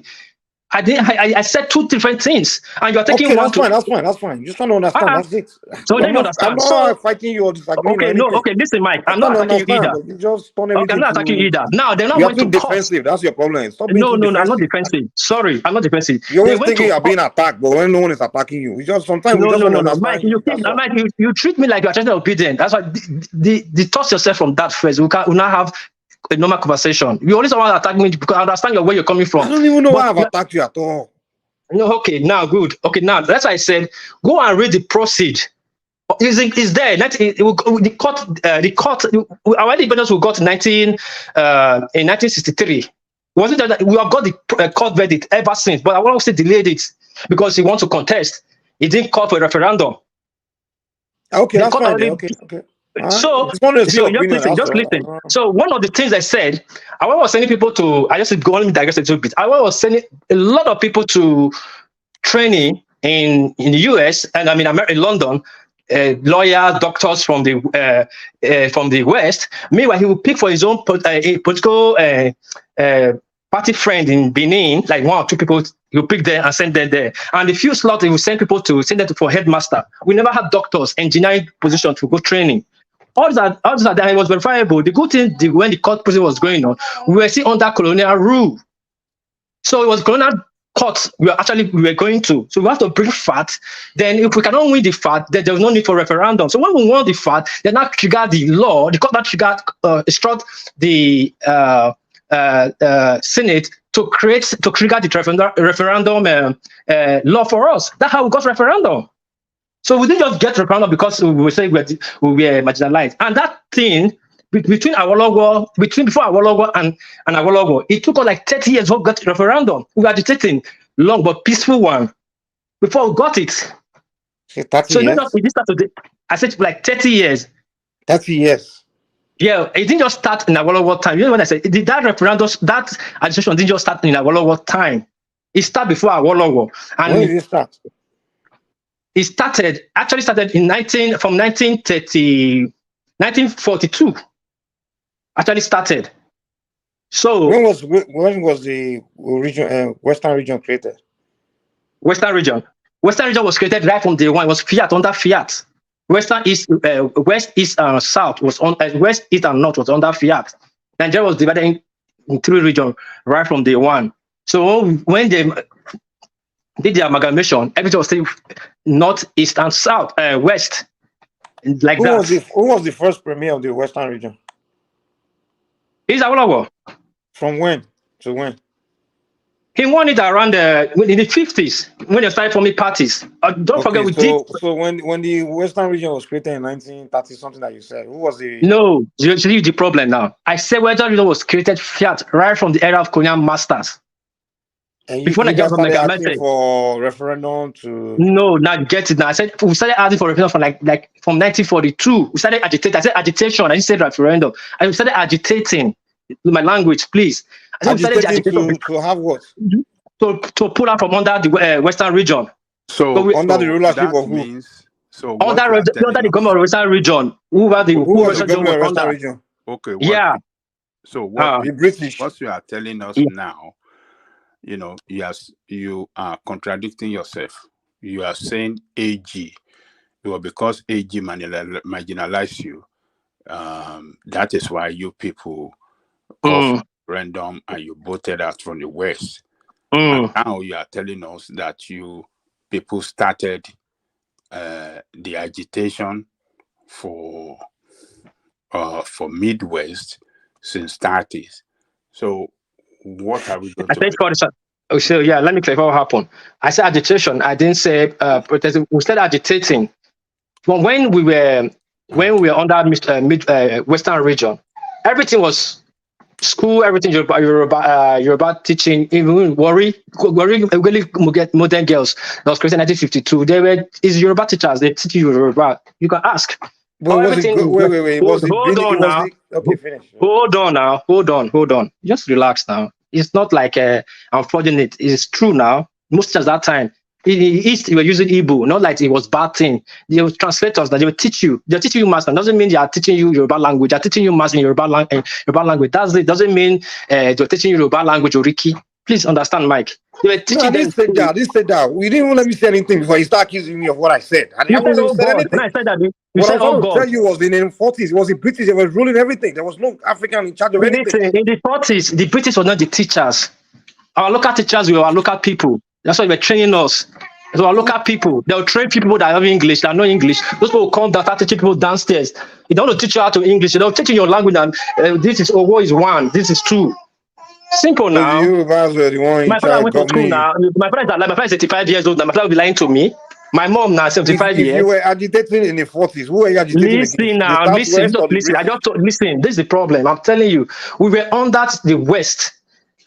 We were under the which West. West? This Western region. wait. Western. Wait. Let's keep it simple, man. Who was governing the so-called Western region? You say it was created in the 30s. Okay, listen, listen. The government that was formed in Nigeria, it started by stage. Hold on, somebody's at my door. Nobody. The government was created stage by stage. Now, when the government transition started, we have regional government. In that regional government, we have people. We still have Nigerians that. Who's that is drinking my bed? Hold on. Sky, man. Instead, they started agitating in 1930 something. Listen, Mike. Please listen. When we were under this thing, when we were under Western region, the colonial masters were ruling, but we still have regional head that are Nigerians, but it was not a prime minister position. Now we relate to those people relate to the colonial masters, and the power was in the capital was in Ibadan. The colonial house was in Lagos, where the other regions that is controlled, they have a regional government and they have a local government. Now, I said we started agitation that time. We started agitation. Then when we were having the council of, they call it we should have our start, the council of kings. They had the first one in Ibadan. The second one was held in 1942, held in Oba Benin Palace. So the statement they made then, that triggered Eweka II that no, we must agitate for our own region, they should create our own region for us. That way the agitation started. I said agitation started. That bettered the agitation. Then Eweka II started agitation, and he sojourned to the ancestors. Akinzo II took it up. Akinzo II actually achieved it. Akinzo took it up and started it from there. So between that time to we achieve it's almost 20 or 30 years. Agitation thing, we started going to court, we were not full blown. That's what I was explaining to you. Not like they just started we must get our region. But the agitation started then. Started growing, and it became worse when Awolowo was campaigning to become premier. Don't forget, Azik challenged him too. We all voted Awolowo. That anyway, let's allow other people talk more, please, man. There are some people that have been here. Let's give them a chance to talk because I'll be shutting down later. Remy and who else? All these people that just came. Good morning, guys. I'm not interested in all these guys who have been talking for the last 4 or 5 hours, even when I was fast asleep, because I did not see any relevant or whatever.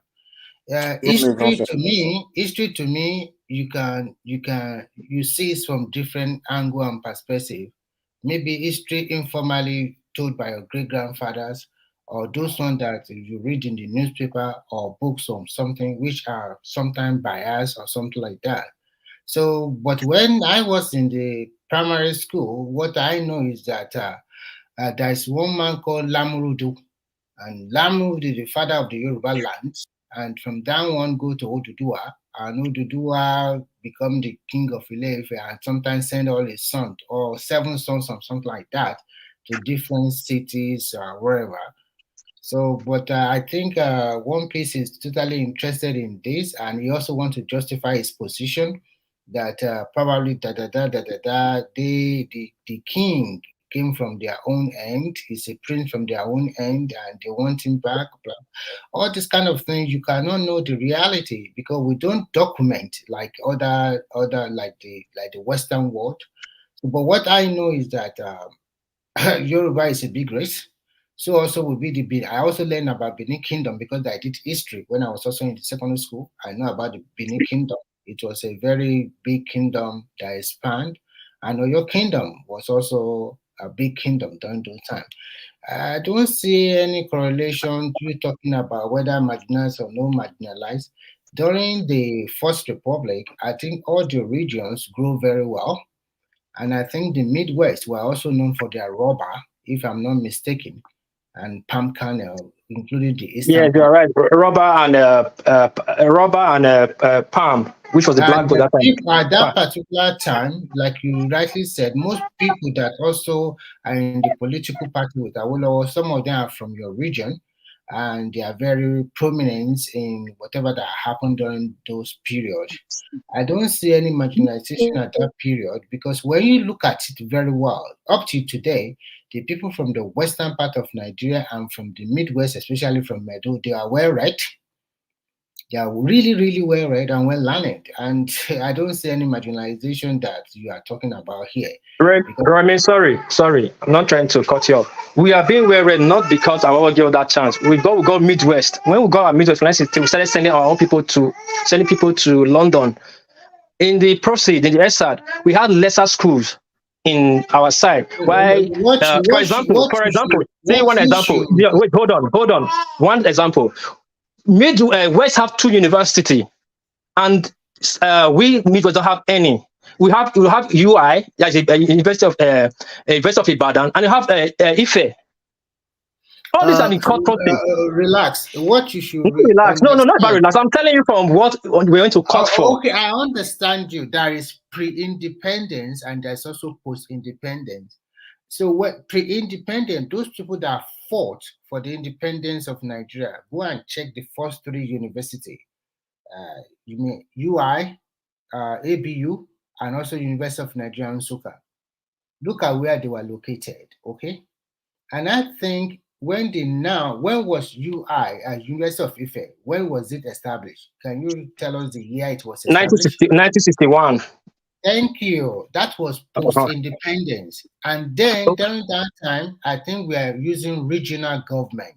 I know that during the regional government, which Awolowo was the first premier of the Western region, I think Benin is also under Western region at that time, right? Yes, it was under our province. And I know that all those research institutes were located, some of the research institutes were located in Benin also. No, none. None. Are you sure? Yeah, during very sure. 60s? Yes. Yeah, locating Ife at that particular moment, you might not know the history behind it, to be frank, because choosing that area to locate a university depends on so many factors, which you are not privy to. Listen, calm down. Which you are not privy to. It might be because of land acquisition. It might be politics behind it. So many things. Look at Dangote refinery today. The first place that guy wants to locate his refinery is as close to Ondo State. And they play their politics. You take it away from them. You think about Ogun State. Ogun State does not play ball too. And it came to Lagos. And Lagos used whatever they have, and they got it. And today they have the largest single refinery in the world. The largest single train refinery in the world in Lagos State today. Who will benefit from the taxes they will pay? The people that work there. That is why that state will continue to improve. So you are not privy to all those things. Sorry, what you are saying. What you are saying. Hold on. What you are saying is an opinion. It's just opinion. I'm not privileged. Yeah. Okay. Now, what I'm telling you now is facts, and you can go check that from the corporate. No, hold on now. Hold on now. I'm making reference. And you can do yourself a favor. After this, we end this thing. Go to Google, check out the Midwestern referendum in court. You should read the essay. It's there. And all these things, we make all this complaint. Hold on now. You don't hold on now. You just hold on. When you were talking, I gave you time to explain Ogun. Hold on now, please now. We have fewer schools. The referendum you are talking about, is it pre-independence or post-independence? Well, both. Our referendum we got from pre to post. No. When did you start it? I just told you that the show started in 1942. They won the court process in 1959. Hold on, we won the court process in 1959. Hold on now. You hold on. You ask me a question. You let me answer you now. We won the court process. You have answered it, and let me continue. I don't want a long story. I am tired. I'm the one. trying to explain that you have said something. I want to. Hold on, guys. Hold on. What's his name? This guy that's here. What's that guy? Let me I can't continue. even say. Remy? Let me No. continue. Just 1 more minute, and I will This be done. H And guy. then another person can talk. Okay. So 1 more minute. The progressive. The progressive. Are you there? Hold on. Let me see if he's there. Yeah, I'm here. I'm here. Do you have something to say? Yeah. Yeah, I just want them to finish so I can come in. So just 1 more Okay, they're minute. not going to finish. If you want to come, you just come No. in. Let them know. Remy, Not what you are doing is not nice. I'm not to explain. My thought is to counter you. Now you're asking questions allow you in to your come in. counter. If you got something to say, you better come in. Wait, Rather, Mike, it's hold okay. on, please. Let Sorry. me Hold on. continue. I'll come in. Wait, hold on, 1 please. minute. I just want what piece you have your time. 1 minute. I just need 1 minute, and then you can continue with your narrative for whatever you want to do. What I want to know is that your referendum was pre-independent when Nigeria have not gotten their independence. And when we talk about referendum, I don't know what are the things you want at that particular moment. But what I am trying to say is that all of these things you guys have been saying here is just everybody's opinion. The fact or whatever can also be skewed to people that wrote the article or the way they want it. It's not article. That's what I'm saying. It's not article. What I know, in conclusion, what I know is that the regions during those times developed very well, and Nigerian prospered before our first coup. Thank you. That's what. Okay, let me answer you. First of all, the regions in totality did develop very well. Yes, Western region developed, like Ibadan, they were developed, and the process of developing that place. The more that time was, the black gold rush. What I mean, black gold palm. Palm was the crude oil of that time, and timber. And it was the south side that have timber, the Benin, that's the Midwest, and we were short-trained. We have fewer schools. We have fewer people being trained compared to the people. Let's just zone it like north and south. Let's say we are down south. The west and the Ibadan and Co were in the north. They were more developed. We have few roads developed and few other things. These were in courts, and they've checked it out, and they were facts. Now I just make Ife and Ibadan. Ibadan was created in 1952. Was built in 1952. I was already a premier. And Ife was not just built in 1961. It was finished in 1961. And we produced all those things that were built. They built Ife. Why are you building Ife when Benin has so many problems down Isoluku, Isekiri, Isoko, and they don't have schools. They have to start going to schools in Ibadan. Our parents that went to schools in the 50s, they all went to Ibadan. Those that can go to, that have privilege. It was systematically. That's why you see Obaseki and fewer people, they went to school in Ibadan. Those are our allies. We are getting admission to Ibadan. Those who are against, we're not getting anything. Hold on now. Let me land, please. Hold on now. This is what I don't like. When people talk, people wait. When people want to talk, I start interjecting. Please let me land now. Please, Ajalokoko, please. Sorry. Then, second, then you are building researches and all that. Then you build again. You build another university in Ife. Ife and Ibadan, how far is it? Why not just give the Midwest one university too? That will settle their own problem. I'm just making certain little examples. I don't want to dive more. I can print them out. You can do yourself this thing. You read it. All this is where they go to position, appointment positions, ministerial positions, teachers, lecturers, doctors. We have few. Not only Benin now. All the Asaba, we're under Midwest. They have. Do you know people that fought for that referendum? People like this guy, Pastor Tommy's father. People for, people were against. So what you think was just Benin narrative? It was not just only Benin narrative. It was the minority down that line. It was the agitation that they have to pull out from it. And that's how they got their independence, and they saw the wrongdoing, and they grant us the referendum. You cannot go on that referendum if you're not being marginalized or being marginalized. Don't anybody that's eating so full that will be crying that he wants to pull out. It's not done. We were short-term. That's what we pull out. Let me reply him. Let me reply him. Look, what piece is spewing what is not factual? What is in court is not factual. Hold on. Jesus Christ. I've seen. What is not all Jesus everything Christ that you mentioned concerning marginalization, And everything that you said against the West, that they marginalize you, they didn't do anything, there's no fact to that at all.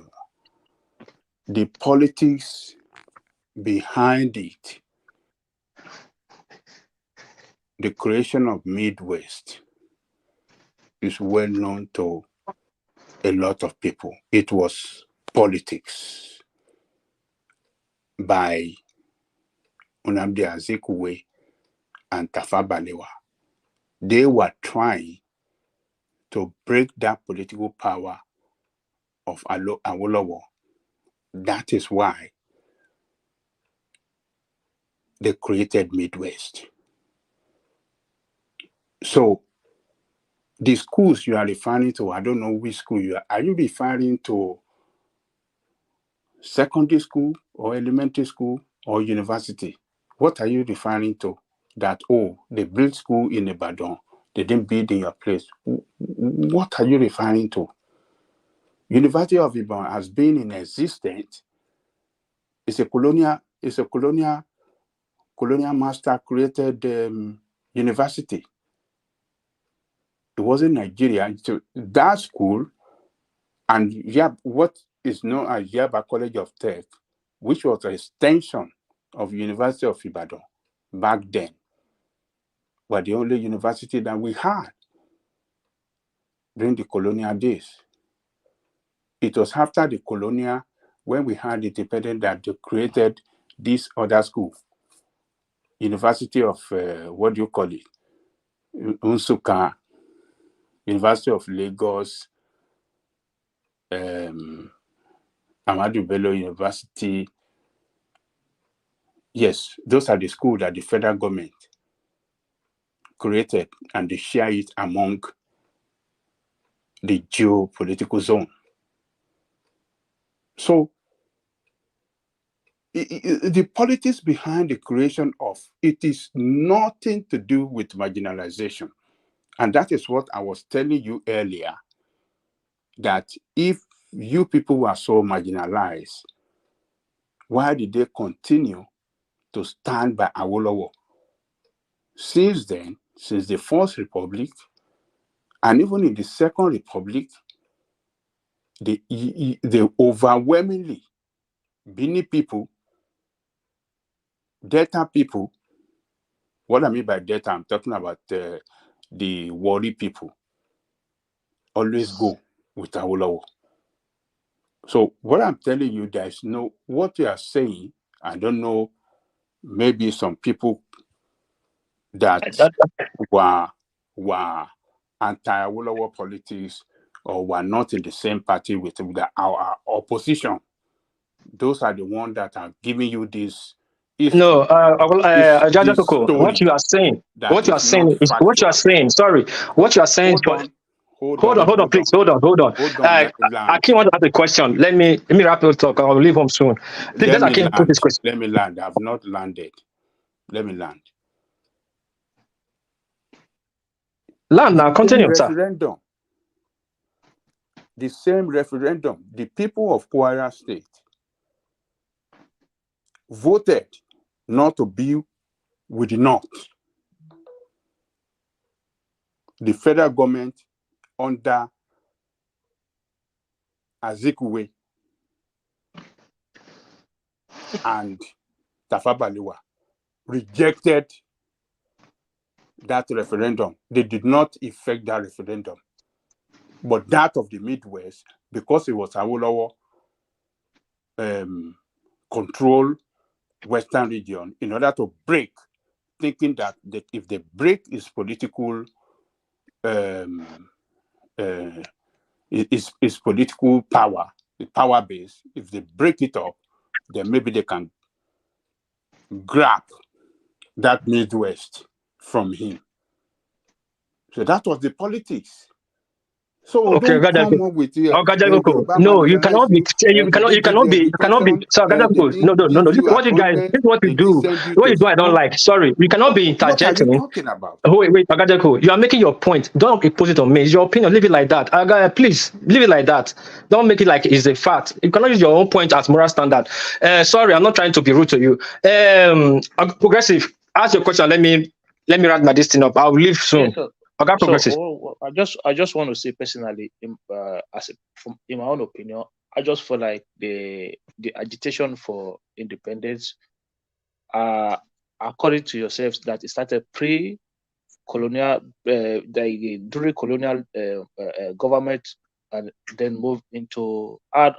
Personally, I don't think those agitation for self-determination under the Midwest region was as a result of marginalization. It might be the case they put forward in court to enhance their position, but I just feel like as a region at that time, it was a very big region to be under any sub-region. I think that was one of the factors that played into it. The Midwest region was not it's not a small land space to be controlled by another sub-region. I think that is one of the reasons why they felt like they needed to fight for self-determination. Because if you look at the composition of that Midwest region, it comprises of both Edo and Delta at the time. And Edo and Delta, which later became Bende State, it's not a small place.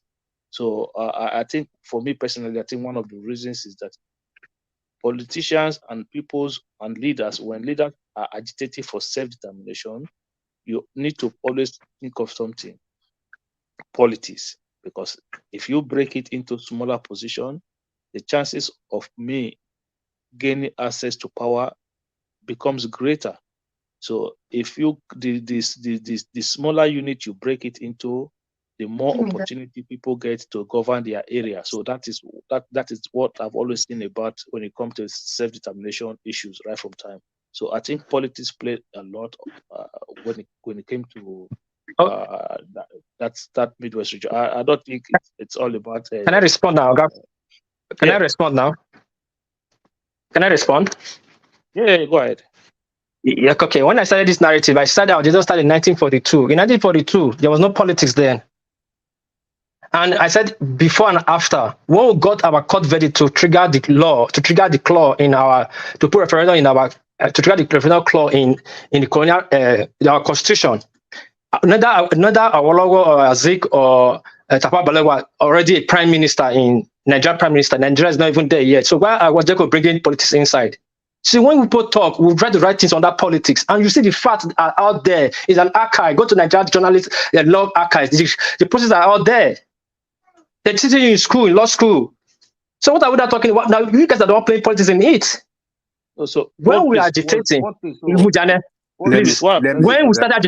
agitation, I said from 92 we started agitation. You have not been full-blown politics one.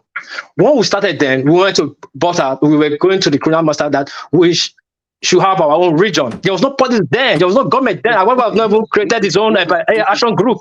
What are you talking about? This is what I'm trying to explain to you. If there was no if I don't, no, not what you're explaining to me. This is what I read. This is what I know. I met one of the persons in life, for this thing, for opposite this square, this junction, I went this market day. You have to understand something, right? Say, if me and you, if two of us we are doing something, or maybe three of us are doing something, right?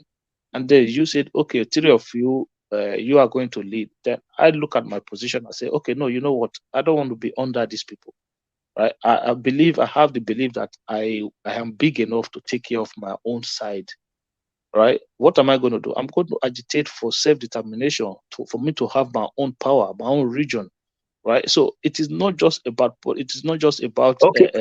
Hold on. Well, that is opinion. We're not giving opinion, but I'm speaking from what I read. What's on ground. I'm not trying to come out dirty at Awolowo's name or not. I'm talking what in the process. Hold on now, please. Hold on now, please. Look at the time frame. If that show started in 1960, we would have said it's politics. things that have started 20 years before our independence. You cannot say it's politics because there was no political party at that time. Why go on here? Don't people say that? Okay, You let me started ask then. you. Hold on. Hold on. Don't ask me. It took a long time. When you explain, I didn't ask you a question. Just relax. Let me explain my monologue. Please hold on. Please listen. We started agitation. Then now got to the Eweka Kenzo the second. Awolowo made Kenzo the second a minister of that portfolio. They dethroned. Not people who are agitating. They dethroned the Olu for it that and called that agitation. This of OEME, the notion of OEME. No one was arrested called that agitation. It's on record. Then Aneni and Naharu and Co was instrument using against the divided people and the individual people.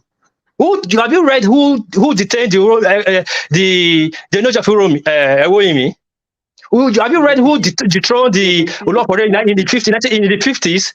Now there was a struggle. Listen, it was a struggle. Then he has become big. Awolowo become prime minister in the 50s. Awolowo become prime minister. It was before Awolowo. The children is bigger than Awolowo. But Awolowo didn't want to ally. He didn't read politics to it. But he didn't see what he was doing wrong. If he was doing things right, we wouldn't have left.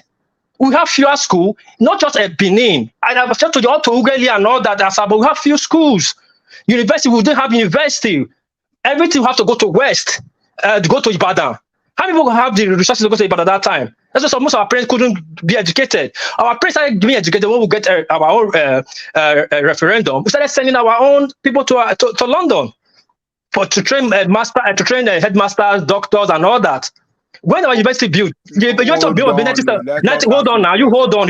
No, I don't like all these things. Hold on now. This is just hold on. When you were saying your own, you make it so beautiful. You make it so beautiful. It was the action who wanted politics. But I told you, I started for politics. We got our court verdict before we won the election. But I won't even like 1959 because it was election 1960. He delayed it, and when he lost, he delayed again. We got our referendum in 1963. There was the next election, 1963. Now you're not ready election politics to that again now. That it's because of the politics, just to make a point. It wasn't politics. Yeah, but and when we got our verdict, the question was fair. It wasn't politics. What Ajani is trying to say to you is that the people still voted for him, regardless. So what? No, nobody voted for him anymore. Listen. I just want to tell you that's what they used in 1950s. In 1950s, when Awolowo became prime minister, in 50s, not in 40s. You all know that. When he became prime minister, he was doing things well for West. Yes, I agree. Western region, we all Western region. But some parts of them agitating, like, no, this West is not trickling down to them. That was the agitation. That should have been there before then, after then. So it's not like I'm coming up with it. It's on the court process there now. I don't even understand all these things. Maybe I'm saying on the high tone voice. They list so many things. They brought fat schools in those data. It wasn't up to secondary school. It wasn't up to 10. When the Western region have more than 100. Everybody have schools. We didn't have university. We didn't college. We are ahead of you guys when it comes to education. You can call it ahead, but that won't give us victory in court. Hold on now. Hold on. That won't give us victory in court. Hold on. Let me ask you a question. But when you guys talk, I don't interject. When I'm talking, people start interjecting me. When I'm making points. You have been talking for nearly 8 hours. I talk 8 hours. You guys talk for 8 hours. Remy, let me ask you a question. Okay. When you got what I'm trying to say is very Western simple. Region, The western part of Midwest. Nigeria, they are the first set of people, sorry about Janli Koko, to got education. And because of that, they know the importance of it, and they have many schools, more than the rest of, even when you are talking about that time, you can only talk about Oyo and Ogun, and maybe Lagos. There are those ones that have a lot of schools.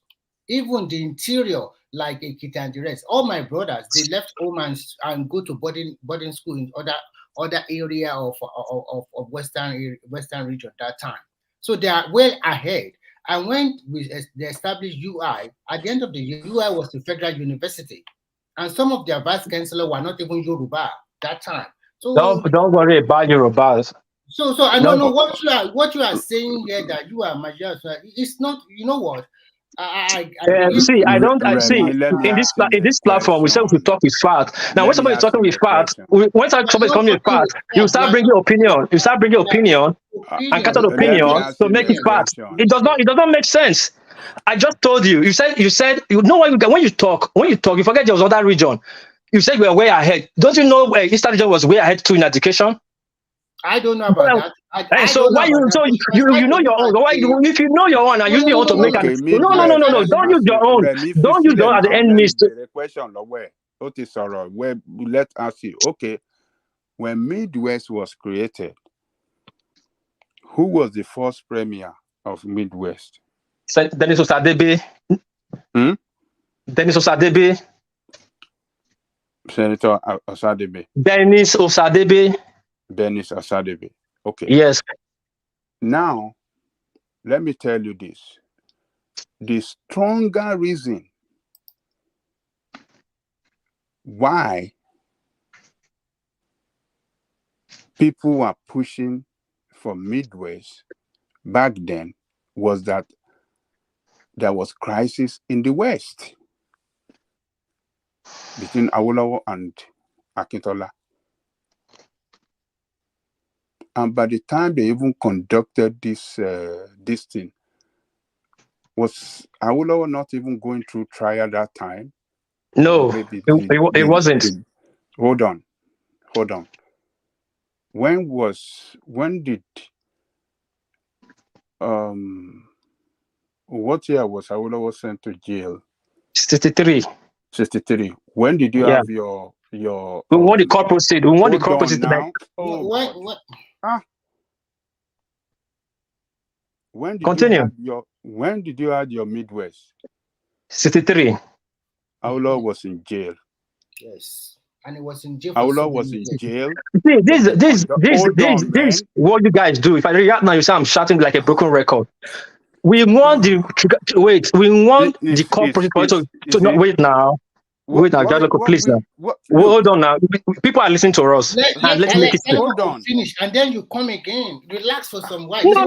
What you guys are doing is not right. Because I'm feeling. No. You're encroaching on my. You're encroaching on my own personal right. No. You cannot outsmart me now. You cannot outsmart me because I'm quiet listening to you. No, not Jacob, not by no. If you want to say it right, you don't want to say it right, then we can forget about it. Don't just say no. When do we win the court? When did they trigger Grata's referendum? Can you Jacob answer that? Sorry, I'm not trying to insult you. Hello? Of course. What he's trying to do is that he wants some clarity. This is not. No, I'm giving you clarity. You are saying you are using that to make. Okay. When did they grant you your referendum? 1959. 1959. And from 1959 to 1963, that is about 4 years, right? Yes. And after that 4 years, you started you have your. No, listen. No. Hold on. You listen, please. Sorry, we just listen. Don't just listen. I just want to have the conversation with you, please. Just simple conversation. After that 4 years, you have your first premier. Yes or no? After 4 years, they conduct the referendum. Yes, we have our first premier. Thank you. So what you are talking about that you are being marginalized is between 1959 to 1963. You see what you guys are talking. The case stayed almost 10 years in court. Well, I think it was just today's case. We are not talking about. No, what are you talking about? Wait. Let me answer you quick. Let me ask the question real quick. You say 4 years we will be marginalized. Answer this question. Which year? From which year to when you have your first premier? Tell us how many years you are marginalized. I just want to know from what year. I'm telling you. Awolowo became the first premier. I think 1952 or 1953. He became the first premier. Mm-hmm. And we are being in court. We went to court like we want to pull out. Already agitation already started. I told you that just started since 1942 that we want to pull out. Now, when Awolowo became a premier, it became more difficult for us. That's why we went to court. So then you also hold on now. Please let me land now. Let's make it short conversation so that other people can also talk, so that people can come in. From 1952 to 1963. When your referendum was still in court, you are marginalized for nearly that is 8 plus 3, 11 years. Why do you like to take the one they used to play? But I said we started listen now. You listen, please. I said we started our discussion in 1942. We started our discussion in 1942. From 1942 to 1963. Also, where do you want to be marginalized? You have to wait 100 years to be marginalized. I'm asking a very valid Yes, question here. yes, From yes, 1942 to 1963, yes. and all those and then that is one aspect. Thank you for that. Now, can you please list areas where you are marginalized so the audience can understand you? It's like you just came in recent. You just came into the show. That's why you didn't listen. No, hold on now. You just came. Wait now, Remy. I'm gonna put you guys in the background. I'm gonna hand the show and put you in the background so you continue the discussion. Okay, I'm not continuing. No, I'm not. Wait, Remy, no, Mike, sorry, but just go. Let me say, Remy, you just came into the show, and I've said this before. I've given point that. Okay, I will let you guys talk for another maybe 3-5 minutes. I'll put thank you. And but I won't want you if I do it. I'll just put it because I'm about to. Wait. Thank you, Mike. I know you want to sleep. Right. I said it before. I give at least some list. Now, one, they said school. We have fewer school. Is the court proceed. Two, we have lesser people in the federal than the western district. We have fewer people. Three, fewer of our people was sent for training, and it was there. Four, they built university, they gave university. There are so many. It was so many. I've just give you few, and you can go read it. It's many. So you're just asking me now. Okay, but you're not in the show before now. Because I don't want to. Development was less. Development was less in the Midwest. Next question for you. The next, I don't want to argue with you. Okay. The next question with you is this: when you now get your Midwest, when you now get your first premier in 1963, can you now tell us the achievement from 1963 to 1970? You didn't know that we were one of the fastest. Listen, 1963. Listen, 1963. We got our independence. We were one of the fastest region. We built university. We built 2 refineries. It's just in the 2 refineries. Is it by you or by the federal government? Listen. No. Hold on now. Hold on. We became. Hold on now. Hold on now. We became a federal government from. Listen, we became a federal government. Look at it. It was procedure. We became actually fully federal government from Obasanjo in 1979. Please. We were still region during the war. Ojukwu was there. Ojukwu created the first. Wait, hold on now. Ojukwu Gowon created the first 12 states out after the war. We were still region when Aronsi was there. When Aronsi took over, we were still region. So what are you talking about? Sorry. Listen, please. I want you to be calming down. I'm not here to argue with you. I just want some clarity. And when you now got your region and you have your first premier, you name me or Sadebe or whatever, what were you able to achieve before? It's lost. I just counting for you now. Listen. Before Gowon, I think Gowon was 1967, right? So for that. No, Gowon was 1967, but we're still region. So we are still region. I want to know. You have your own people there now. You get what you want. Tell us what you were able to. We started building our own school. We started building our own. Listen. We started building our own school. And use that yardstick to. Yes, let me tell you. We have our own school. Listen, we build our own school. We build our polytechnic. We build our own secretariats. We build our own rubber research. We build our textile mill. We have textile mill there. Then progress is there. He will still tell you. We started building things that will develop our space. We start building our stuff that will develop our state. Don't forget. Cocoa seaport and this other seaport was not built by federal government, but built by Ogbemudia, our governor.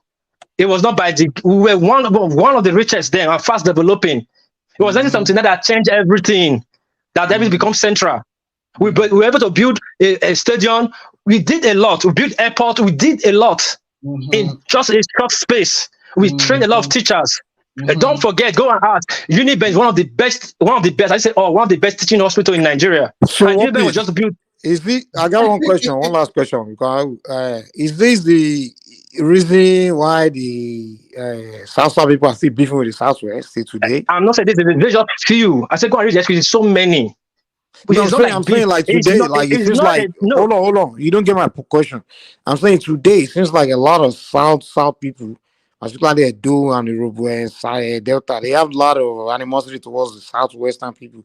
Is it because of back then, or is it because of today's No, you've got see. Yeah, thank you. A good question, Mike. If you look at data, well, I just can tell you the big problem that is happening data till tomorrow because of Awolowo bringing Oluwafori and install it in. Awolowo again.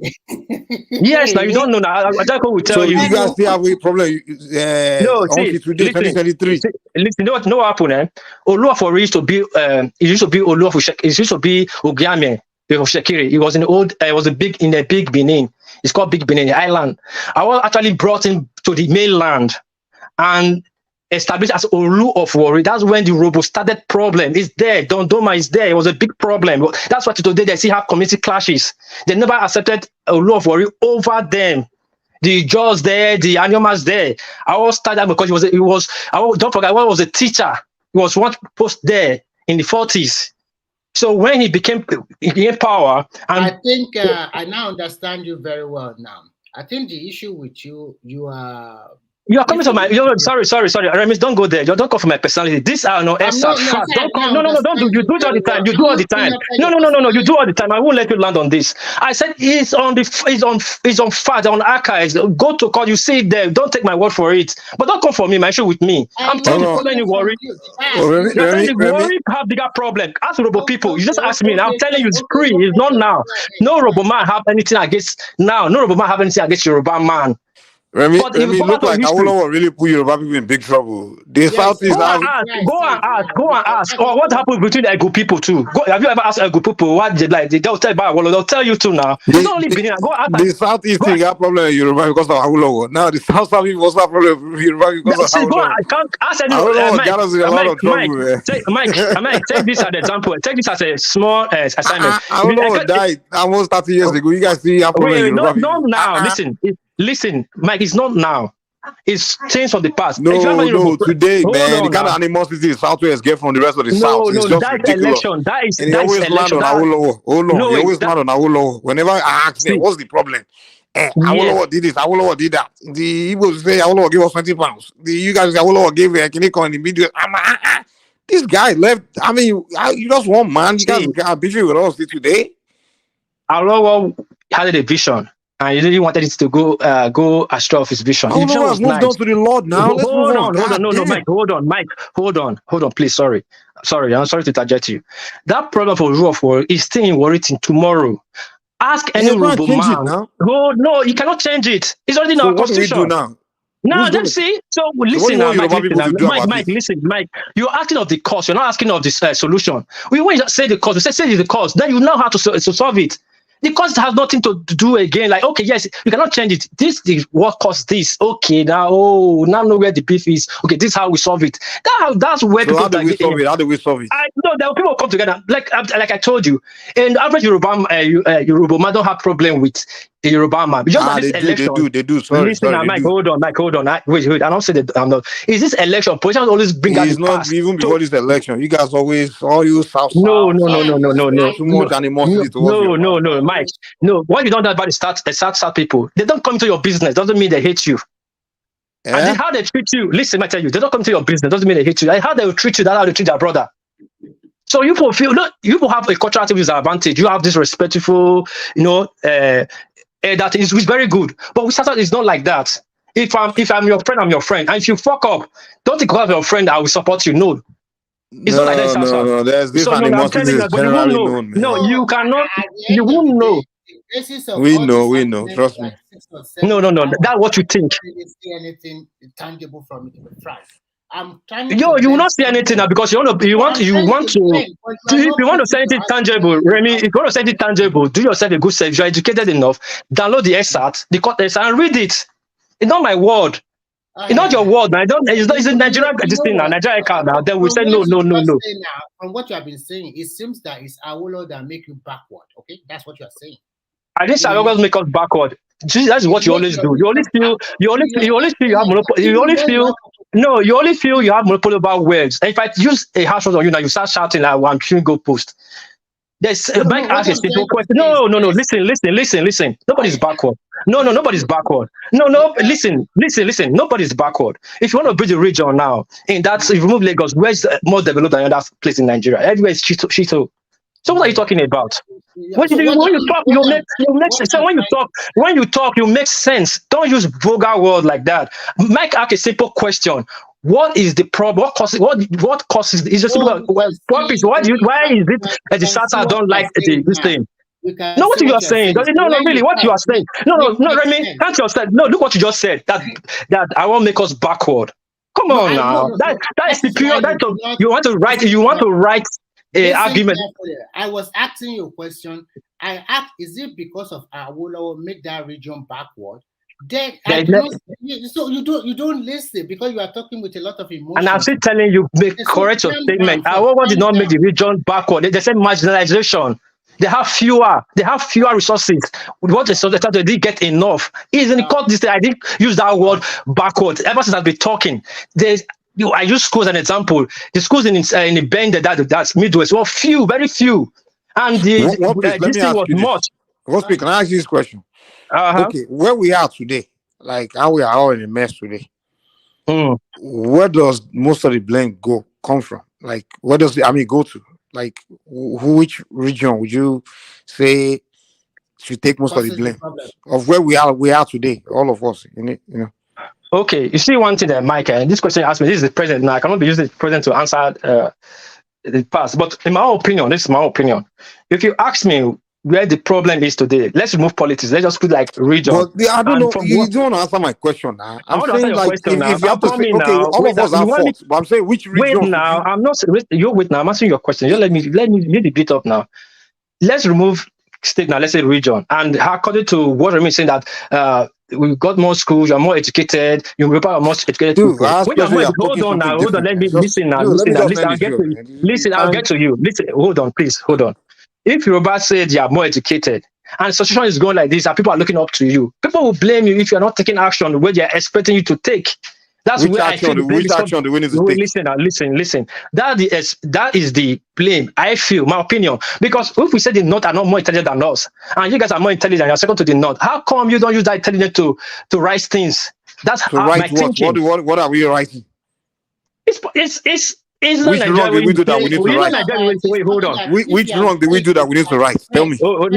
Listen, Mike. If you claim you're more intelligent, we didn't claim we are more intelligent. Whenever I claim we are more intelligent, I don't know why you're more educated. You're second in Nigeria. Your ethnic group are second in Nigeria. You gotta use that power to challenge it. Not when they're going wrong. No, being educated is not power. Everyone is powerful. Hold on now. Hold on. You will not expect the minority to challenging a superior majority. It's you that have that same which superior majority? The North are superior majority. The North is not superior majority. The North is not monolith. It's not a monolith region. They have different. They are united as you think. So you can't be telling us. So basically, you want the Yorubas to fight your battles on your behalf. Exactly. They all holding beef against us, and they're telling us to not be fighting for them.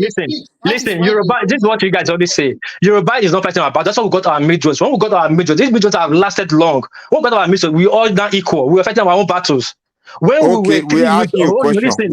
Which you are saying Yoruba should write wrong or something? Don't ask me the question. We're not going to rejoin anymore. That's why I took you to region. You are be challenging the North on your behalf. Listen, Mike, listen. Your question is funny sometimes. It's a simple question. If it's funny, it doesn't matter. Mike, it's not a simple question. It's a simple question. It's also difficult. Listen, please. Sorry, please listen. I took you back so we can have better clarity. I said, let's take it to the regional side of it. Let's make it region where you just tell it. It will be easy for us to understand. Okay, and we need to which region can you say that you can blame for all this problem in Nigeria? You don't hear what I said before. You don't hear what I said. Or you don't hear Remy, you don't hear what I said, or you want to interject me. I say when it comes to region, you blame. I said, my personal opinion, you blame the Yoruba because it was second to the stand tall with the Northerners. You didn't hear what I said before. So the Yorubas take most of the blame for where we are today. Is that what you're saying? You asking a question. You're asking a question. It's not. I respect the question. I give you my own opinion. You're taking it as a fact. I don't understand it. No, I think when Nigerians. Remy, hold on. I'm asking a simple question. I say where we are today. It's not a simple question, Mike. It's not a simple question. You ask for my opinion. Hold on. You ask for my opinion. And that's my opinion. You're taking that as a fact. Why don't you use my opinion as a moral standard? In your opinion, and this is the fact. I told you I will blame the Yoruba. What do you do? Why do you do this? Did I say it's a fact? Okay, you're saying your opinion. Because I asked you a simple question. If you have to, where we are today, if you have to say which regions are most responsible for where Nigeria is today, all of us, where we are in a mess today, and you say it's the Southwest. Now you get it wrong. You got it wrong again, Mike. I said I took you back. I didn't use now to answer that. I took you back so we can have clarity. I took you back. Okay, which region? Answer is simple. Okay, which region should take most? Now we're not in region. We are in state system. Okay, we don't have region anymore. Let's do it as geopolitical region. Let's do it as the 6 geopolitical region that we have today. You know, the 6 geopolitical and southwest, southeast, northwest, is not that like that. Which geopolitical region would you say is most responsible for where Nigeria is today, where we are today? Mike, I don't understand your question. That's what it's simple now. Okay, can somebody else? Yeah, it's simple. The question you answer, you know the answer. Who has been in power? Your opinion. Now, wait, Mike. You don't. Mike. I mean, if it's that obvious, Babati. You are educated to know when you ask your question, the question you can't direct how you want to answer your question for you. This guy is so let me answer your question now. Let me answer my question now. You ask him a simple question, and I want to answer your simple question. You say I should say that. You say what you want. It's a simple question. No, it's not the North has been in power since. Okay, it's not North has been in power. The Northern region has been in power. Where? I don't know why the Northwest, where Babangida Abacha came from. They want to be in power long to Buhari. No, Babangida is from the North Central. So why you but put all as the North? So why you asking that kind of question, like a traffic question? You're not talking to the fool now. So your answer is where? The North Central? Yes, if you're talking about now, the system region. The mess we are in today, from independence or from creation of Nigeria. That is not a question. You don't ask me that kind of question to today. What kind of childish question is that? That not being smart now. Come on now. Now, if I ask you this one piece guy, something else. Mike, listen, you're not being smart. No one can have a conversation with you at all. No. Nobody can have a conversation with you because in your own world, you believe your question is so smart. I didn't say it's smart now. No, that's what see. You're asking from nothing. You're asking from 1960 something. Do you know what led to the question? Do you know what led to the question? Because you were saying the Southwest were marginalizing the Midwest people back then, and that was region. You keep saying, and we went to court and we won. Are you forgetting that? Fine. I didn't argue all these things now. Why are we still arguing? I'm not arguing. I'm just, what the heck, man? I'm not arguing with you. I'm just asking your opinion. Like, okay, no, don't ask my opinion again. For facts, the fact is more than opinion. Okay, what is the fact? Tell us. I say, how do we get our Midwest region? It's not we won the court case against all these complaints. Okay, fine, you got your Midwest region. That's fine. Since then, why do you still have animosity towards the Southwest? You got your Midwest. That's the question you can never prove in court. Okay. What has the Southwest now done against you since you got your Midwest region? No, that's the wrong question. Who told you Southwest done against? If I tell you now, Mike, why do Yoruba do to Benin people? Why you hate us? How will you feel? If I ask you that, Mike, why did Yoruba people hate black people? What have we done? Benin people, what have we done to you for you to hate us? How will you feel and how will you respond to that question? Then I will ask you. No, you cannot answer question with question now. Answer me now. You're pushing me too. Okay, why do you let me answer you then? Because you guys are constantly expressing animosity towards us, and then that's why. Okay, that's my answer. Are we sticking to opinions or are we sticking to facts? Or is it, because I don't know, because on one hand, you said it was your opinion, then you're not saying that you want to stick to facts only. So I don't know which one are we. Okay, Babati, you know the funniest thing? When Mark asked me a question, it was opinion question based, he asked me. Oh, okay. For me to give me clarity, I took it back to the regional side, my own opinion. I said, let's put on region so we have clarity. When you were three regions, I'll blame. I make a simple example, and you're still using that now. You're moving the goalpost. Now you see what you are doing. I don't get it. Now you're using the past to judge the present. You're using the present to judge the past. How will I have a common ground? I didn't use the past. I asked you. I see where we are today. If I meet you, I'll ask this question. Let me ask you the question. Guys, wait. Can I ask one piece of question? So, are you for like? Should we go to a regional government, or what kind of system will make people like you that maybe you think you're a minority? What kind of system? Nobody's minority. Nobody's minority. No. Okay. Sorry for you to use that word. But you say you're being marginalized now. System. I know, but what kind of system will work for your people in what we have right now? If you had the We are power. practicing, wait, now we are talking development. We're practicing federalism. Let's practice federalism fully. We should not be practicing federalism and regional government at the same time. We see here the northern region. We see here the Igbo land. We see here the Yoruba land. But we're practicing federalism. It's the states. Okay. Yeah, State, but we every are state people. will use. We have Yoruba land. What's wrong with that? No, listen now, listen. Wait. There's a reason why I asked you that question. There are peculiarities in some regions. And you and I, we've gone back and forth about this issue. And remember when the issue of Yayi came up, that senator from Lagos that is now in Ogun now. And the area where he's representing is Awori Lagos and Awori Ogun State. They are the same people. So it's very hard to say, okay, because they have a boundary between them that says one is Ogun, one is Lagos. So therefore, so you must consider those peculiarities when you're discussing government politics. That is not an excuse. Now, no, it's not only hold on. I understand your. Hold on. Okay, this is my point to you. There is no difference between an Awori in Lagos and the Awori in Ogun. It doesn't. That doesn't matter. No, you cannot then say that because wait. are different. But what is War Peace business? We have the Southwest do their thing. You already got your Midwest region. You separate yourself. You are still concerned about. Okay.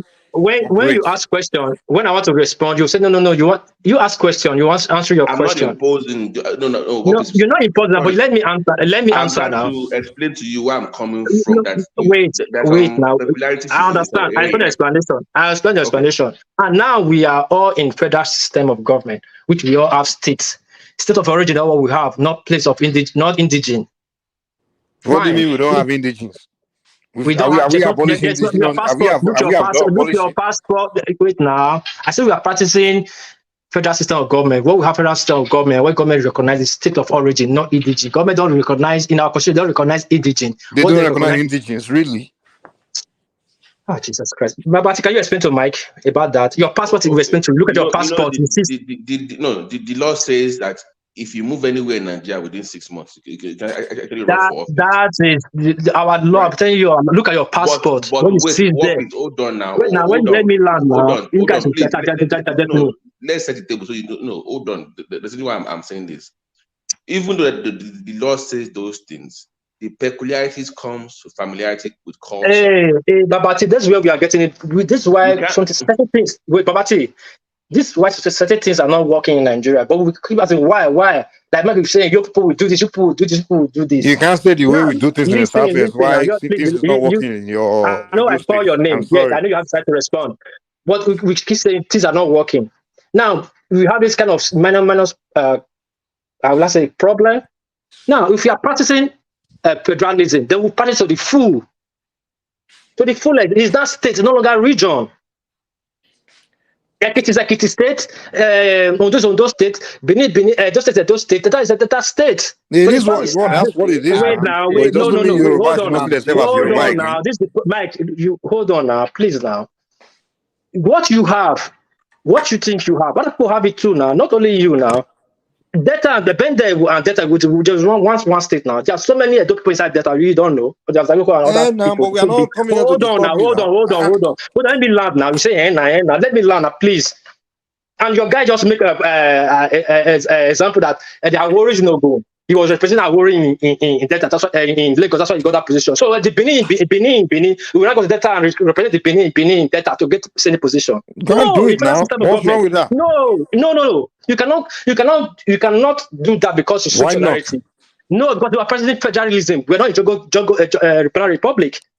I don't understand what this we are arguing like I didn't go to school. But last time I checked, we are president federalism, not regional government. If you are president federal government, you can't do that. No argument about that. But federalism is states. If in the north, they called not today. Hold on, sorry. The north they called not today. There are Kanuri people in some Borno and other states. But you don't say Kanuri man from Borno will go contest in Adamawa now. It's not possible now. It does not happen. But this thing happened only in the south, mostly southwest, mostly in Lagos only. I don't see how it troubles. I mean, it kills anything. If the people want you to be, so be it. That's a different ball. Yes, that's the different ball. That's democracy, federalism. If anybody decides to the fact of the matter is what we do in the Southwest. You can't say it affect you. Wait. Yes, Mike, listen. This is what I'm saying. If people want to vote you in Lagos and you are from Ghana, so be it. But you're imposing people on them to vote because hold on now, please let me land. I make my point. You're imposing the person like this person is from Ghana because Yoruba is in Ghana, so you can come contest in Lagos. It's not in Nigeria. That's different. That's different. If it's not Nigerian citizen, of course, that would be illegal. Okay, let me use Osun State now. If it's because of Lagos, the party will not impose them on the people. You must vote for him.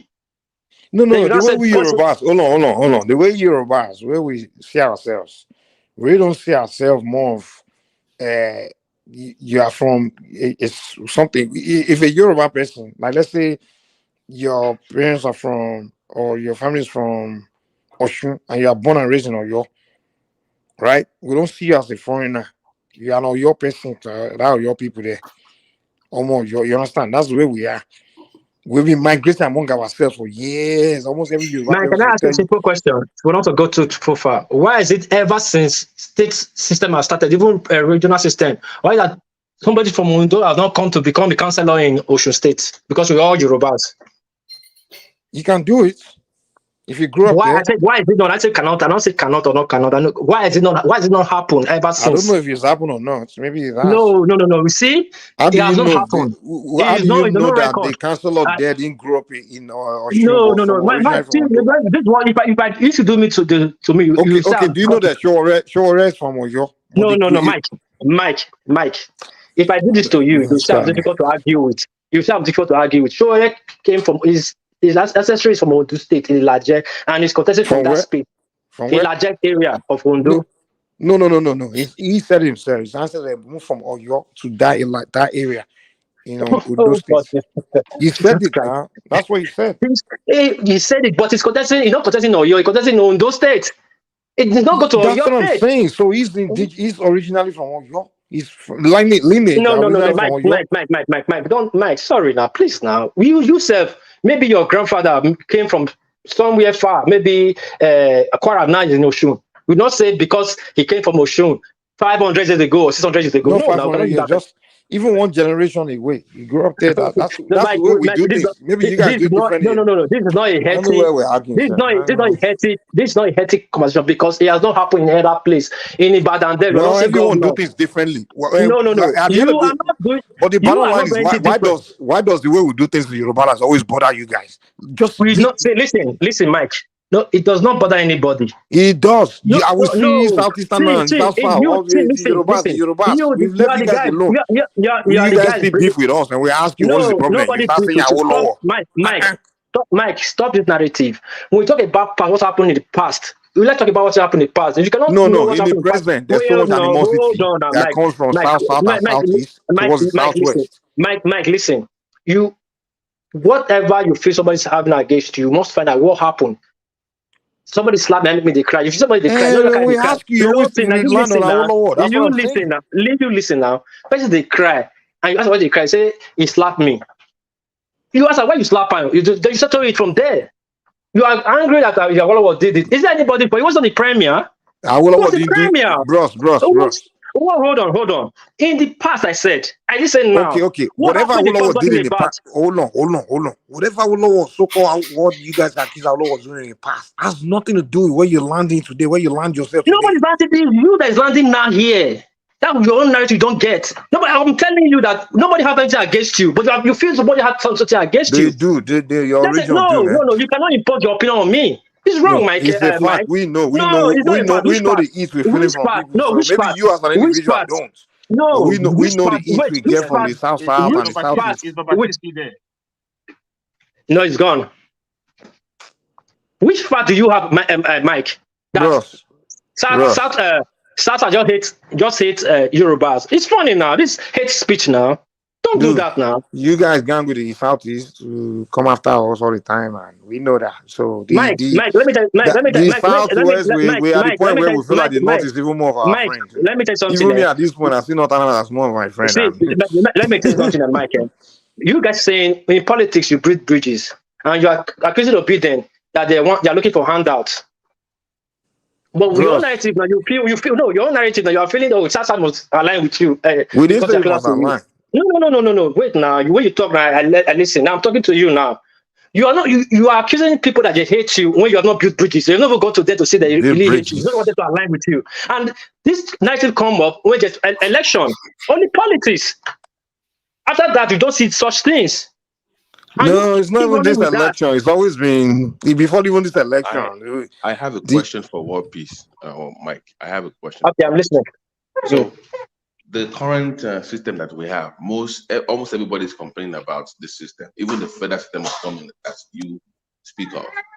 So, don't you think that if a region says, like the way Yoruba says, we are okay with our nephews, our cousins moving up and down, running for office, for us, it's okay.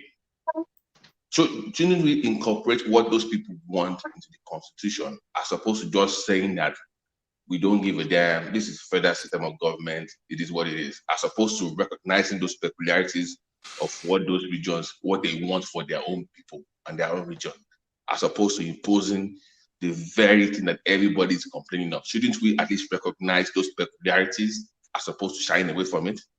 Sorry, I don't understand your question. Sorry. No. To recognize. Okay, let me rephrase. There are peculiarities to regions in Nigeria. Some regions in Nigeria want to practice Sharia law, right? That is what if the people there say we are going to vote and they vote for Sharia law in their region, the law, I believe, should respect that. In the Southwest, if we don't mind, if our cousins from, like we from Egba now, we are actually from Oyo, historically, okay? So if we then say they are part of us, they are our cousins, we don't mind them running for office in our own region, that should be respected, because we should be able to vote for that. We cannot say because it's a federal system of government and ignore those peculiarities or the wishes of those people. Shouldn't the law recognize the wishes of those regions and incorporate that, as opposed to imposing this current system of government on everybody? Thank you for the question. I think the question answered himself, and I think what Mike was going back and forth for. If we are present federal system of government right now, we have state, unfortunately. And if anybody want to vote an Egba man in Oyo, you are free, because you don't stop them.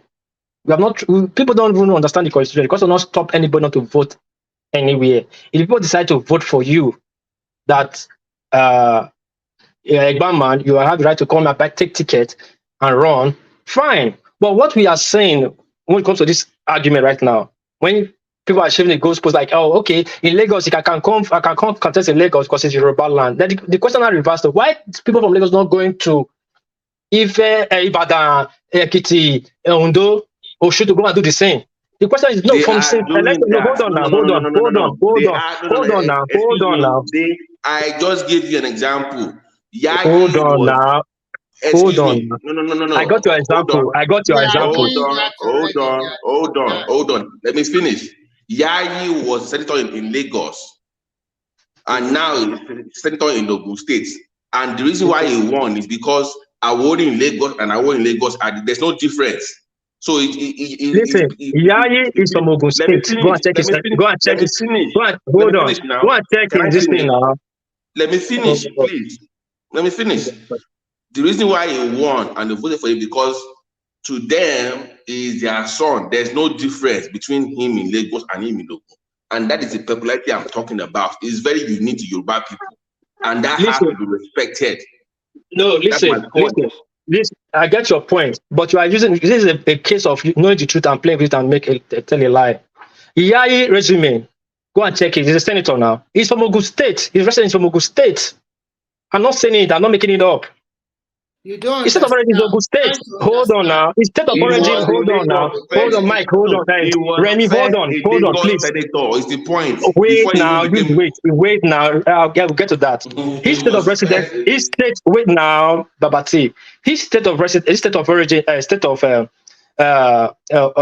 Origin is Ogun State, but he won Lagos. He was first senator in Lagos before he became senator in Ogun. He has the right to contest in Ogun because he's from Ogun. He's not addressed in Ogun. But what we are saying, why can't Lagosian do that same too? Not because I already here, already there. Now, not only that it happened to other guys in Kogi State that once set time senator in Lagos, and now he's going to Kogi to run as a governor. The question is, why is that thing that is what's good for the goose is good for the gender? If it is agenda, how they say it, if people from Ogun can come around, why is it only Lagos? Why is it not happening in Ekiti? Why is it that somebody came from Udo and run in Ekiti? Why somebody came from Ekiti and run in Ibadan? You don't hear it. Even when they have lineage, you don't hear it. Because but you don't hear it doesn't mean they won't allow it. I mean, what the hell are you what are we not talking about? So what are we not talking about here now? It's democracy. If they allow, it's fine. But don't impose it like it's Yoruba territory, so it can happen. That's my whole argument. If the people allow, it's fine. You cannot challenge the law about that. Of course, this guy that won in that area in VI, that Aja, is from Edochie Nauchi, the House of Rep, that beat this Baki W. That one is a protest vote. On normal day, doesn't matter. It doesn't matter. We're just making a point. Hold on now. It doesn't matter. We're making a point. People voted for him. Listen now. Listen, Remy now. Remy, listen, please. People voted for him because they like him or they don't like the next person. That was just the point. Now, if you want to go bad region, listen, why I'm saying that. If you want to go a bad region, that guy will not have a chance to have a ticket because that is not used his region. That's the point I'm making. But that can happen in Lagos. But it cannot happen in the rest 35 states. And the question is why? So I'm not fighting anybody. If you don't come up for leave Oshun and go and vote in Ekiti, that's not my problem. I see this conversation a little bit one way because at the end of the day, it's just a social conversation to make a lot of clarity. What you are saying, Lagos is more cosmopolitan, I'm sorry, is more modern. And what happened in that election, especially against that guy that lost, that PDP guy, it was because the majority of people were just voting for Labour that day in that area because of OP, and they did not even check who. Everything just Labour. They even forgot that they have another candidate in another party that they really like. But unfortunately for that guy now, they are going to have